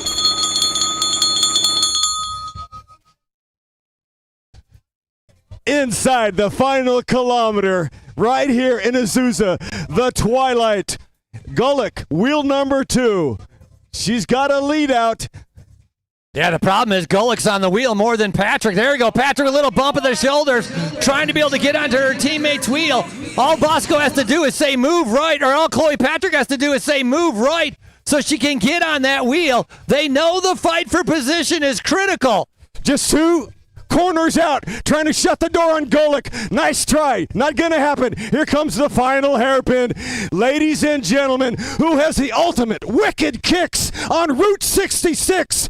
Who will take the checkered flag? It looks like Chloe Patrick is your queen of the road right here in Azusa, California.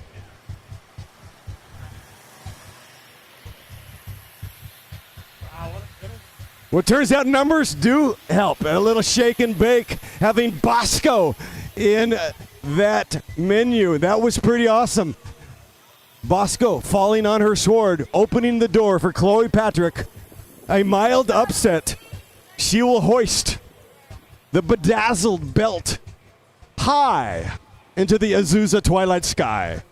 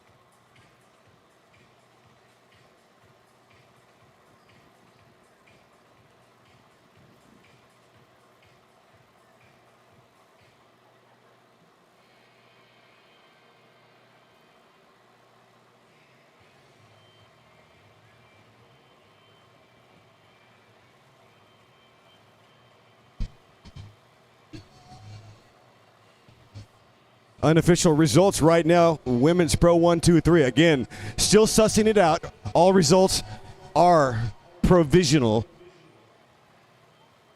What a great sprint right now. The unofficial 4th. Riding with, for Autotech Femme, Akari Valenzuela.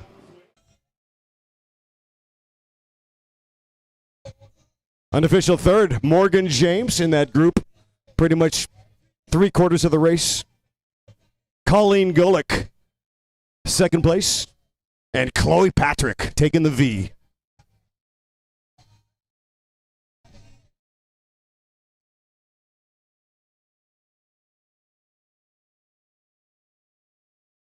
Looks like Priscilla Sabort slipped to 5th place, top 5 finish.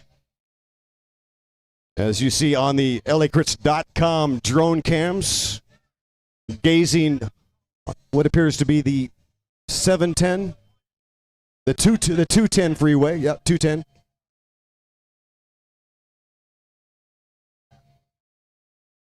Bit hazy right now. San Gabriel Mountains are the backdrop, and they tower right out of Azusa up to 10,000 plus. Mount Baldy, not far from here, about 10 miles to the north, where many, many pros have cut their teeth. Amazing training grounds here in these canyons and valleys. We're going to call our pro men to the line. Pro men to the line. Pro men to the line.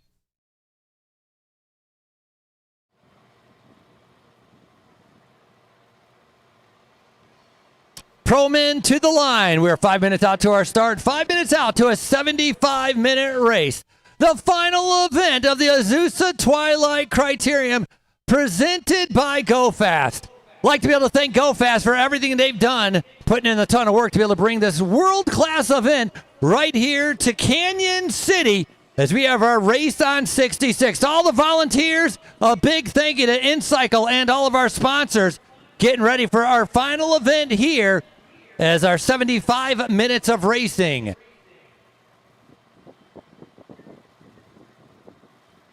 Gentlemen, we're coming up on 4 minutes. 4 minutes. Free laps are over with 7 laps to go. Your neutral service pit is behind you on the right-hand side. Again, no more free laps with 7 laps to go. You will have some preems. You'll hear the bell. When it's a time for a preem, they're merchandise preems.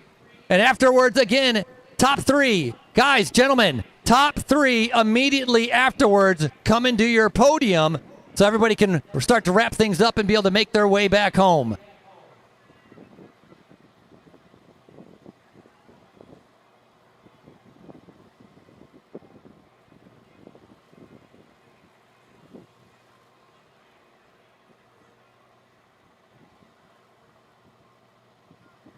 Riders, we're 2 minutes out, 2 minutes out.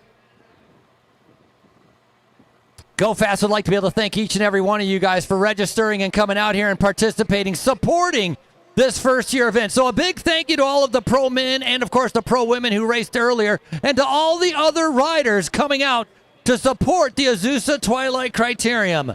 Looking forward to a great 75 minutes of racing, the final event of the night, the pro men.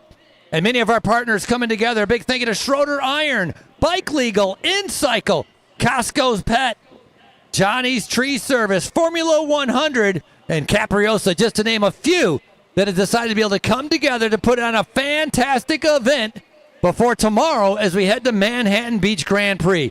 We're at 1.5 minutes, 90 seconds out, gentlemen, 90 seconds.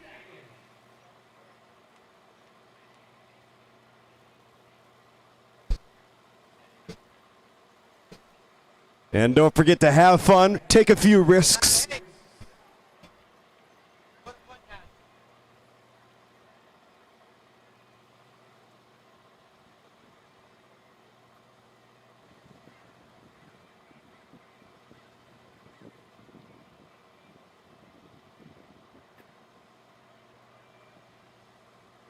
One minute, gentlemen, 1 minute.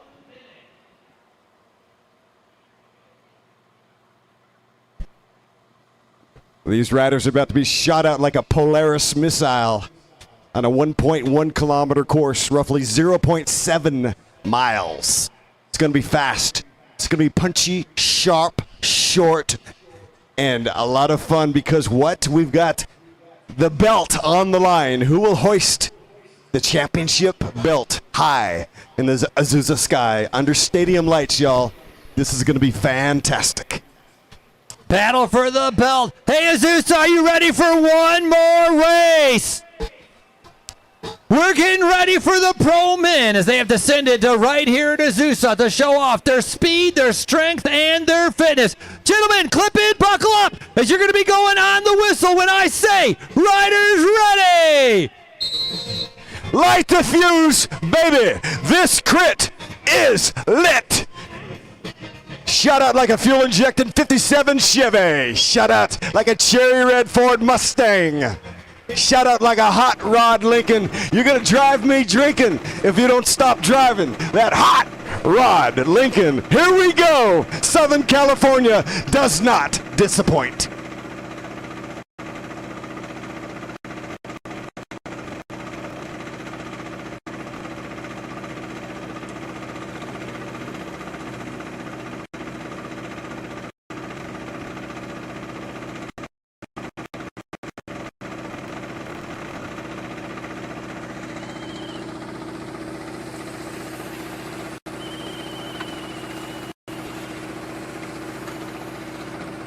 Got riders attacking from the gun, immediately taking advantage of that front row.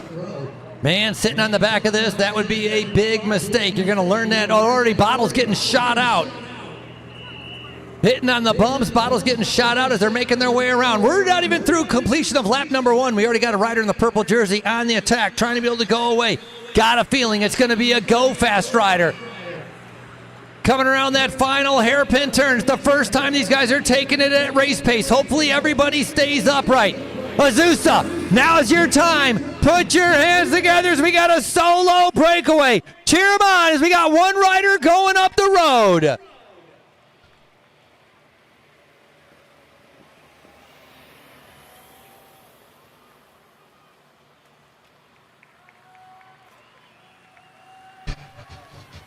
My man in the green there had a little bit of mishap on that hairpin, saying hello to Route 66. Not a worry in the world, he's just kissing the famous route. Kissing the Route 66, and we're going to be dancing into the night. What a fabulous setting indeed. The lights starting to emanate and illuminate. Look at that, woo baby. We had a rider just kiss the curb face as well. Job well done. Coming through unscathed. As a reminder, pro women, we're 5 minutes out. Top three pro women to the podium. Once again, we are 5 minutes. Pro women, top three to the podium.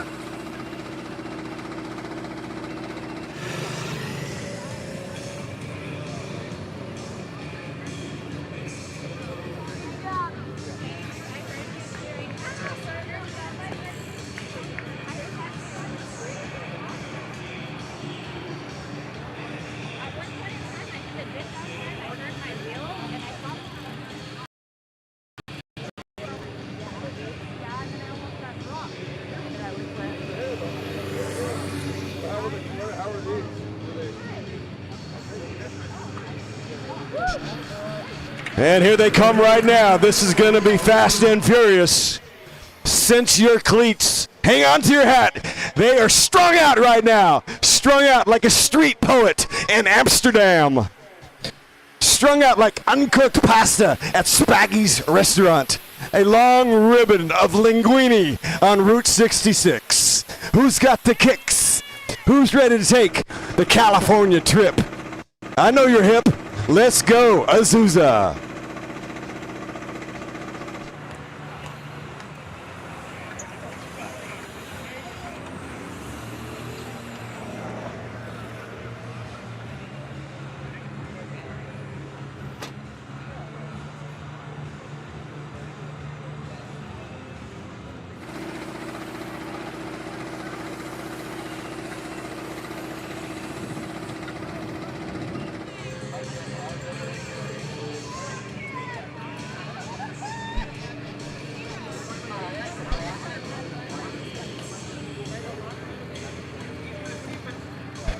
Azusa City is oh so pretty. Right now we've got Team Taroon at the front, doing the lion's share, the work at the sharp end of the peloton.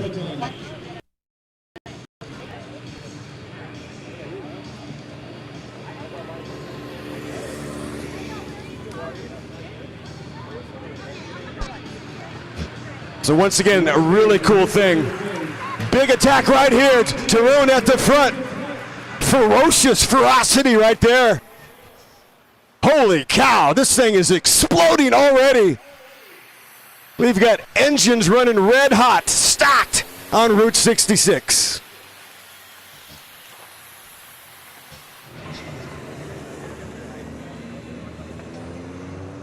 Trucha, ahí bien, calmado, calmado, calmado. The route to 66, it does kick like a Brazilian soccer team.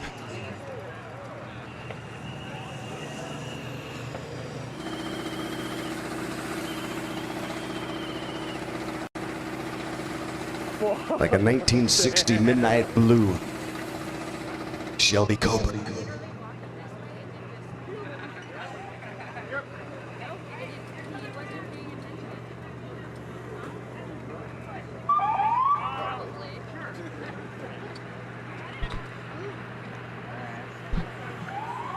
I like the cherry red Mustang, Ford Mustang with pony back seats.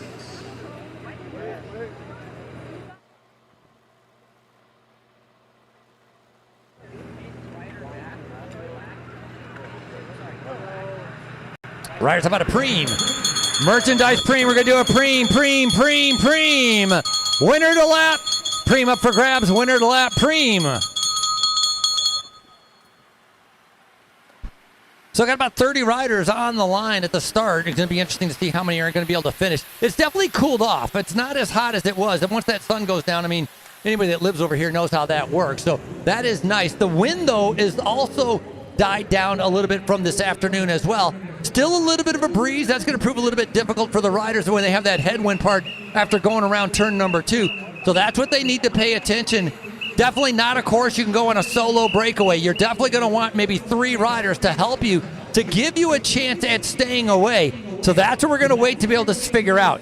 Every single race today has finished in a breakaway. We have not had one big group sprint. So this is a course that is designed to rip the race apart, and it has definitely lived up to its true meaning right here in downtown Azusa, the race on 66. No doubt about it. You'd think there'd be several scenarios. We have seen several scenarios, but none of them Grupo Compacto Sprint. Absolutely the type of course that allows the muscles to dissipate over time, because you are talking about coming out sprints red hot with 2 hairpins every lap on a 0.7 mile course. Prem up for grabs. Look at this. Out of the saddle, not waiting around. Great job right there. Number 129 is going to pick that up, and that is going to be Gennaro Sanchez, the 21-year-old.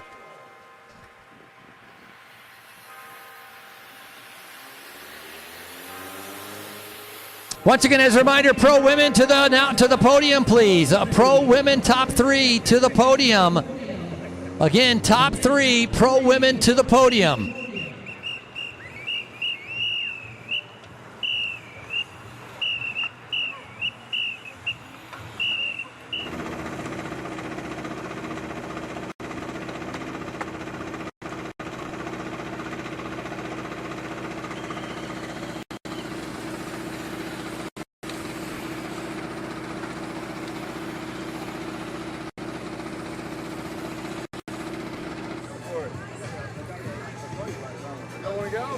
Okay, all right.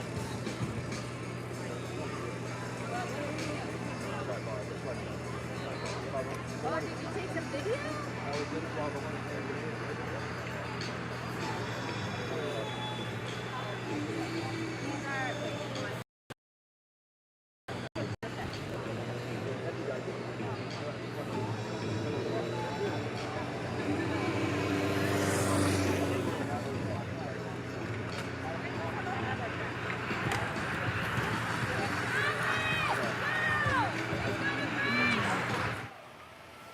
Jose Burciaga, it's his turn to be able to come to the front.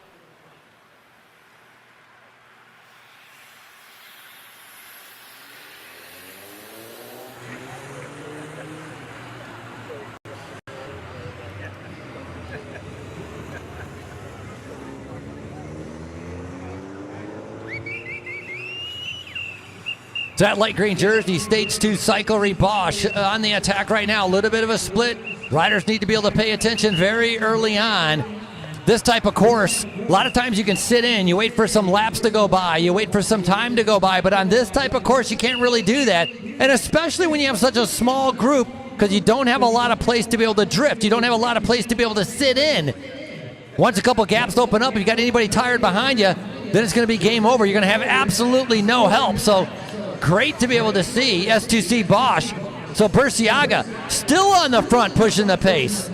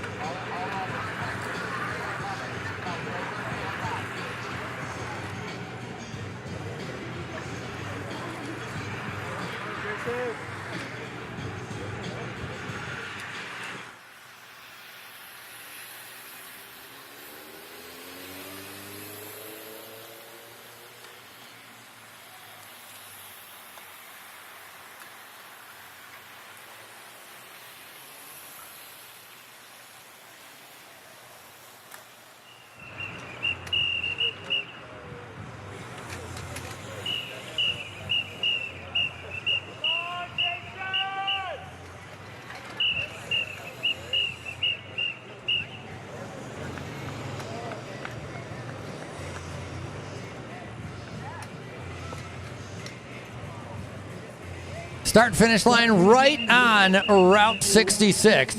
That's why it's the race on 66, the Azusa Twilight Criterium. Last year, Route 66, we were over in Glendora. This year, moving over to Azusa, and super excited to be able to be here. Very hard and challenging course. When Go Fast and Patrick Carr were designing this course, they submitted about 3 different course ideas, and the city moved them all and said, hey, we wanted smack downtown, design something right around our businesses, and that's exactly what he did. And so far, everybody's been saying what a hard course it is.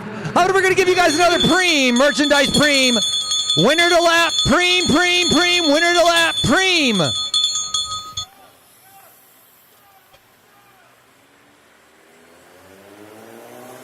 Seven-tenths of a mile, a 6-corner, 2 U-turns. You can see a great shot right there.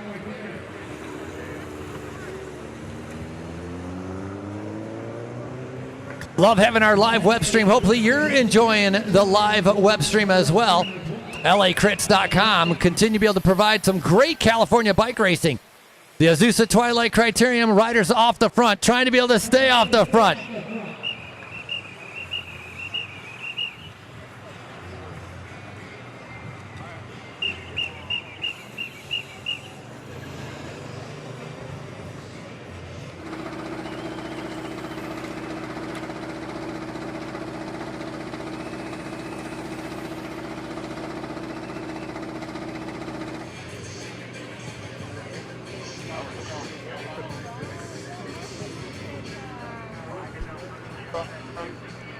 All right, so speaking of unity in the community, Tony Cruz is over here talking to Frankie back in the day, those two brothers breaking bread. That's pretty cool.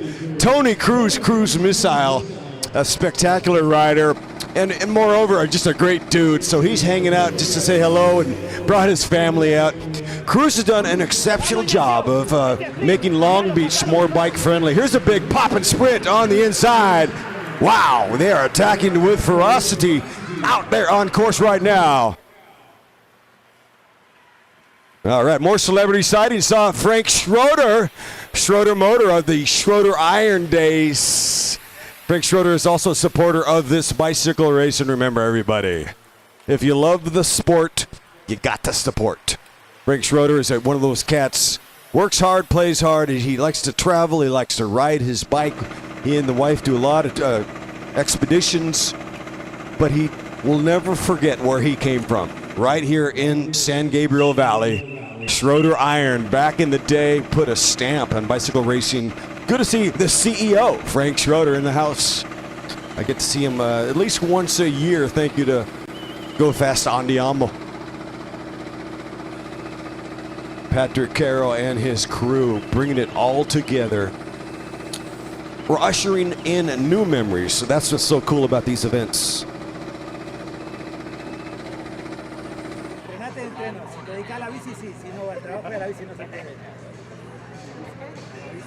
And if the elevator tries to break you down, go crazy.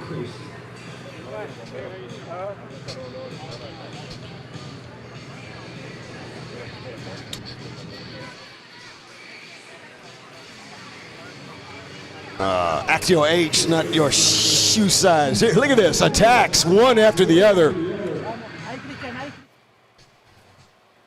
Blasting off that stage 2 cyclery. They are hitting left and right. Jose Burciaga, he always likes to drill and attack. Burciaga on the move right now. All right, we got a bell guy.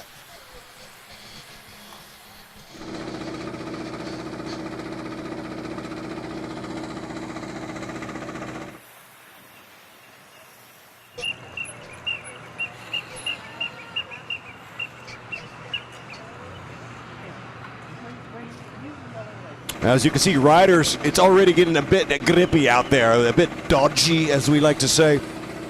A really tough course. I was talking to Priscilla Savord. Priscilla was saying, yeah, I lost my vision at some point with Morgan James and Chloe Patrick, Colleen Golick, basically in a fist fight. And Priscilla, who's not training, is like, goodness gracious, I can't see. I'm riding while blind. She was certainly impaired. hung on for 5th place. Priscilla, great to see you out there representing Orange County, the OC girl. Priscilla Sabord. Make some noise for this rider, animated, genuflecting. That's okay, we love you.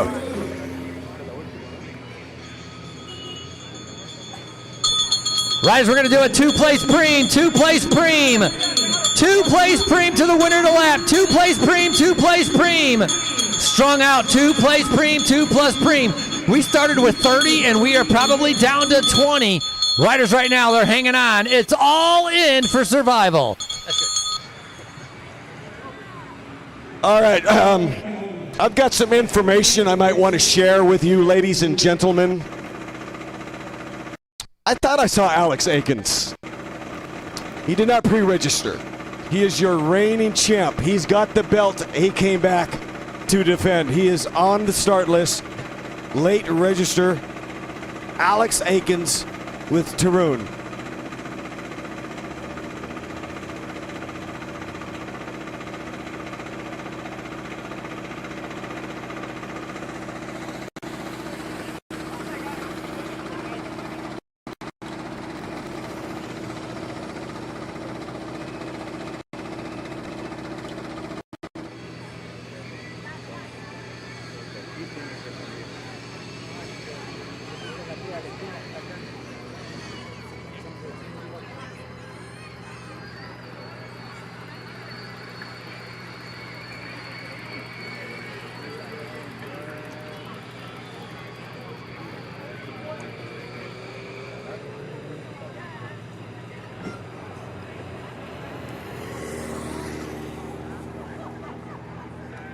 Big attack right now. Welcome him in. Come on, Azusa, put your hands together. Look at this sprint.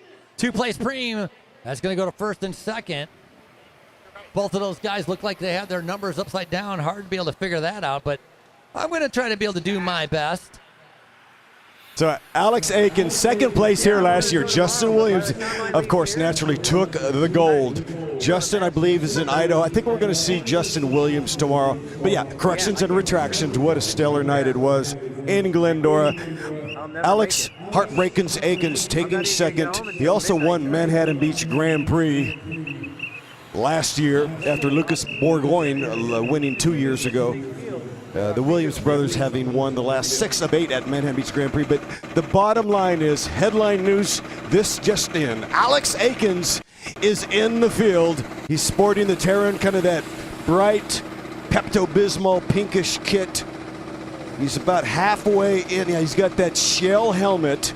He's an engineer. He actually makes his own bars and stems, very much into aerodynamics, and the cat can sprint on a dime. Yeah, Alex Aikens, a very good sprinter, definitely one of the favorites. Now that we know that he's here, he's definitely going to have a ton of speed that these riders are all going to be very aware of. But this race has been breaking up over and over with the group splitting up. It hasn't necessarily come down to a big group sprint at the end. So, Dave, is this a course that Aikens can do well at? Because he's a really good sprinter, but does he have the strength to be able to make it into a breakaway? Well, Frank, he's kind of an all-arounder. He's a surprising rider, right? You try to typecast him as a sprinter. No, he can work the break. We saw him in a big break at Manhattan Beach. And Alex Aikens right there at the tip. Rider 142 in the white helmet. And to your point, he is absolutely suturing these gaps. He's an all-arounder. He is absolutely a contender and the fan favorite for sure.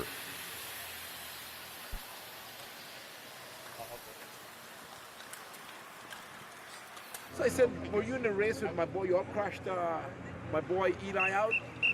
He said, yes, I was in the race, but I didn't crash in that race. He said, about all these 16 and 17, 18-year-olds, they're riding like there's no tomorrow. They want to kill themselves today. So this is, it was the funniest thing. It's like every other person you saw.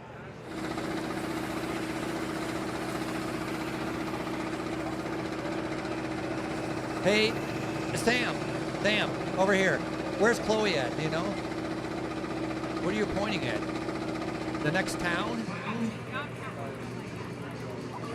Went to get dinner. Okay, we don't need to do any podiums, right? We're not really concerned with podium. Tell her to bring her tacos to the podium. Pro women, 1 minute to podium. Pro women, 1 minute to podium.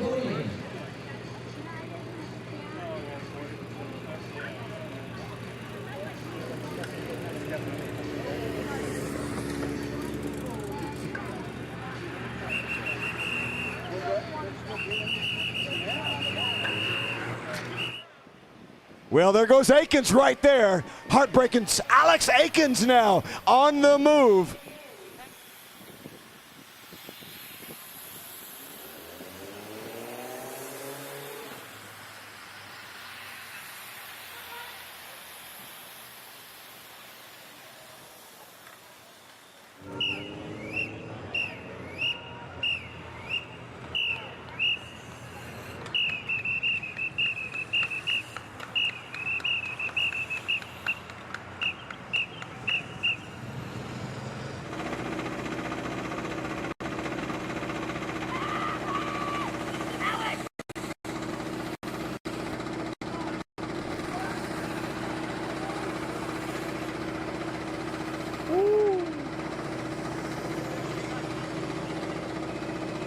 Man, a lot of energy and excitement out on course, and only about 23 minutes into this race, 75-minute duration. As the heavy hitters have been going fast and furious. Yeah, a lot of these riders, you know, a week off. This is race number 1 for them for the weekend, so fresh legs. Sometimes it takes a little bit to be able to split things up. Looks like we got maybe about 5 riders trying to be able to break it up, so maybe it might take about 30 to 40 minutes and be able to break it up right now. They're attacking, they're chasing, they're keeping it together as they're getting ready to be able to come through again. Yeah, it's been ballistics already. You can start to see the chasms and fractures and fissures in the shape of the peloton. That tells to the casual fan, those guys are going super fast. Not just glued, and it's not a flying V formation. It is single file on the gas, full tilt.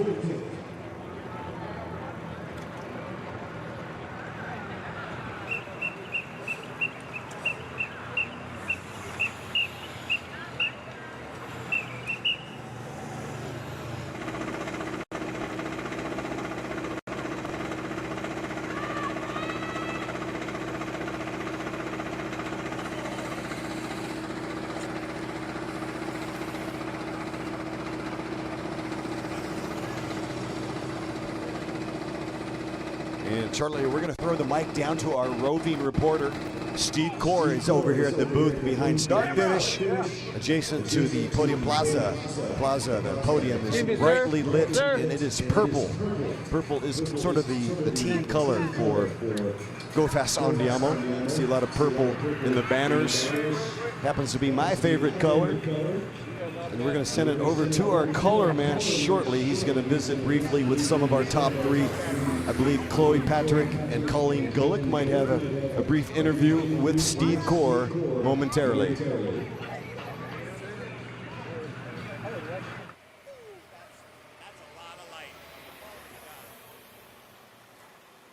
And guess what, ladies and gentlemen? The heat, non-factor right now. The sun has gone down.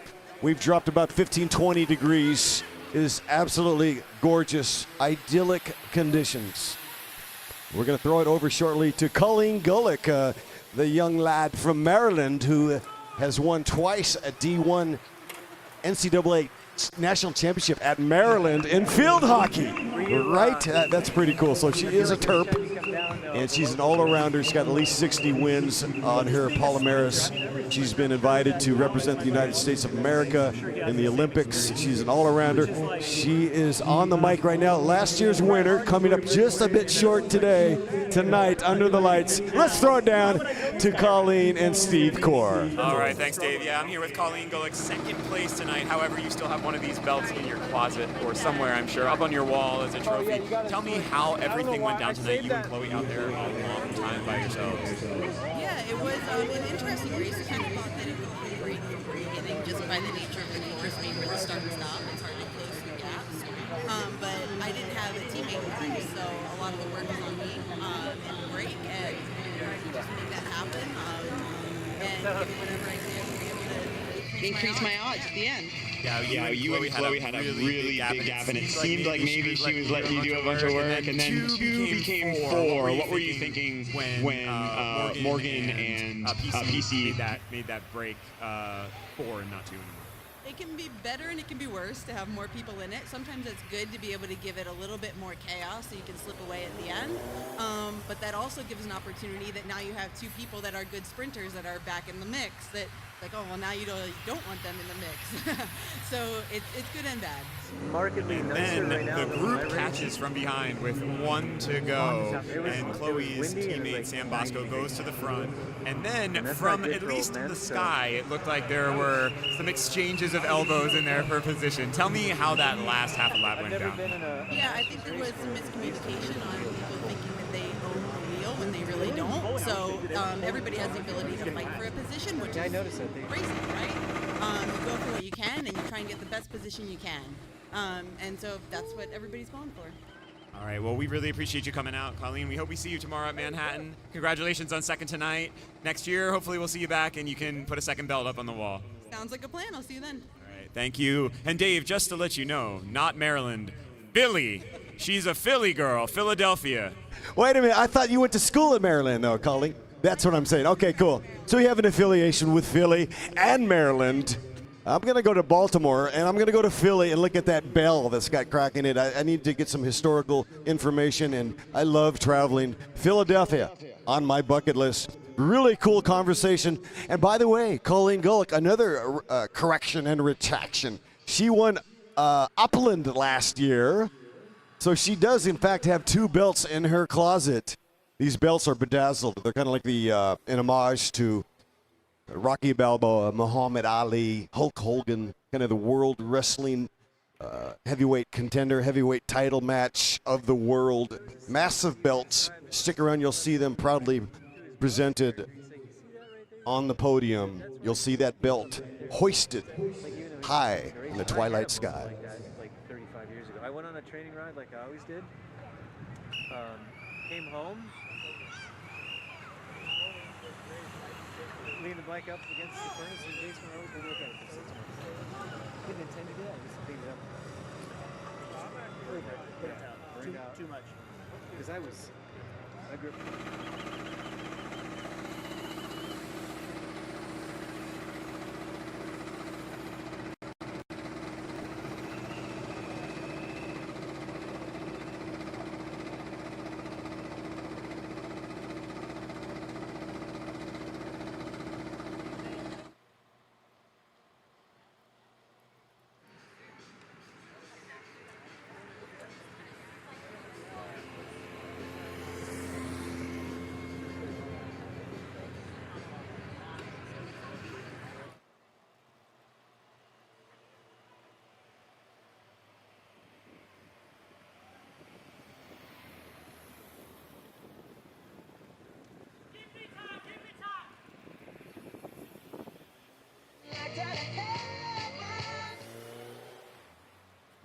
That's your elite group. Trying to be able to hang on. Look at the back of that group right now. That's going to be Anthony Fox from Speedblock. Fox number 123 in a light blue jersey. It's kind of weird. The Speedblock for his team, but normally the Speedblock's all the pink jerseys, but he has like a light blue jersey, so maybe just wearing something a little bit different, but hopefully he can hang on there. Going to be paying attention as much to the front of the group as the back of the group as they're making their way around. Tough course, challenging course. Many riders already DNF as those hairpin turns, the jumping and the accelerating coming out of it. Very difficult to be able to keep up with the leaders once they start attacking. Yeah, I talked to Alex Aikens. I believe the blue squad on Terran out of Palo Alto, they're kind of the Cat 2s, whereas the pink kit is more their pro elite team. So they have an ambassador team. They're both under the same umbrella. One be pro, one the other more kind of a independent Cat 2s. Doing the dance, representing Palo Alto, Team Tarun. Aikens in the field right now.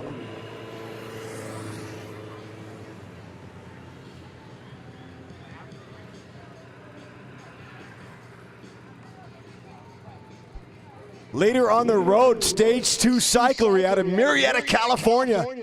Basiaga Jose Burciaga is rolling. He looks like Albert Pujols. And Aikens, wheel number 2 or 3, folding in. A bit of consternation. This is an important part of the bike race. Alex is going good, huh? Yeah, it's a tough course for a bigger guy. He's pretty good taking those corners. I felt really good on this, and I felt good on everyone except for that switchback. A beautiful sight indeed. This area is steeped in history and roadside attractions. From here all the way to Chicago, all the way to Santa Monica, all the cities in between. What a cool vibe. A lot of history here. Today we're making new history. We're getting out of the hot tub time machine into the future. No longer back to the future, making new waves, new stories as this rider from Murrieta, California, stomping on the pedals through the lights. That's the rider that attacked on lap number 1, trying to be able to go away. So he knew he had some form and he had some legs, and so Burciaga right now trying to be able to stay away from the rest of the group. 26 years old. Cheer him on. Look at that gap coming across the line, and now they're just coming around the turn. That's going to be about a 10-second gap. 10 seconds for Burciaga. Hey, but look at the chase. It's a single file line. It is not bunched up. That means they're keeping the pace on, keeping the pressure on. They know there's one rider up the road, and they're trying to be able to bring him back. The pressure is most definitely on.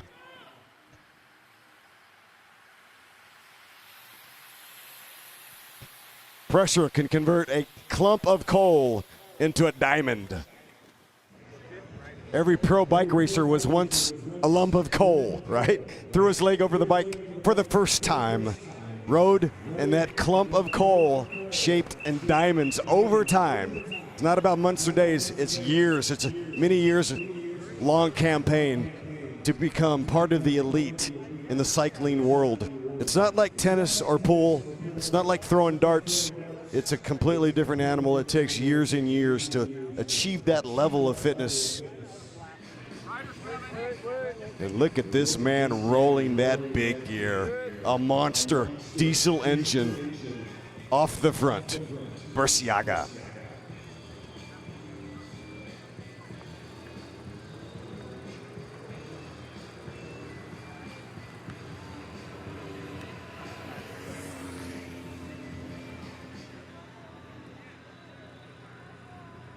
Gap's holding steady right now. He lost maybe about 1 second, maybe about 1 second down. He's turning those pedals over, looking pretty good.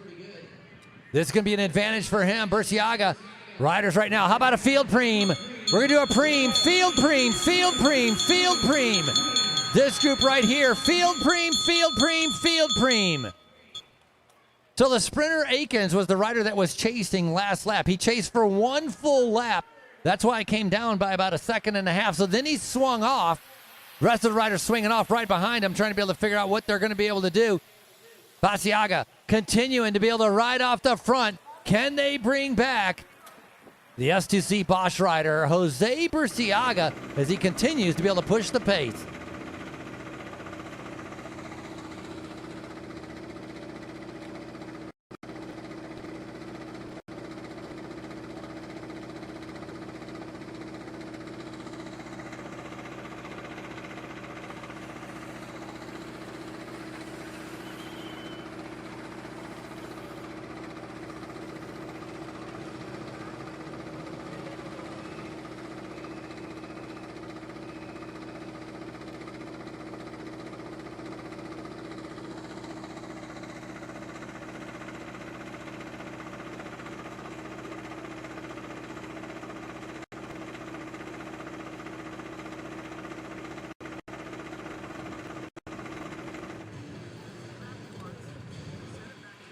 Out of the saddle, look at the power down.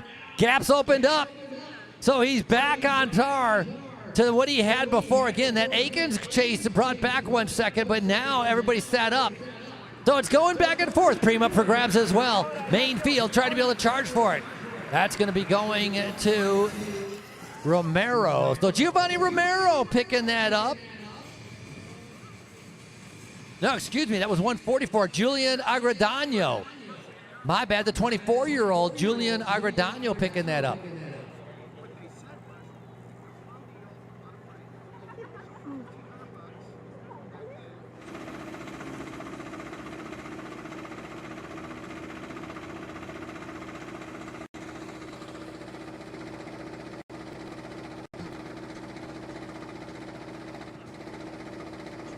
And here we are in the heart of historic Old Town Azusa, California on Route 66, where legends are crowned. Who will paint the town neon? Who will hoist the belt?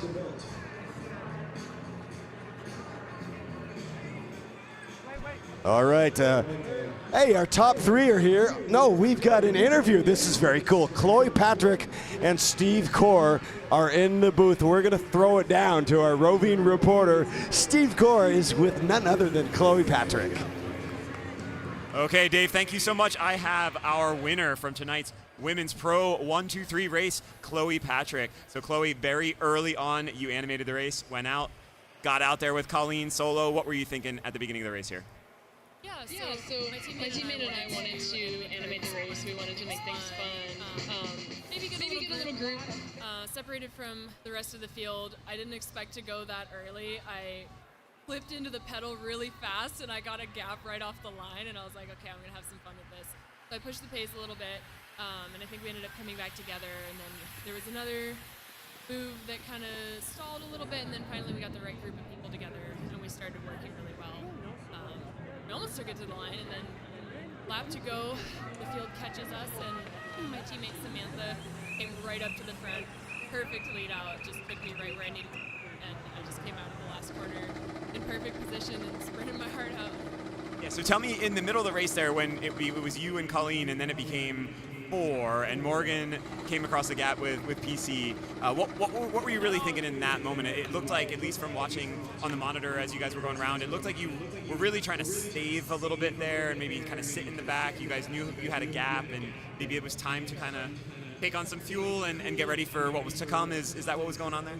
Yeah, so I mean, I knew that I have a really valuable teammate in the field, so I had the 3 best sprinters in this group with me, and so I didn't see any benefit to being out there with them. I was happy to have clean roads for these U-turns. They can be a little tricky when you're going through them 2 people, 3 people wide, but I knew Sam was there ready to give me a perfect lead out, so I didn't mind going back to the field. All right, let's talk about that. When Sam came up and went to the front, got a little argy-bargy there with Colleen. Tell me about sharing some elbows and trying to hold your position there into that final 2 turns.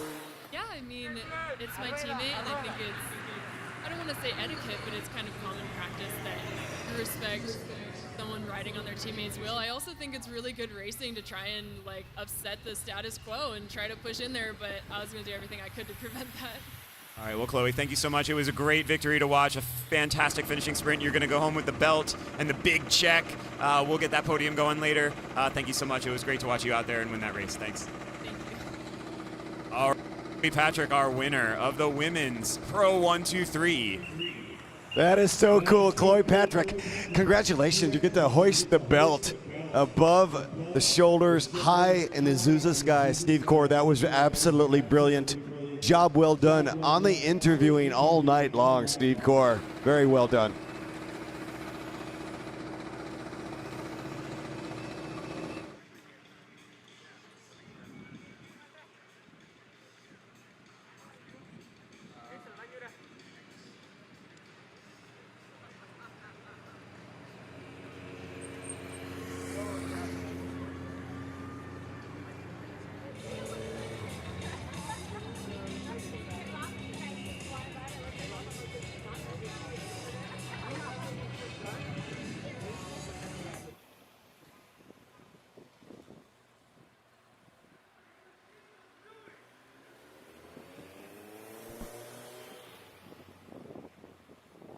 There's your chaser, second place coming through right there. That's going to be Manbran Sanchez.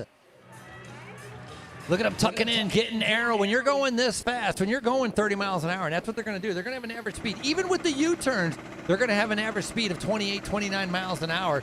That aerodynamics plays a huge part in being able to save the legs. That's why you're going to see him tucking those elbows in, getting the head down, trying to be able to be as aerodynamic as possible to cut through that wind.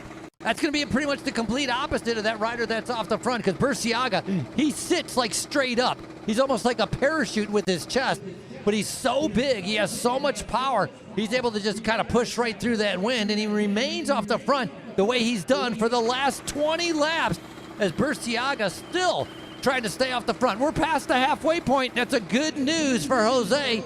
The big question is, can he stay off the front? Yeah, Jose Burciaga, a big diesel engine out there pushing the machine. Not really worried about aerodynamics as much as, to your point, Frankie Andrea, the watts. He is ticking away. He's like a metronome, very much on cue, in rhythm, dancing on the pedals while crushing them. He is absolutely stomping on the pedals, coming through start-finish right there. You can see a grimace on his face, a bit of pain showing on the face there. He's got a bigger gap, though, coming through the start-finish line. The other riders hadn't come around that final turn, so advantage Burciaga right now. How about another field preem? Let's see what we can do here with a field preem. Field preem, field preem, field preem.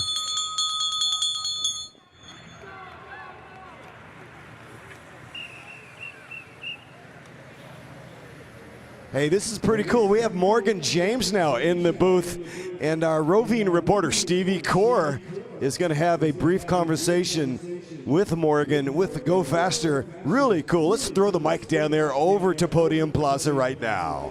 Yeah, we got our third lady on the podium from the Pro Women's 1, 2, 3 race. Morgan James from a Faster Me. Morgan, the hero pull of the night, taking PC Savord around for about 15 laps and closing that gap on the front two. What was going through your mind that whole 15, 20-minute ordeal?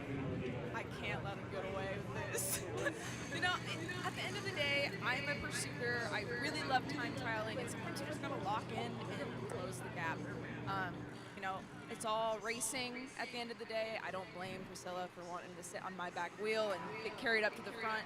At the end of the day, we were able to close it up and tie it up for third. And once you were there, it was kind of like this massive 5 laps of just cat and mouse. Was there ever a thought in your mind of, I got a little bit more in me, like, let me send it? Or was it kind of like, I'm just going to play my cards as they are here and see what I can do? Well, you know, the girls that were up in the front, those are all the girls that were really contesting against the 4 of us. Were really strong riders coming into this. I knew that if I was going to go off the front, that the other girls were going to have the legs to come with me. And so I think that's why we were all playing cat and mouse at the end of the day. We just wanted to see who had the legs for the sprint. We really wanted the sprint at the end of the day. And you had a group of about 10 kind of catch up, and then it looked like everybody was in the washing machine. What were you thinking in that moment? Were you just thinking, hold position, don't get pushed back, don't get pushed back? What was going through your mind at that point? I was ready for the sprint at that point, and it was all about finding position behind the girls that I wanted to be with. We didn't expect those girls to kind of be mixed in. Some were laps, some were not, coming back into the field.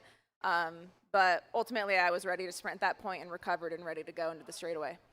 All right, well, you certainly earned your place on the podium tonight with that pull back up to close the gap on Chloe and on Colleen. Thank you so much for the time. Congratulations on third. Will we see you at Manhattan tomorrow? Absolutely. All right, we'll see you there. Morgan James, third place, women's pro race, 1, 2, 3. Congratulations. Thank you, Steve. Thank you, Morgan, out of Costa Mesa, California, my hometown. Good to know that she'll be there tomorrow representing. I think she's got a spot on the call-up list already based on results prior to tonight. And closing the deal, making the podium presentation later. Great to have Morgan James. What a great race. And a very impressive top 4. Taking fourth was the Autotech Femme rider Akari Valenzuela out of Sinaloa, Mexico. So Morgan James third, Colleen Gullick second, and your winner, Women Pro 1-2, hoisting the belt in the Battle of the Belt, Chloe Patrick, riding for Caldera Medical Aria Racing.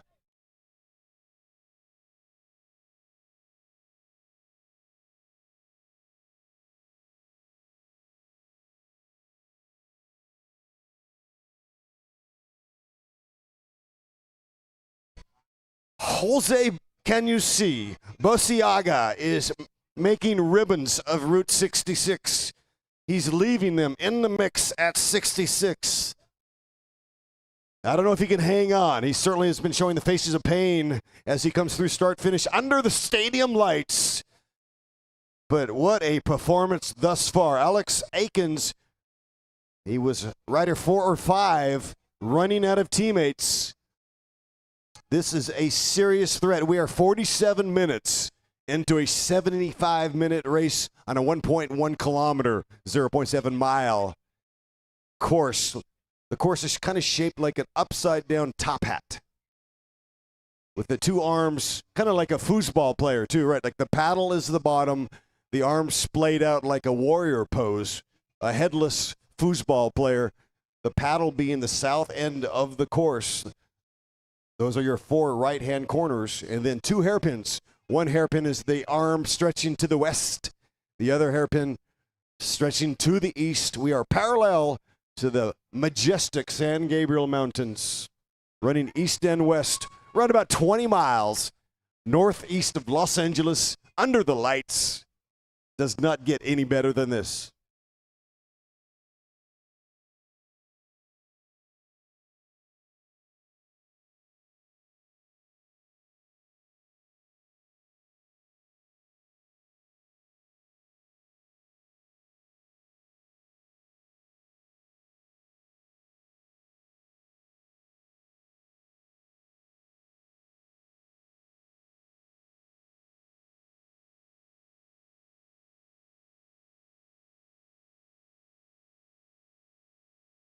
Yeah, we're basically nestled and tucked in the shadows of Mount Baldy. Mount Baldy soars over 10,000 feet above elevation in the San Gabriel Mountains.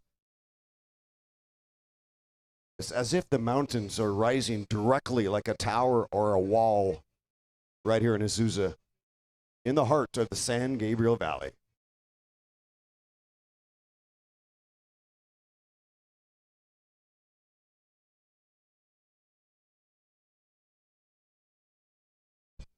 I'll tell you what, these riders out on course, they are tough as a Naugahyde steak, tough as nails, strong as the granitic stone from San Gabriel Mountains. Alex Aikens at the front right now. Alex Aikens at the front, head down, elbows out, fully committed on the chase. He realizes, ain't gonna get the belt with the free ride.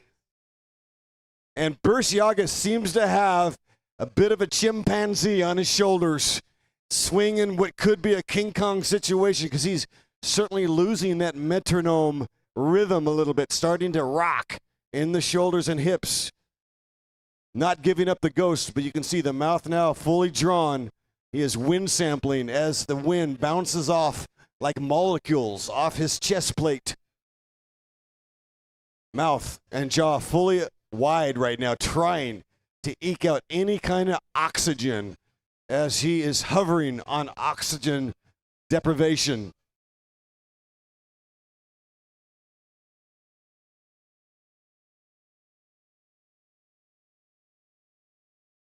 There you go. Again, on this lacrits.com, you can see the shoulders rocking, and he's entering that area where he shuts it down a little bit early before the hairpin. Clearly, Steve Core, you called it, he is losing the rhythm. You can see it on lacrits.com in Technicolor. As he comes through right now, let's go, Jose Burciaga, head down. And a little bit of confusion in the chase right now to his advantage. Now, the chase is compromised too. These hairpins absolutely beat you up like a drum.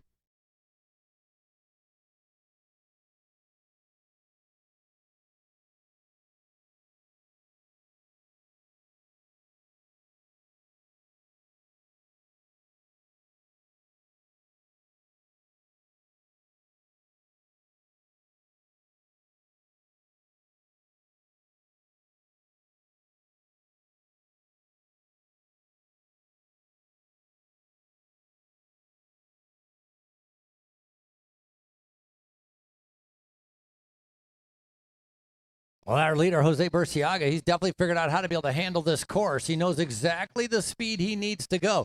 Certain parts of the course you're going to put in an effort. Other parts you got to try to be able to recover. You can't just go flat out the entire time. And I think it's Manbran Sanchez in that white jersey continuing to ride on the front. So it's 1 versus 1. Sanchez trying to be able to bring back Burciaga, but Burciaga's already been out there for a long time, over half of the race as the clock continues to be able to tick. 75 minutes total racing. Looking at that gap, looking how you can measure it. Once he comes across the start-finish line, where are the other riders going to be? Started off with a 15-second gap. He's built it up to 20. And they're coming around the turn right now. So that's how you can measure the gap. He comes across the start-finish line, and the chase group comes around that final U-turn at turn number 6, and that measures out to be about a 20-second gap. Finally, a different rider coming up to the front. Julian Agradano. He's one of our preem winners from earlier. Tucking in with that black jersey. All of this plays into the hands of Akins. This is a very good, having other people do the chasing, trying to be able to keep the momentum so Alex Akins might have a chance to be able to show off his sprint. The big problem is Burciaga. Can they bring him back? Yeah, Frank, it looks like that 20-second gap has shrunk just a fraction. Around about 16 seconds right now.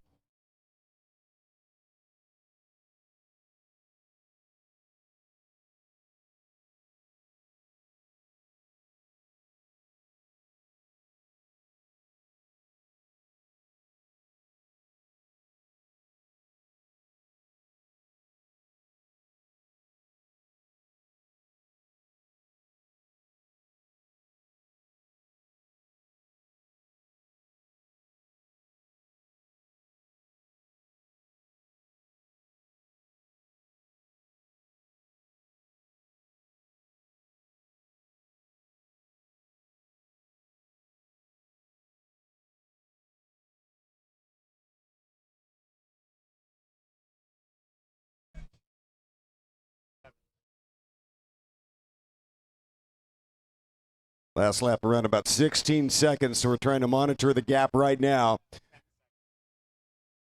Looking at maybe 16 seconds. 14 seconds. We're losing about 2 seconds per lap here, down to 14. A slight erosional process that we're witnessing in real time. A slight gradational, 2 seconds per lap. A short lap, though, remember, 0.7 miles. 1.1 kilometer. For reference, tomorrow is about 1.4 miles at the Manhattan Beach Grand Prix 63rd edition. That would be twice the distance.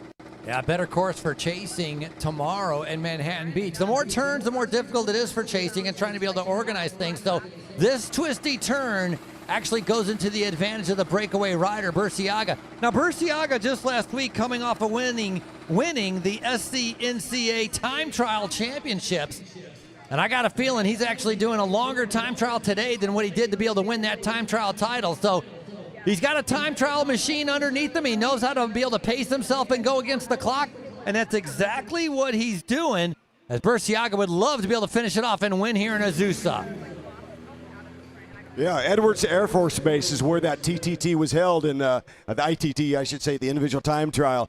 So the point being, he lives and trains in Marietta. He won the time trial here in the desert. So the heat index earlier today did not impact him, perhaps, as compared to the other riders in the peloton. Obviously, he knows all about hydration. We're at 55 minutes into a 75-minute bike race. That's Manbran Sanchez still on the front. Gaps holding steady at about 15 seconds. So the same riders are chasing, at least through our home stretch. Not really sure in the field what's happening on the back stretch, but Manbran Sanchez, he's definitely been putting in a big effort. A lot of times the riders will come into a race and they'll sit in, and by the end, they sat in the entire time, never really actually got to race their bike. Sanchez today can definitely say he raced his bike. He came in here and put in a huge effort, and he's trying to be able to bring back our sole leader. Same thing, obviously, for our possible winner with Burciaga. Doing a great job right now. At Barrio Logan a few weeks ago, he won the Category 2 race. Now this would be a massive upgrade to be able to win the pro race here in Azusa. A big opportunity if he can stay away.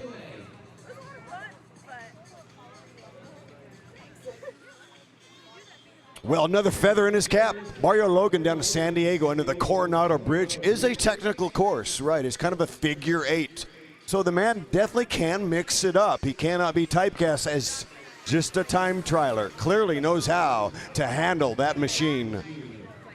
Come on, Azusa, cheer him on. Look at this guy. He's been going solo. He's trying to be able to stay away. Gap's not shrinking and it's not gaining. It's holding steady at 15 seconds. Man, he is just waiting for those lap cards to show up. But you know what? This group is waiting for those lap cards to show up as well. They're pacing themselves. Once those lap cards pop up, then they're going to know exactly what they need to do to be able to bring back the leader. So it goes both ways. Our breakaway champion's going to know he only has 8 laps to go once those lap cards show up, but the chase is going to be able to put it together. More riders who have been sitting on, will they be able to come to the front, or is everybody feeling the effects of a long day in the heat, a long day of the turns here in Azusa? Yeah, Frankie, I have a feeling he's going to get pulled back, not just the fact that he's decreasing his velocity. I'm seeing more effort, a little bit of hunger from the chase. So the chase starting to ratchet up.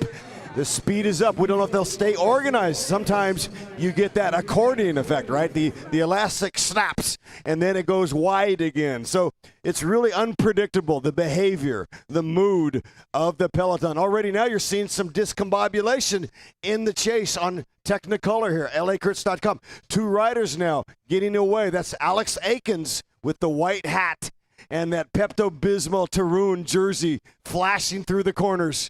Wow, this is one hell of a race. Who's it going to be?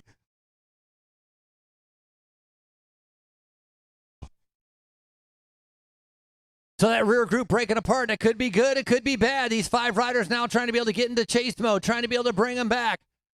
Big effort on many of these riders. Aikens now trying to be able to close the gap. What kind of help can he get? These are the mistakes that you make at the end. You expect it to be staying steady, and then all of a sudden does a surprise attack. The closer it gets, if it gets down to about 10 to 8 seconds, riders are going to think they can jump across that gap. So right now, getting report, it's a 10-second gap. So riders are going to start thinking that they can jump across and be able to get up to the leader. So it's super important the next 2 laps at Burciega. He's got to keep that gap at about 10 or more to prevent these riders from getting excited. Yeah, and it looks like that 10-second margin is definitely a thing. It's shrinking. The gap is sizably shrinking, like an Angora sweater in the dryer set at 50. He is coming back. It looks like the Hoover vacuums have been lit. To me, it's inevitable, but man, what a brave, courageous attack by Jose Burciega. An unbelievable effort. Not over yet, but gosh, it just seems like it's hard to swivel that math. Once it goes one direction, at this nature, at this late venture, I got to say, I think he's going to get brought back. We're coming up on 1 hour of racing. That's going to be 15 left. Keep an eye on. He's made it to the crosswalk. So far, so good. Can he get to the start-finish line? Down about 2 seconds. It's a 10-second gap. 10-second gap. Watch this. I'm going to mess with these guys. We're going to see what happens after this. We're going to do a field preem. Riders of Field Preem, Field Preem, this group right here, Field Preem, Field Preem, Field Preem. So getting reports, the gap is 12 seconds. I'm ringing the bell for the main field. Dave was just talking about that accordion effect. I'm going to see if I can get that going. I'm going to see if they can accelerate the sprint, and then hopefully they sit up, and then Burciega will be able to actually gain more time. So I'm actually ringing the bell for a preem to try to make it an advantage for Burciega. I mean, if you've been out there that long, I'm cheering for him to be able to make it to the finish. Absolutely, no doubt about it. This display of the brazen effort is just something you really do want to cheer for. And it is kind of yo-yoing, isn't it? It's going 20, 16, and then 10, and then 12. So this baby is not over. Still 20-something minutes remaining in this bike race. Holy cow. On screen, I think that's Manbrand Sanchez trying to be able to go across in that white jersey, trying to be able to get up to the leader. He'll be our preem winner if he can stay away. It's getting closer and closer right now.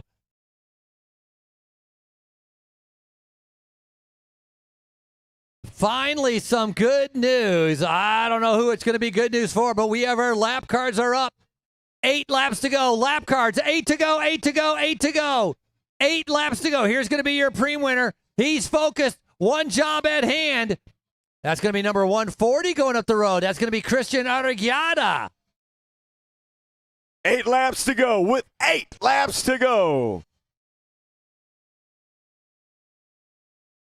Arriagada won a preem earlier in the day. It was the second preem that we gave out earlier in the day. After that, he's been sitting in. Arriagada has been letting Sanchez do most of the work.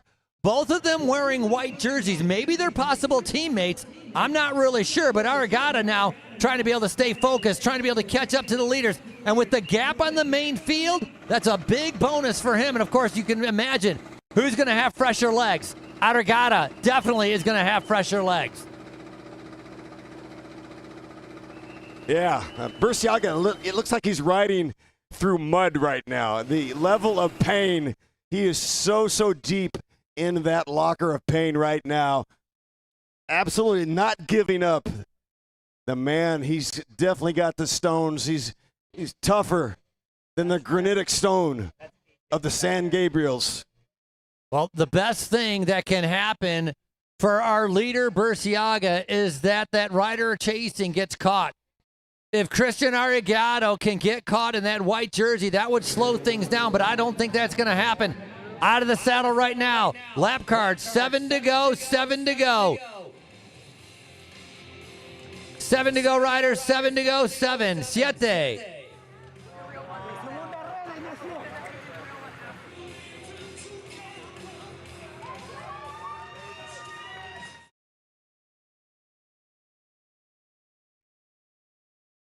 Wow, Burciaga definitely got TV time, no doubt about it. LACrits.com has definitely shown you all that Jose Burciaga is a man built on courage and savage determination. He's got a rider with him right now, but my goodness gracious, that tank is near empty. We know he had a tiger in the tank, but he's running out of petro inside of 7 to go.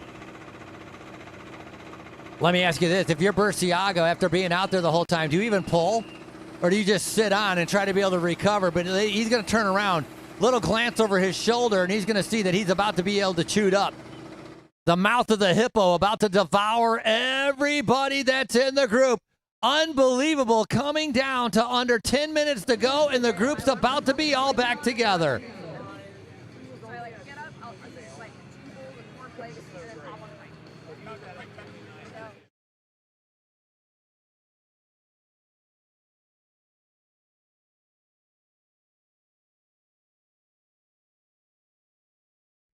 So this is the capture, the final countdown.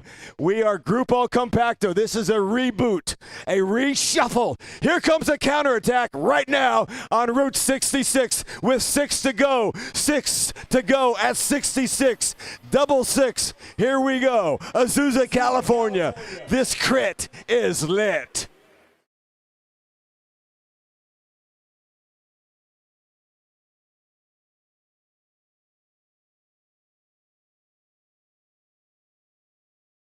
On the front in that black jersey is going to be Borrego, the young 20-year-old.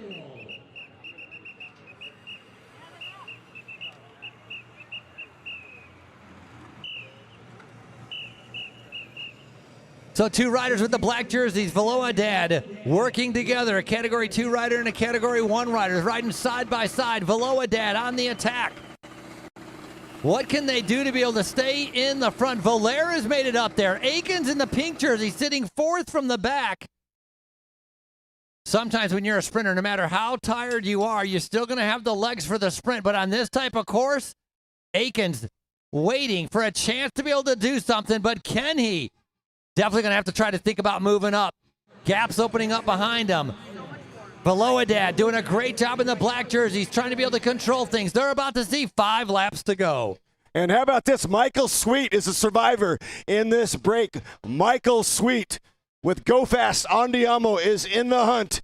He's having a hell of a year right now. Michael Sweet is another player. He's got a card, a very cagey rider. Talking about Sweet with Go Fast as they come through with 5 laps to go. 5 to go, gents. Let's do this thing. 5 laps remaining.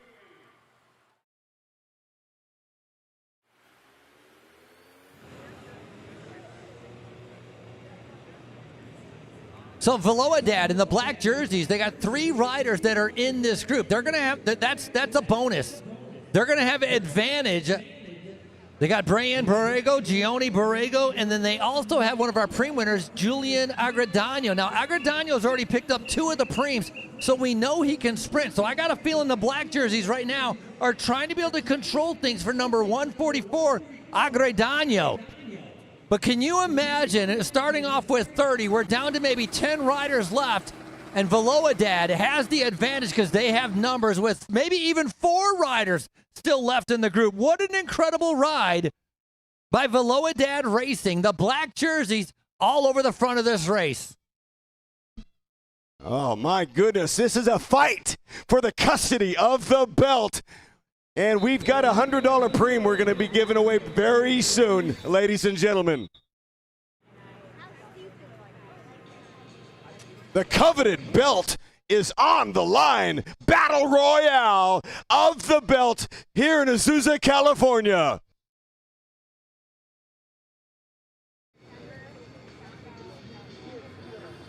$100 cash preem, $100 cash preem, 100 on the line with 4 laps to go, 4 to go.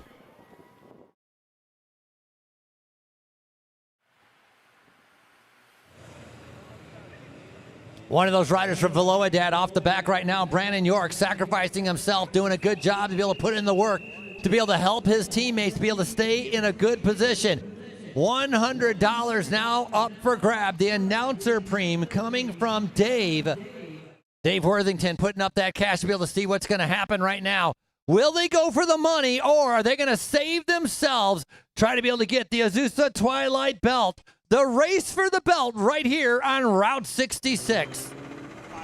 And wheel number 5 or 6 is none other than Alex Heartbreakins Akins in that pink jersey. He's well positioned right now, ladies and gentlemen. Not too far forward, not too far back. The Goldilocks position on Route 66. Akins and Sweet could be going in a full tilt drag race here tonight.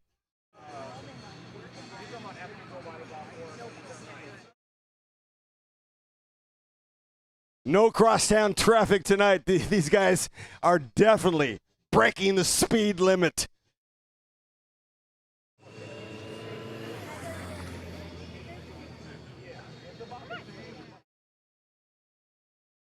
$100 live right now. They're going to be seeing 3 laps to go. $100 live, $100 live.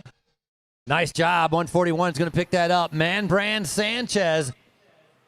That's the rider that bridged the gap to get up to our leader. So he obviously had the legs to bridge the gap, and he had the legs to pick up the $100. Oh, Sanchez timed that to perfection on the inside, wearing that white kit as they get a little bit grippy through that corner, ladies and gentlemen. It is game on. These are elite riders. Do not try this at home, kids. Full tilt. My goodness gracious, this is awesome.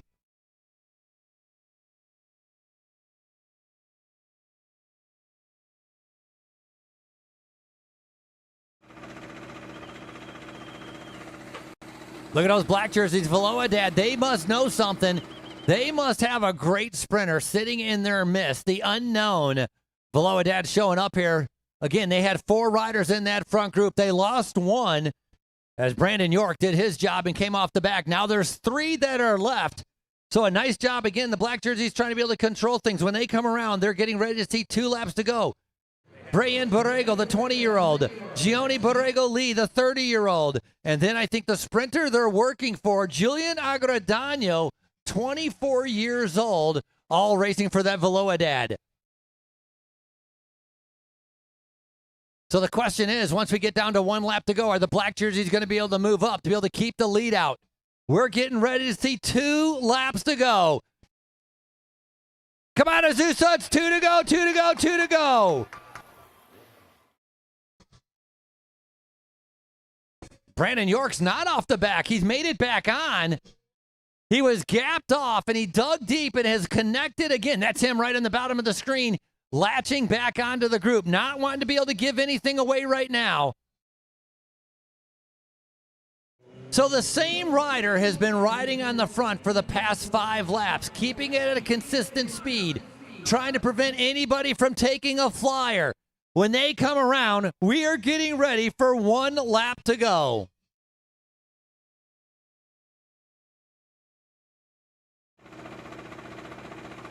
And these bike racers are pugnacious. They are showing the fight in Azusa, fighting for the rights to the belt, fighting for the custody of the belt, the coveted Andiamo Go Fast Heavyweight Champion of the World belt to be hoisted over the head high in the Azusa sky, because you cannot spell Azusa without USA.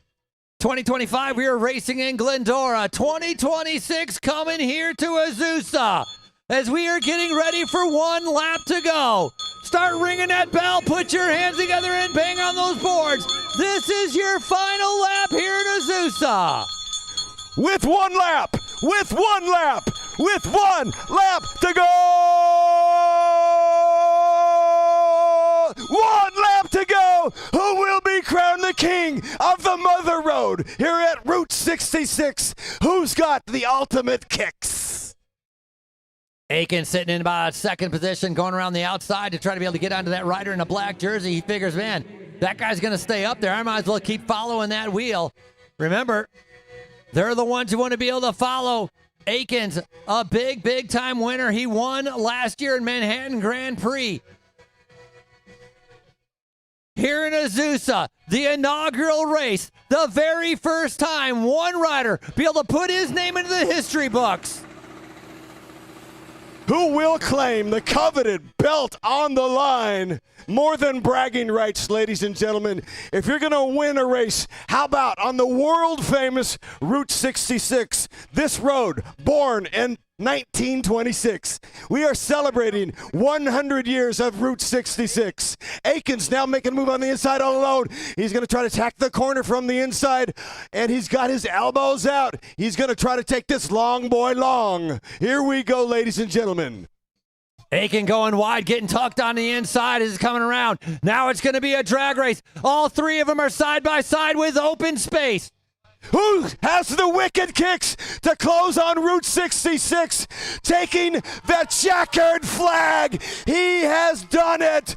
Christian Arriagada. Christian Arriagada is your crowned king of Mother Road tonight. Wow, what a sprint. Aikens had pocket picked. Wow.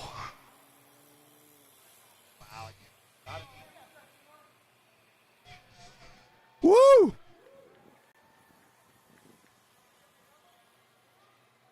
That was full tilt boogie. Man.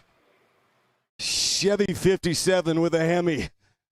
4 on the floor. Full on drag race on the strip tonight.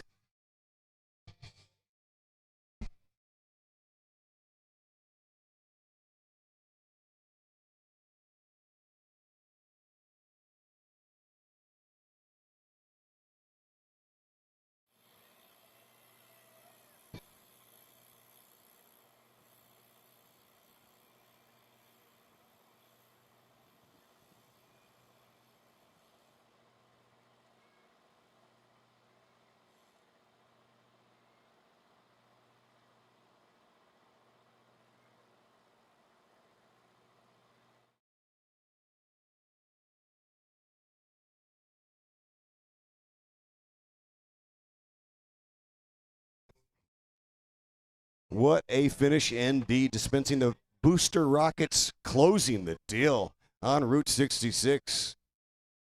Riders with their body flooded with fatigue in the vicinity of complete oxygen debt.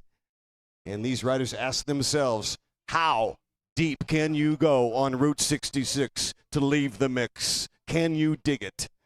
It's been a mad scramble to every corner out there. What a battle on display. And who will be emerged the king of the Mother Road? Well, you just saw the man. His name is Christian Arriagada. Yes, Arriagada, which I think means thank you in Portuguese. Wow. I'm blown away by that jettison, the way he lit it up.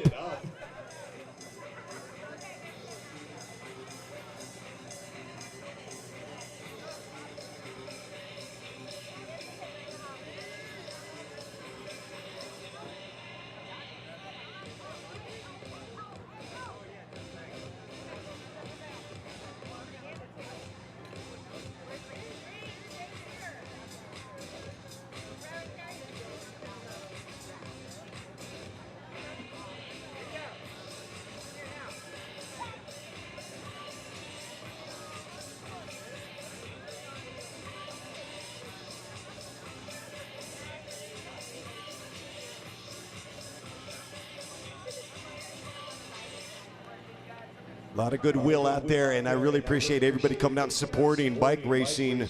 And we are taking the whole thing, the whole show to a new level here under the stadium lights. Big shout out and kudos to Patrick Carroll and the entire Go Fast team on the AMO. It has been nothing short of amazing, celebrating good times. And we certainly thank all the riders for their solidarity for coming out, plowing ahead through this 6-corner bike race in the heart of the San Gabriel Valley. Thank you so much to Azusa, California for getting it done. City council members, it was cool to hang with Mayor Eddie earlier today here in Azusa, California.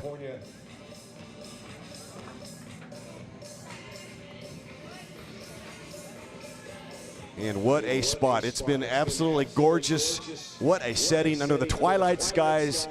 The stages are all lit up here at the gateway, the San Gabriel Mountains on the main street of America, America's highway, born 100 years ago, 1926.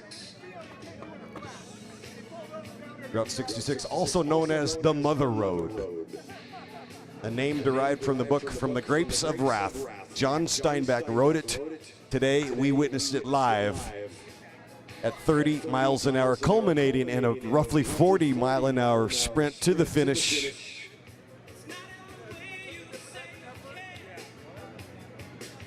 Nothing short of brilliant. Out on the pitch, congratulations to all our competitors. Big shout out to Frankie Andrea here, my colleague today. It's been absolutely amazing. Steve Core, a great job. We're setting up the banner right now. LACrits.com, thank you so much for capturing all the sharp corners and the frenetic finishes.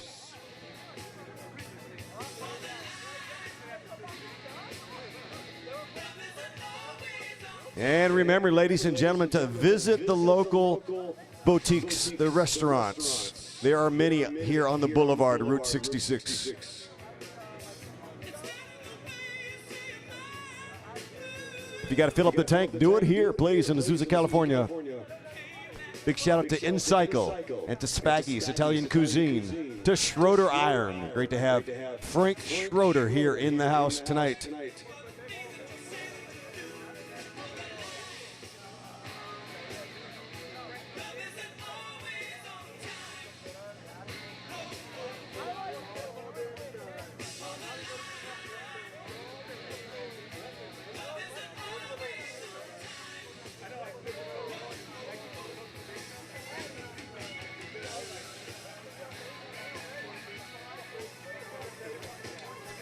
We're going to try to get to the podium presentation shortly. I'm sure the officials are sussing out the results as we speak.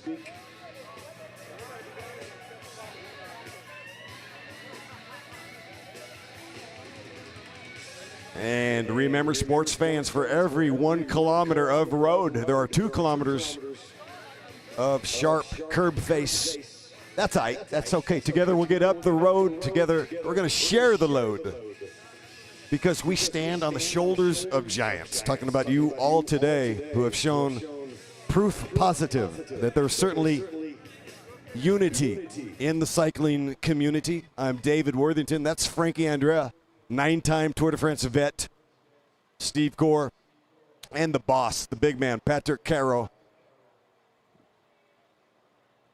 putting on one hell of a show.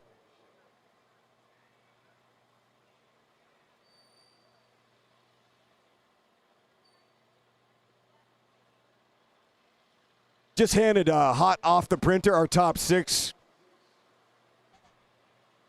I'm going to say it's provisional so I don't get into trouble. 6th place right now, Manbran Sanchez. Sanchez also doing a good job picking up that $100 cash premium there late in the game. 5th place, Giovanni Romero. Giovanni, job well done.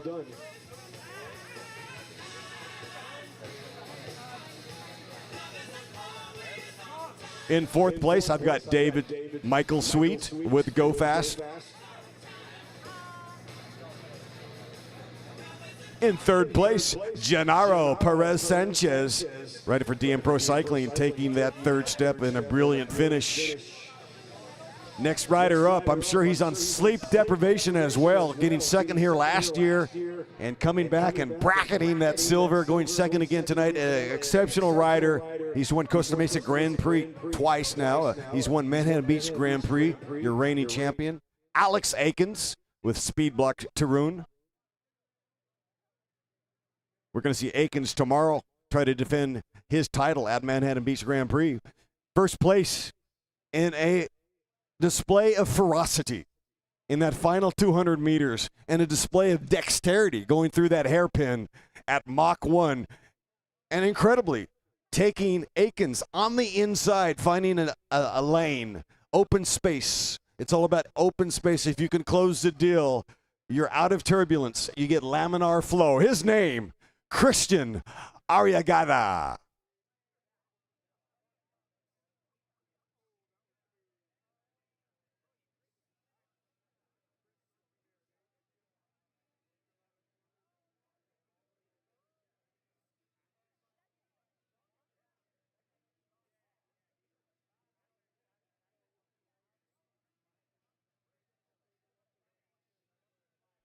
Do we have any Chileans that can translate to English? We do? Okay, good. We have a guy right here. My man from Chile right here, correct? Yeah.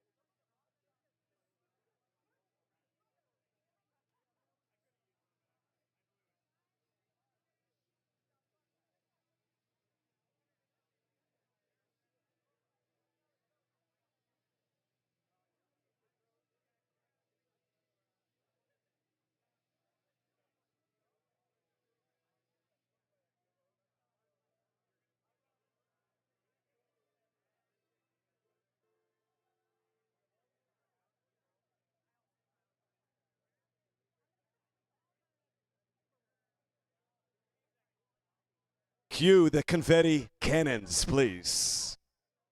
Because tonight in Twilight, all that glitters is gold. There they go. Yes. There's not a lot of wind right now, so you guys probably have that to your favor right now, the blessings of the atmosphere. And go ahead and make a mistake, because we got a case of those. It really changes the impact of the photograph.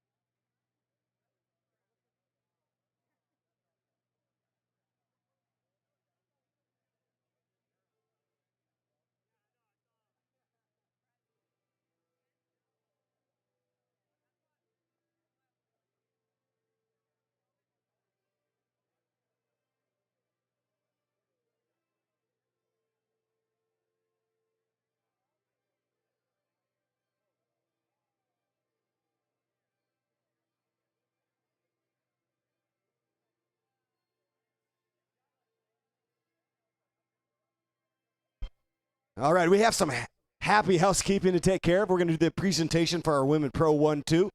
First and foremost, we already got the photograph. Colleen Golick had to catch a train or something down to Manhattan Beach. So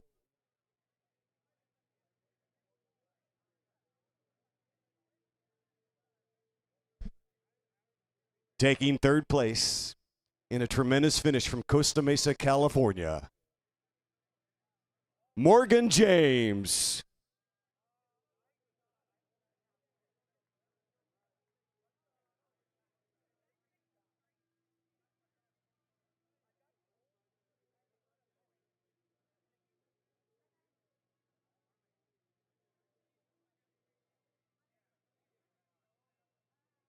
Okay. Stand by.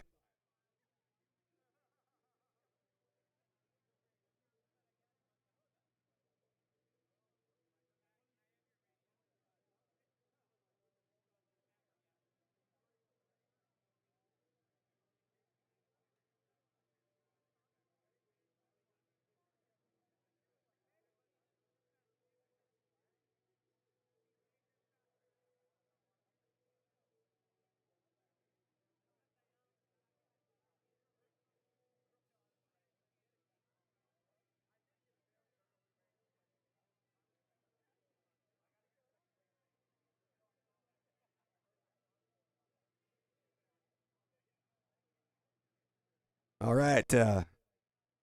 We appreciate your Twilight patience. Our top three has been, there's been a bit of a reshuff.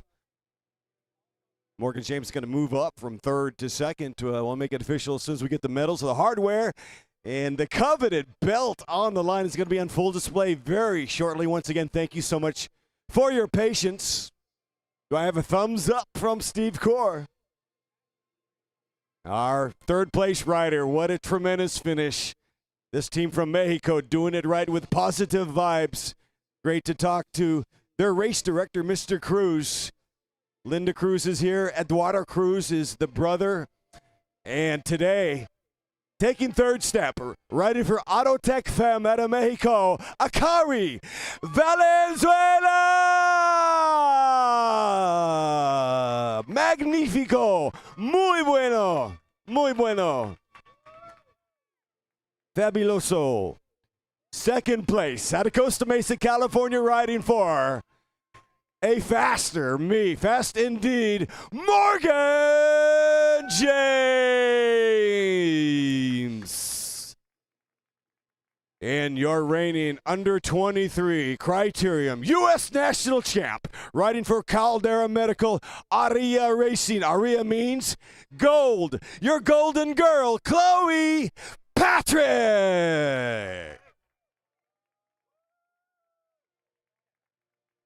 First up, the belt, and it is a coveted, bedazzled piece of hardware, kind of an homage to Hulk Hogan, to Rocky Balboa, to Muhammad Ali, the heavyweight belt. And let's see it eventually hoisted up into the sky. All right, that's a beautiful sight, because all that glitters is gold. We've got more. Chloe, put the belt over your head. High in the sky. Labels out. Labels out. Labels out. Route 66 Queen right there of the Mother Road. What a beautiful, beautiful podium. Valenzuela, James, and Patrick. And now the big, grandiosa check. La Conte, por favor. Courtesy of the ice cream shop right here on Route 66. That's one gur, ladies and gentlemen. That is one gur. Muy grande. Akari Valenzuela, thank you for coming up and making that California trip. You all are so hip, but don't have a trip off that top step. Akari Valenzuela, Morgan James, and Chloe Patrick.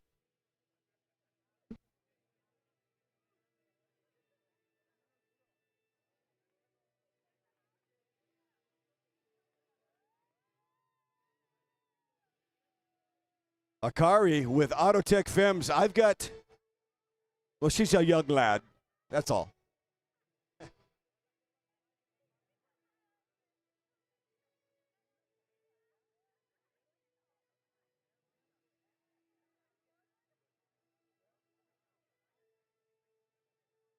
And to revisit our top 5, podium is top 3, but I want to give some love and credit and attention to our top, we'll say top 6, right? Or 6th place. Manbrin Sanchez in 6th place in the Men's Pro 1, 2, 3. Sanchez also picking up some preems. A bit of a preem bandit. 5th place was Giovanni Romero. Good to see you, Giovanni. On a comeback. And 4th place, riding for Go Fast, Michael Sweet. En esta la vida todo es posible. Con pasión, con corazón, con poquito dinero. Well job well done, Mr. Cruz. Absolutely. 3rd place in the Men Pro 1, 2, 3, Genaro Perez Sanchez. Sanchez, age 21. This is him, riding for DM Pro Cycling. That kid can sprint on a dime. Job well done. 2nd place, another all-arounder, a sprinter, bracketing Route 66, silver last year, silver this year. He's coming back next year. Let's give it up for Alex Heartbreakins Akins. That is a gentleman and a closer, Mr. Akins. Thank you. I know you got sleep deprivation. Top step today in a thriller in Manila, taking the heavyweight belt championship of the world, Christian Arriagada. Arriagada, what a job well done.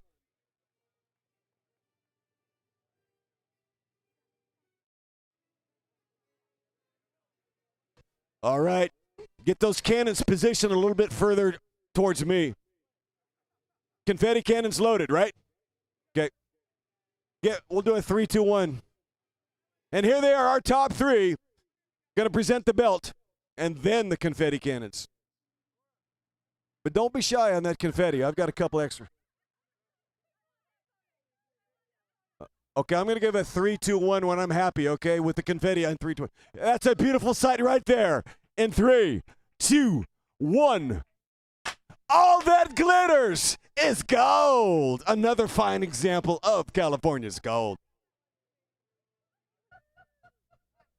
And now, the big La Cuenta check.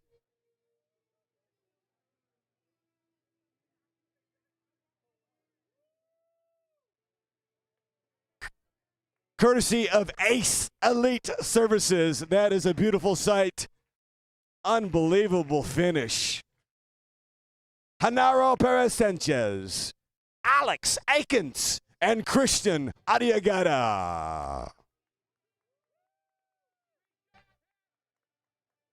And to Patrick Carroll and his team, ladies and gentlemen, the man in the safety vest, OSHA approved. What a stud.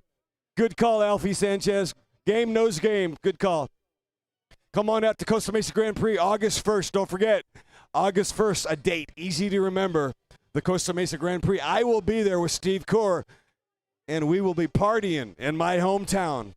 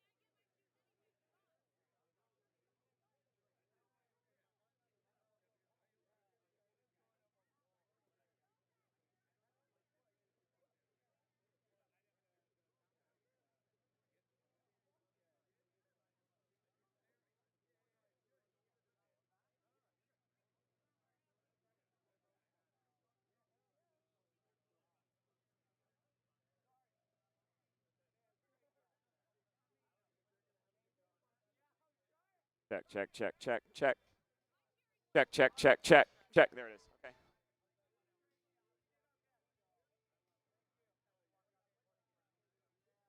All right, we're going to try to get the winner over to the podiums for a quick final interview.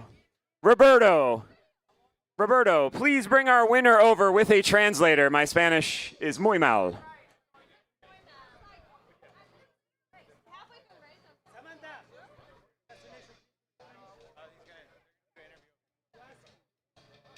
Okay.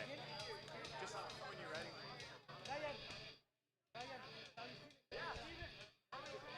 Robert, venga, No, traducirme. I just need any. You're gonna translate for me? Okay. Go that shoulder. That way you can just. I'll let him. I'll ask the question in English. I'll let him respond in Spanish, and then you can translate.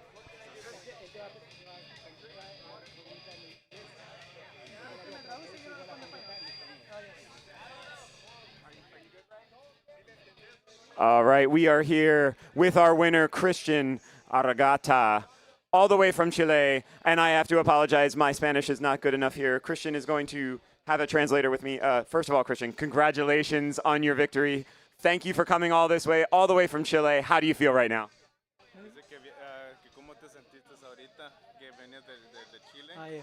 No, me sentí súper bien.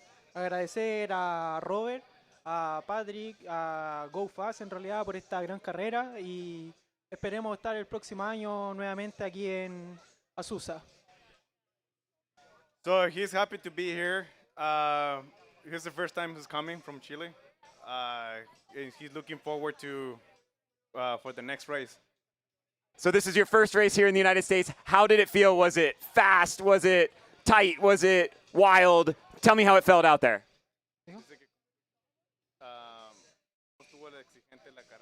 No, en realidad estuvo muy exigente, un circuito muy entretenido, con harta curva como en 90 grados, así que estuvo bien fuerte. He said like it was a very tough, but he was able to complete it as his. So we saw that you went out and closed the original gap. There was a solo rider out, and you went all the way across the gap, then held back. What was the thought there? You wanted to try to recover and then go later for the victory, or why not attack right away? Dice que cómo te sentiste al tratar de llegar el pedazo. ¿Con el que iba solo adelante? Ajá. Ah, no, el que iba escapado, que lo llevábamos como a 15, 20 segundos, no lo podíamos cerrar. Así que ahí tuvimos que hacer un gasto rápido y veloz para cerrarlo y era lo que había que hacer para tratar de ganar la competencia. He had to push a little extra, move forward, and try to close the gap closer and closer, and he succeeded on that area. And when you came across the line and you knew it was your victory, how did you feel? ¿Cómo te sentiste en la línea cuando llegaste a la meta? Ah, no, muy contento, muy feliz. Mi segundo año aquí corriendo Criterium, así que muy contento de ganar Azusa y obviamente volver a subirse al podium de número 1 me hace estar muy feliz. Second year racing in USA, but he's happy to be again on the podium.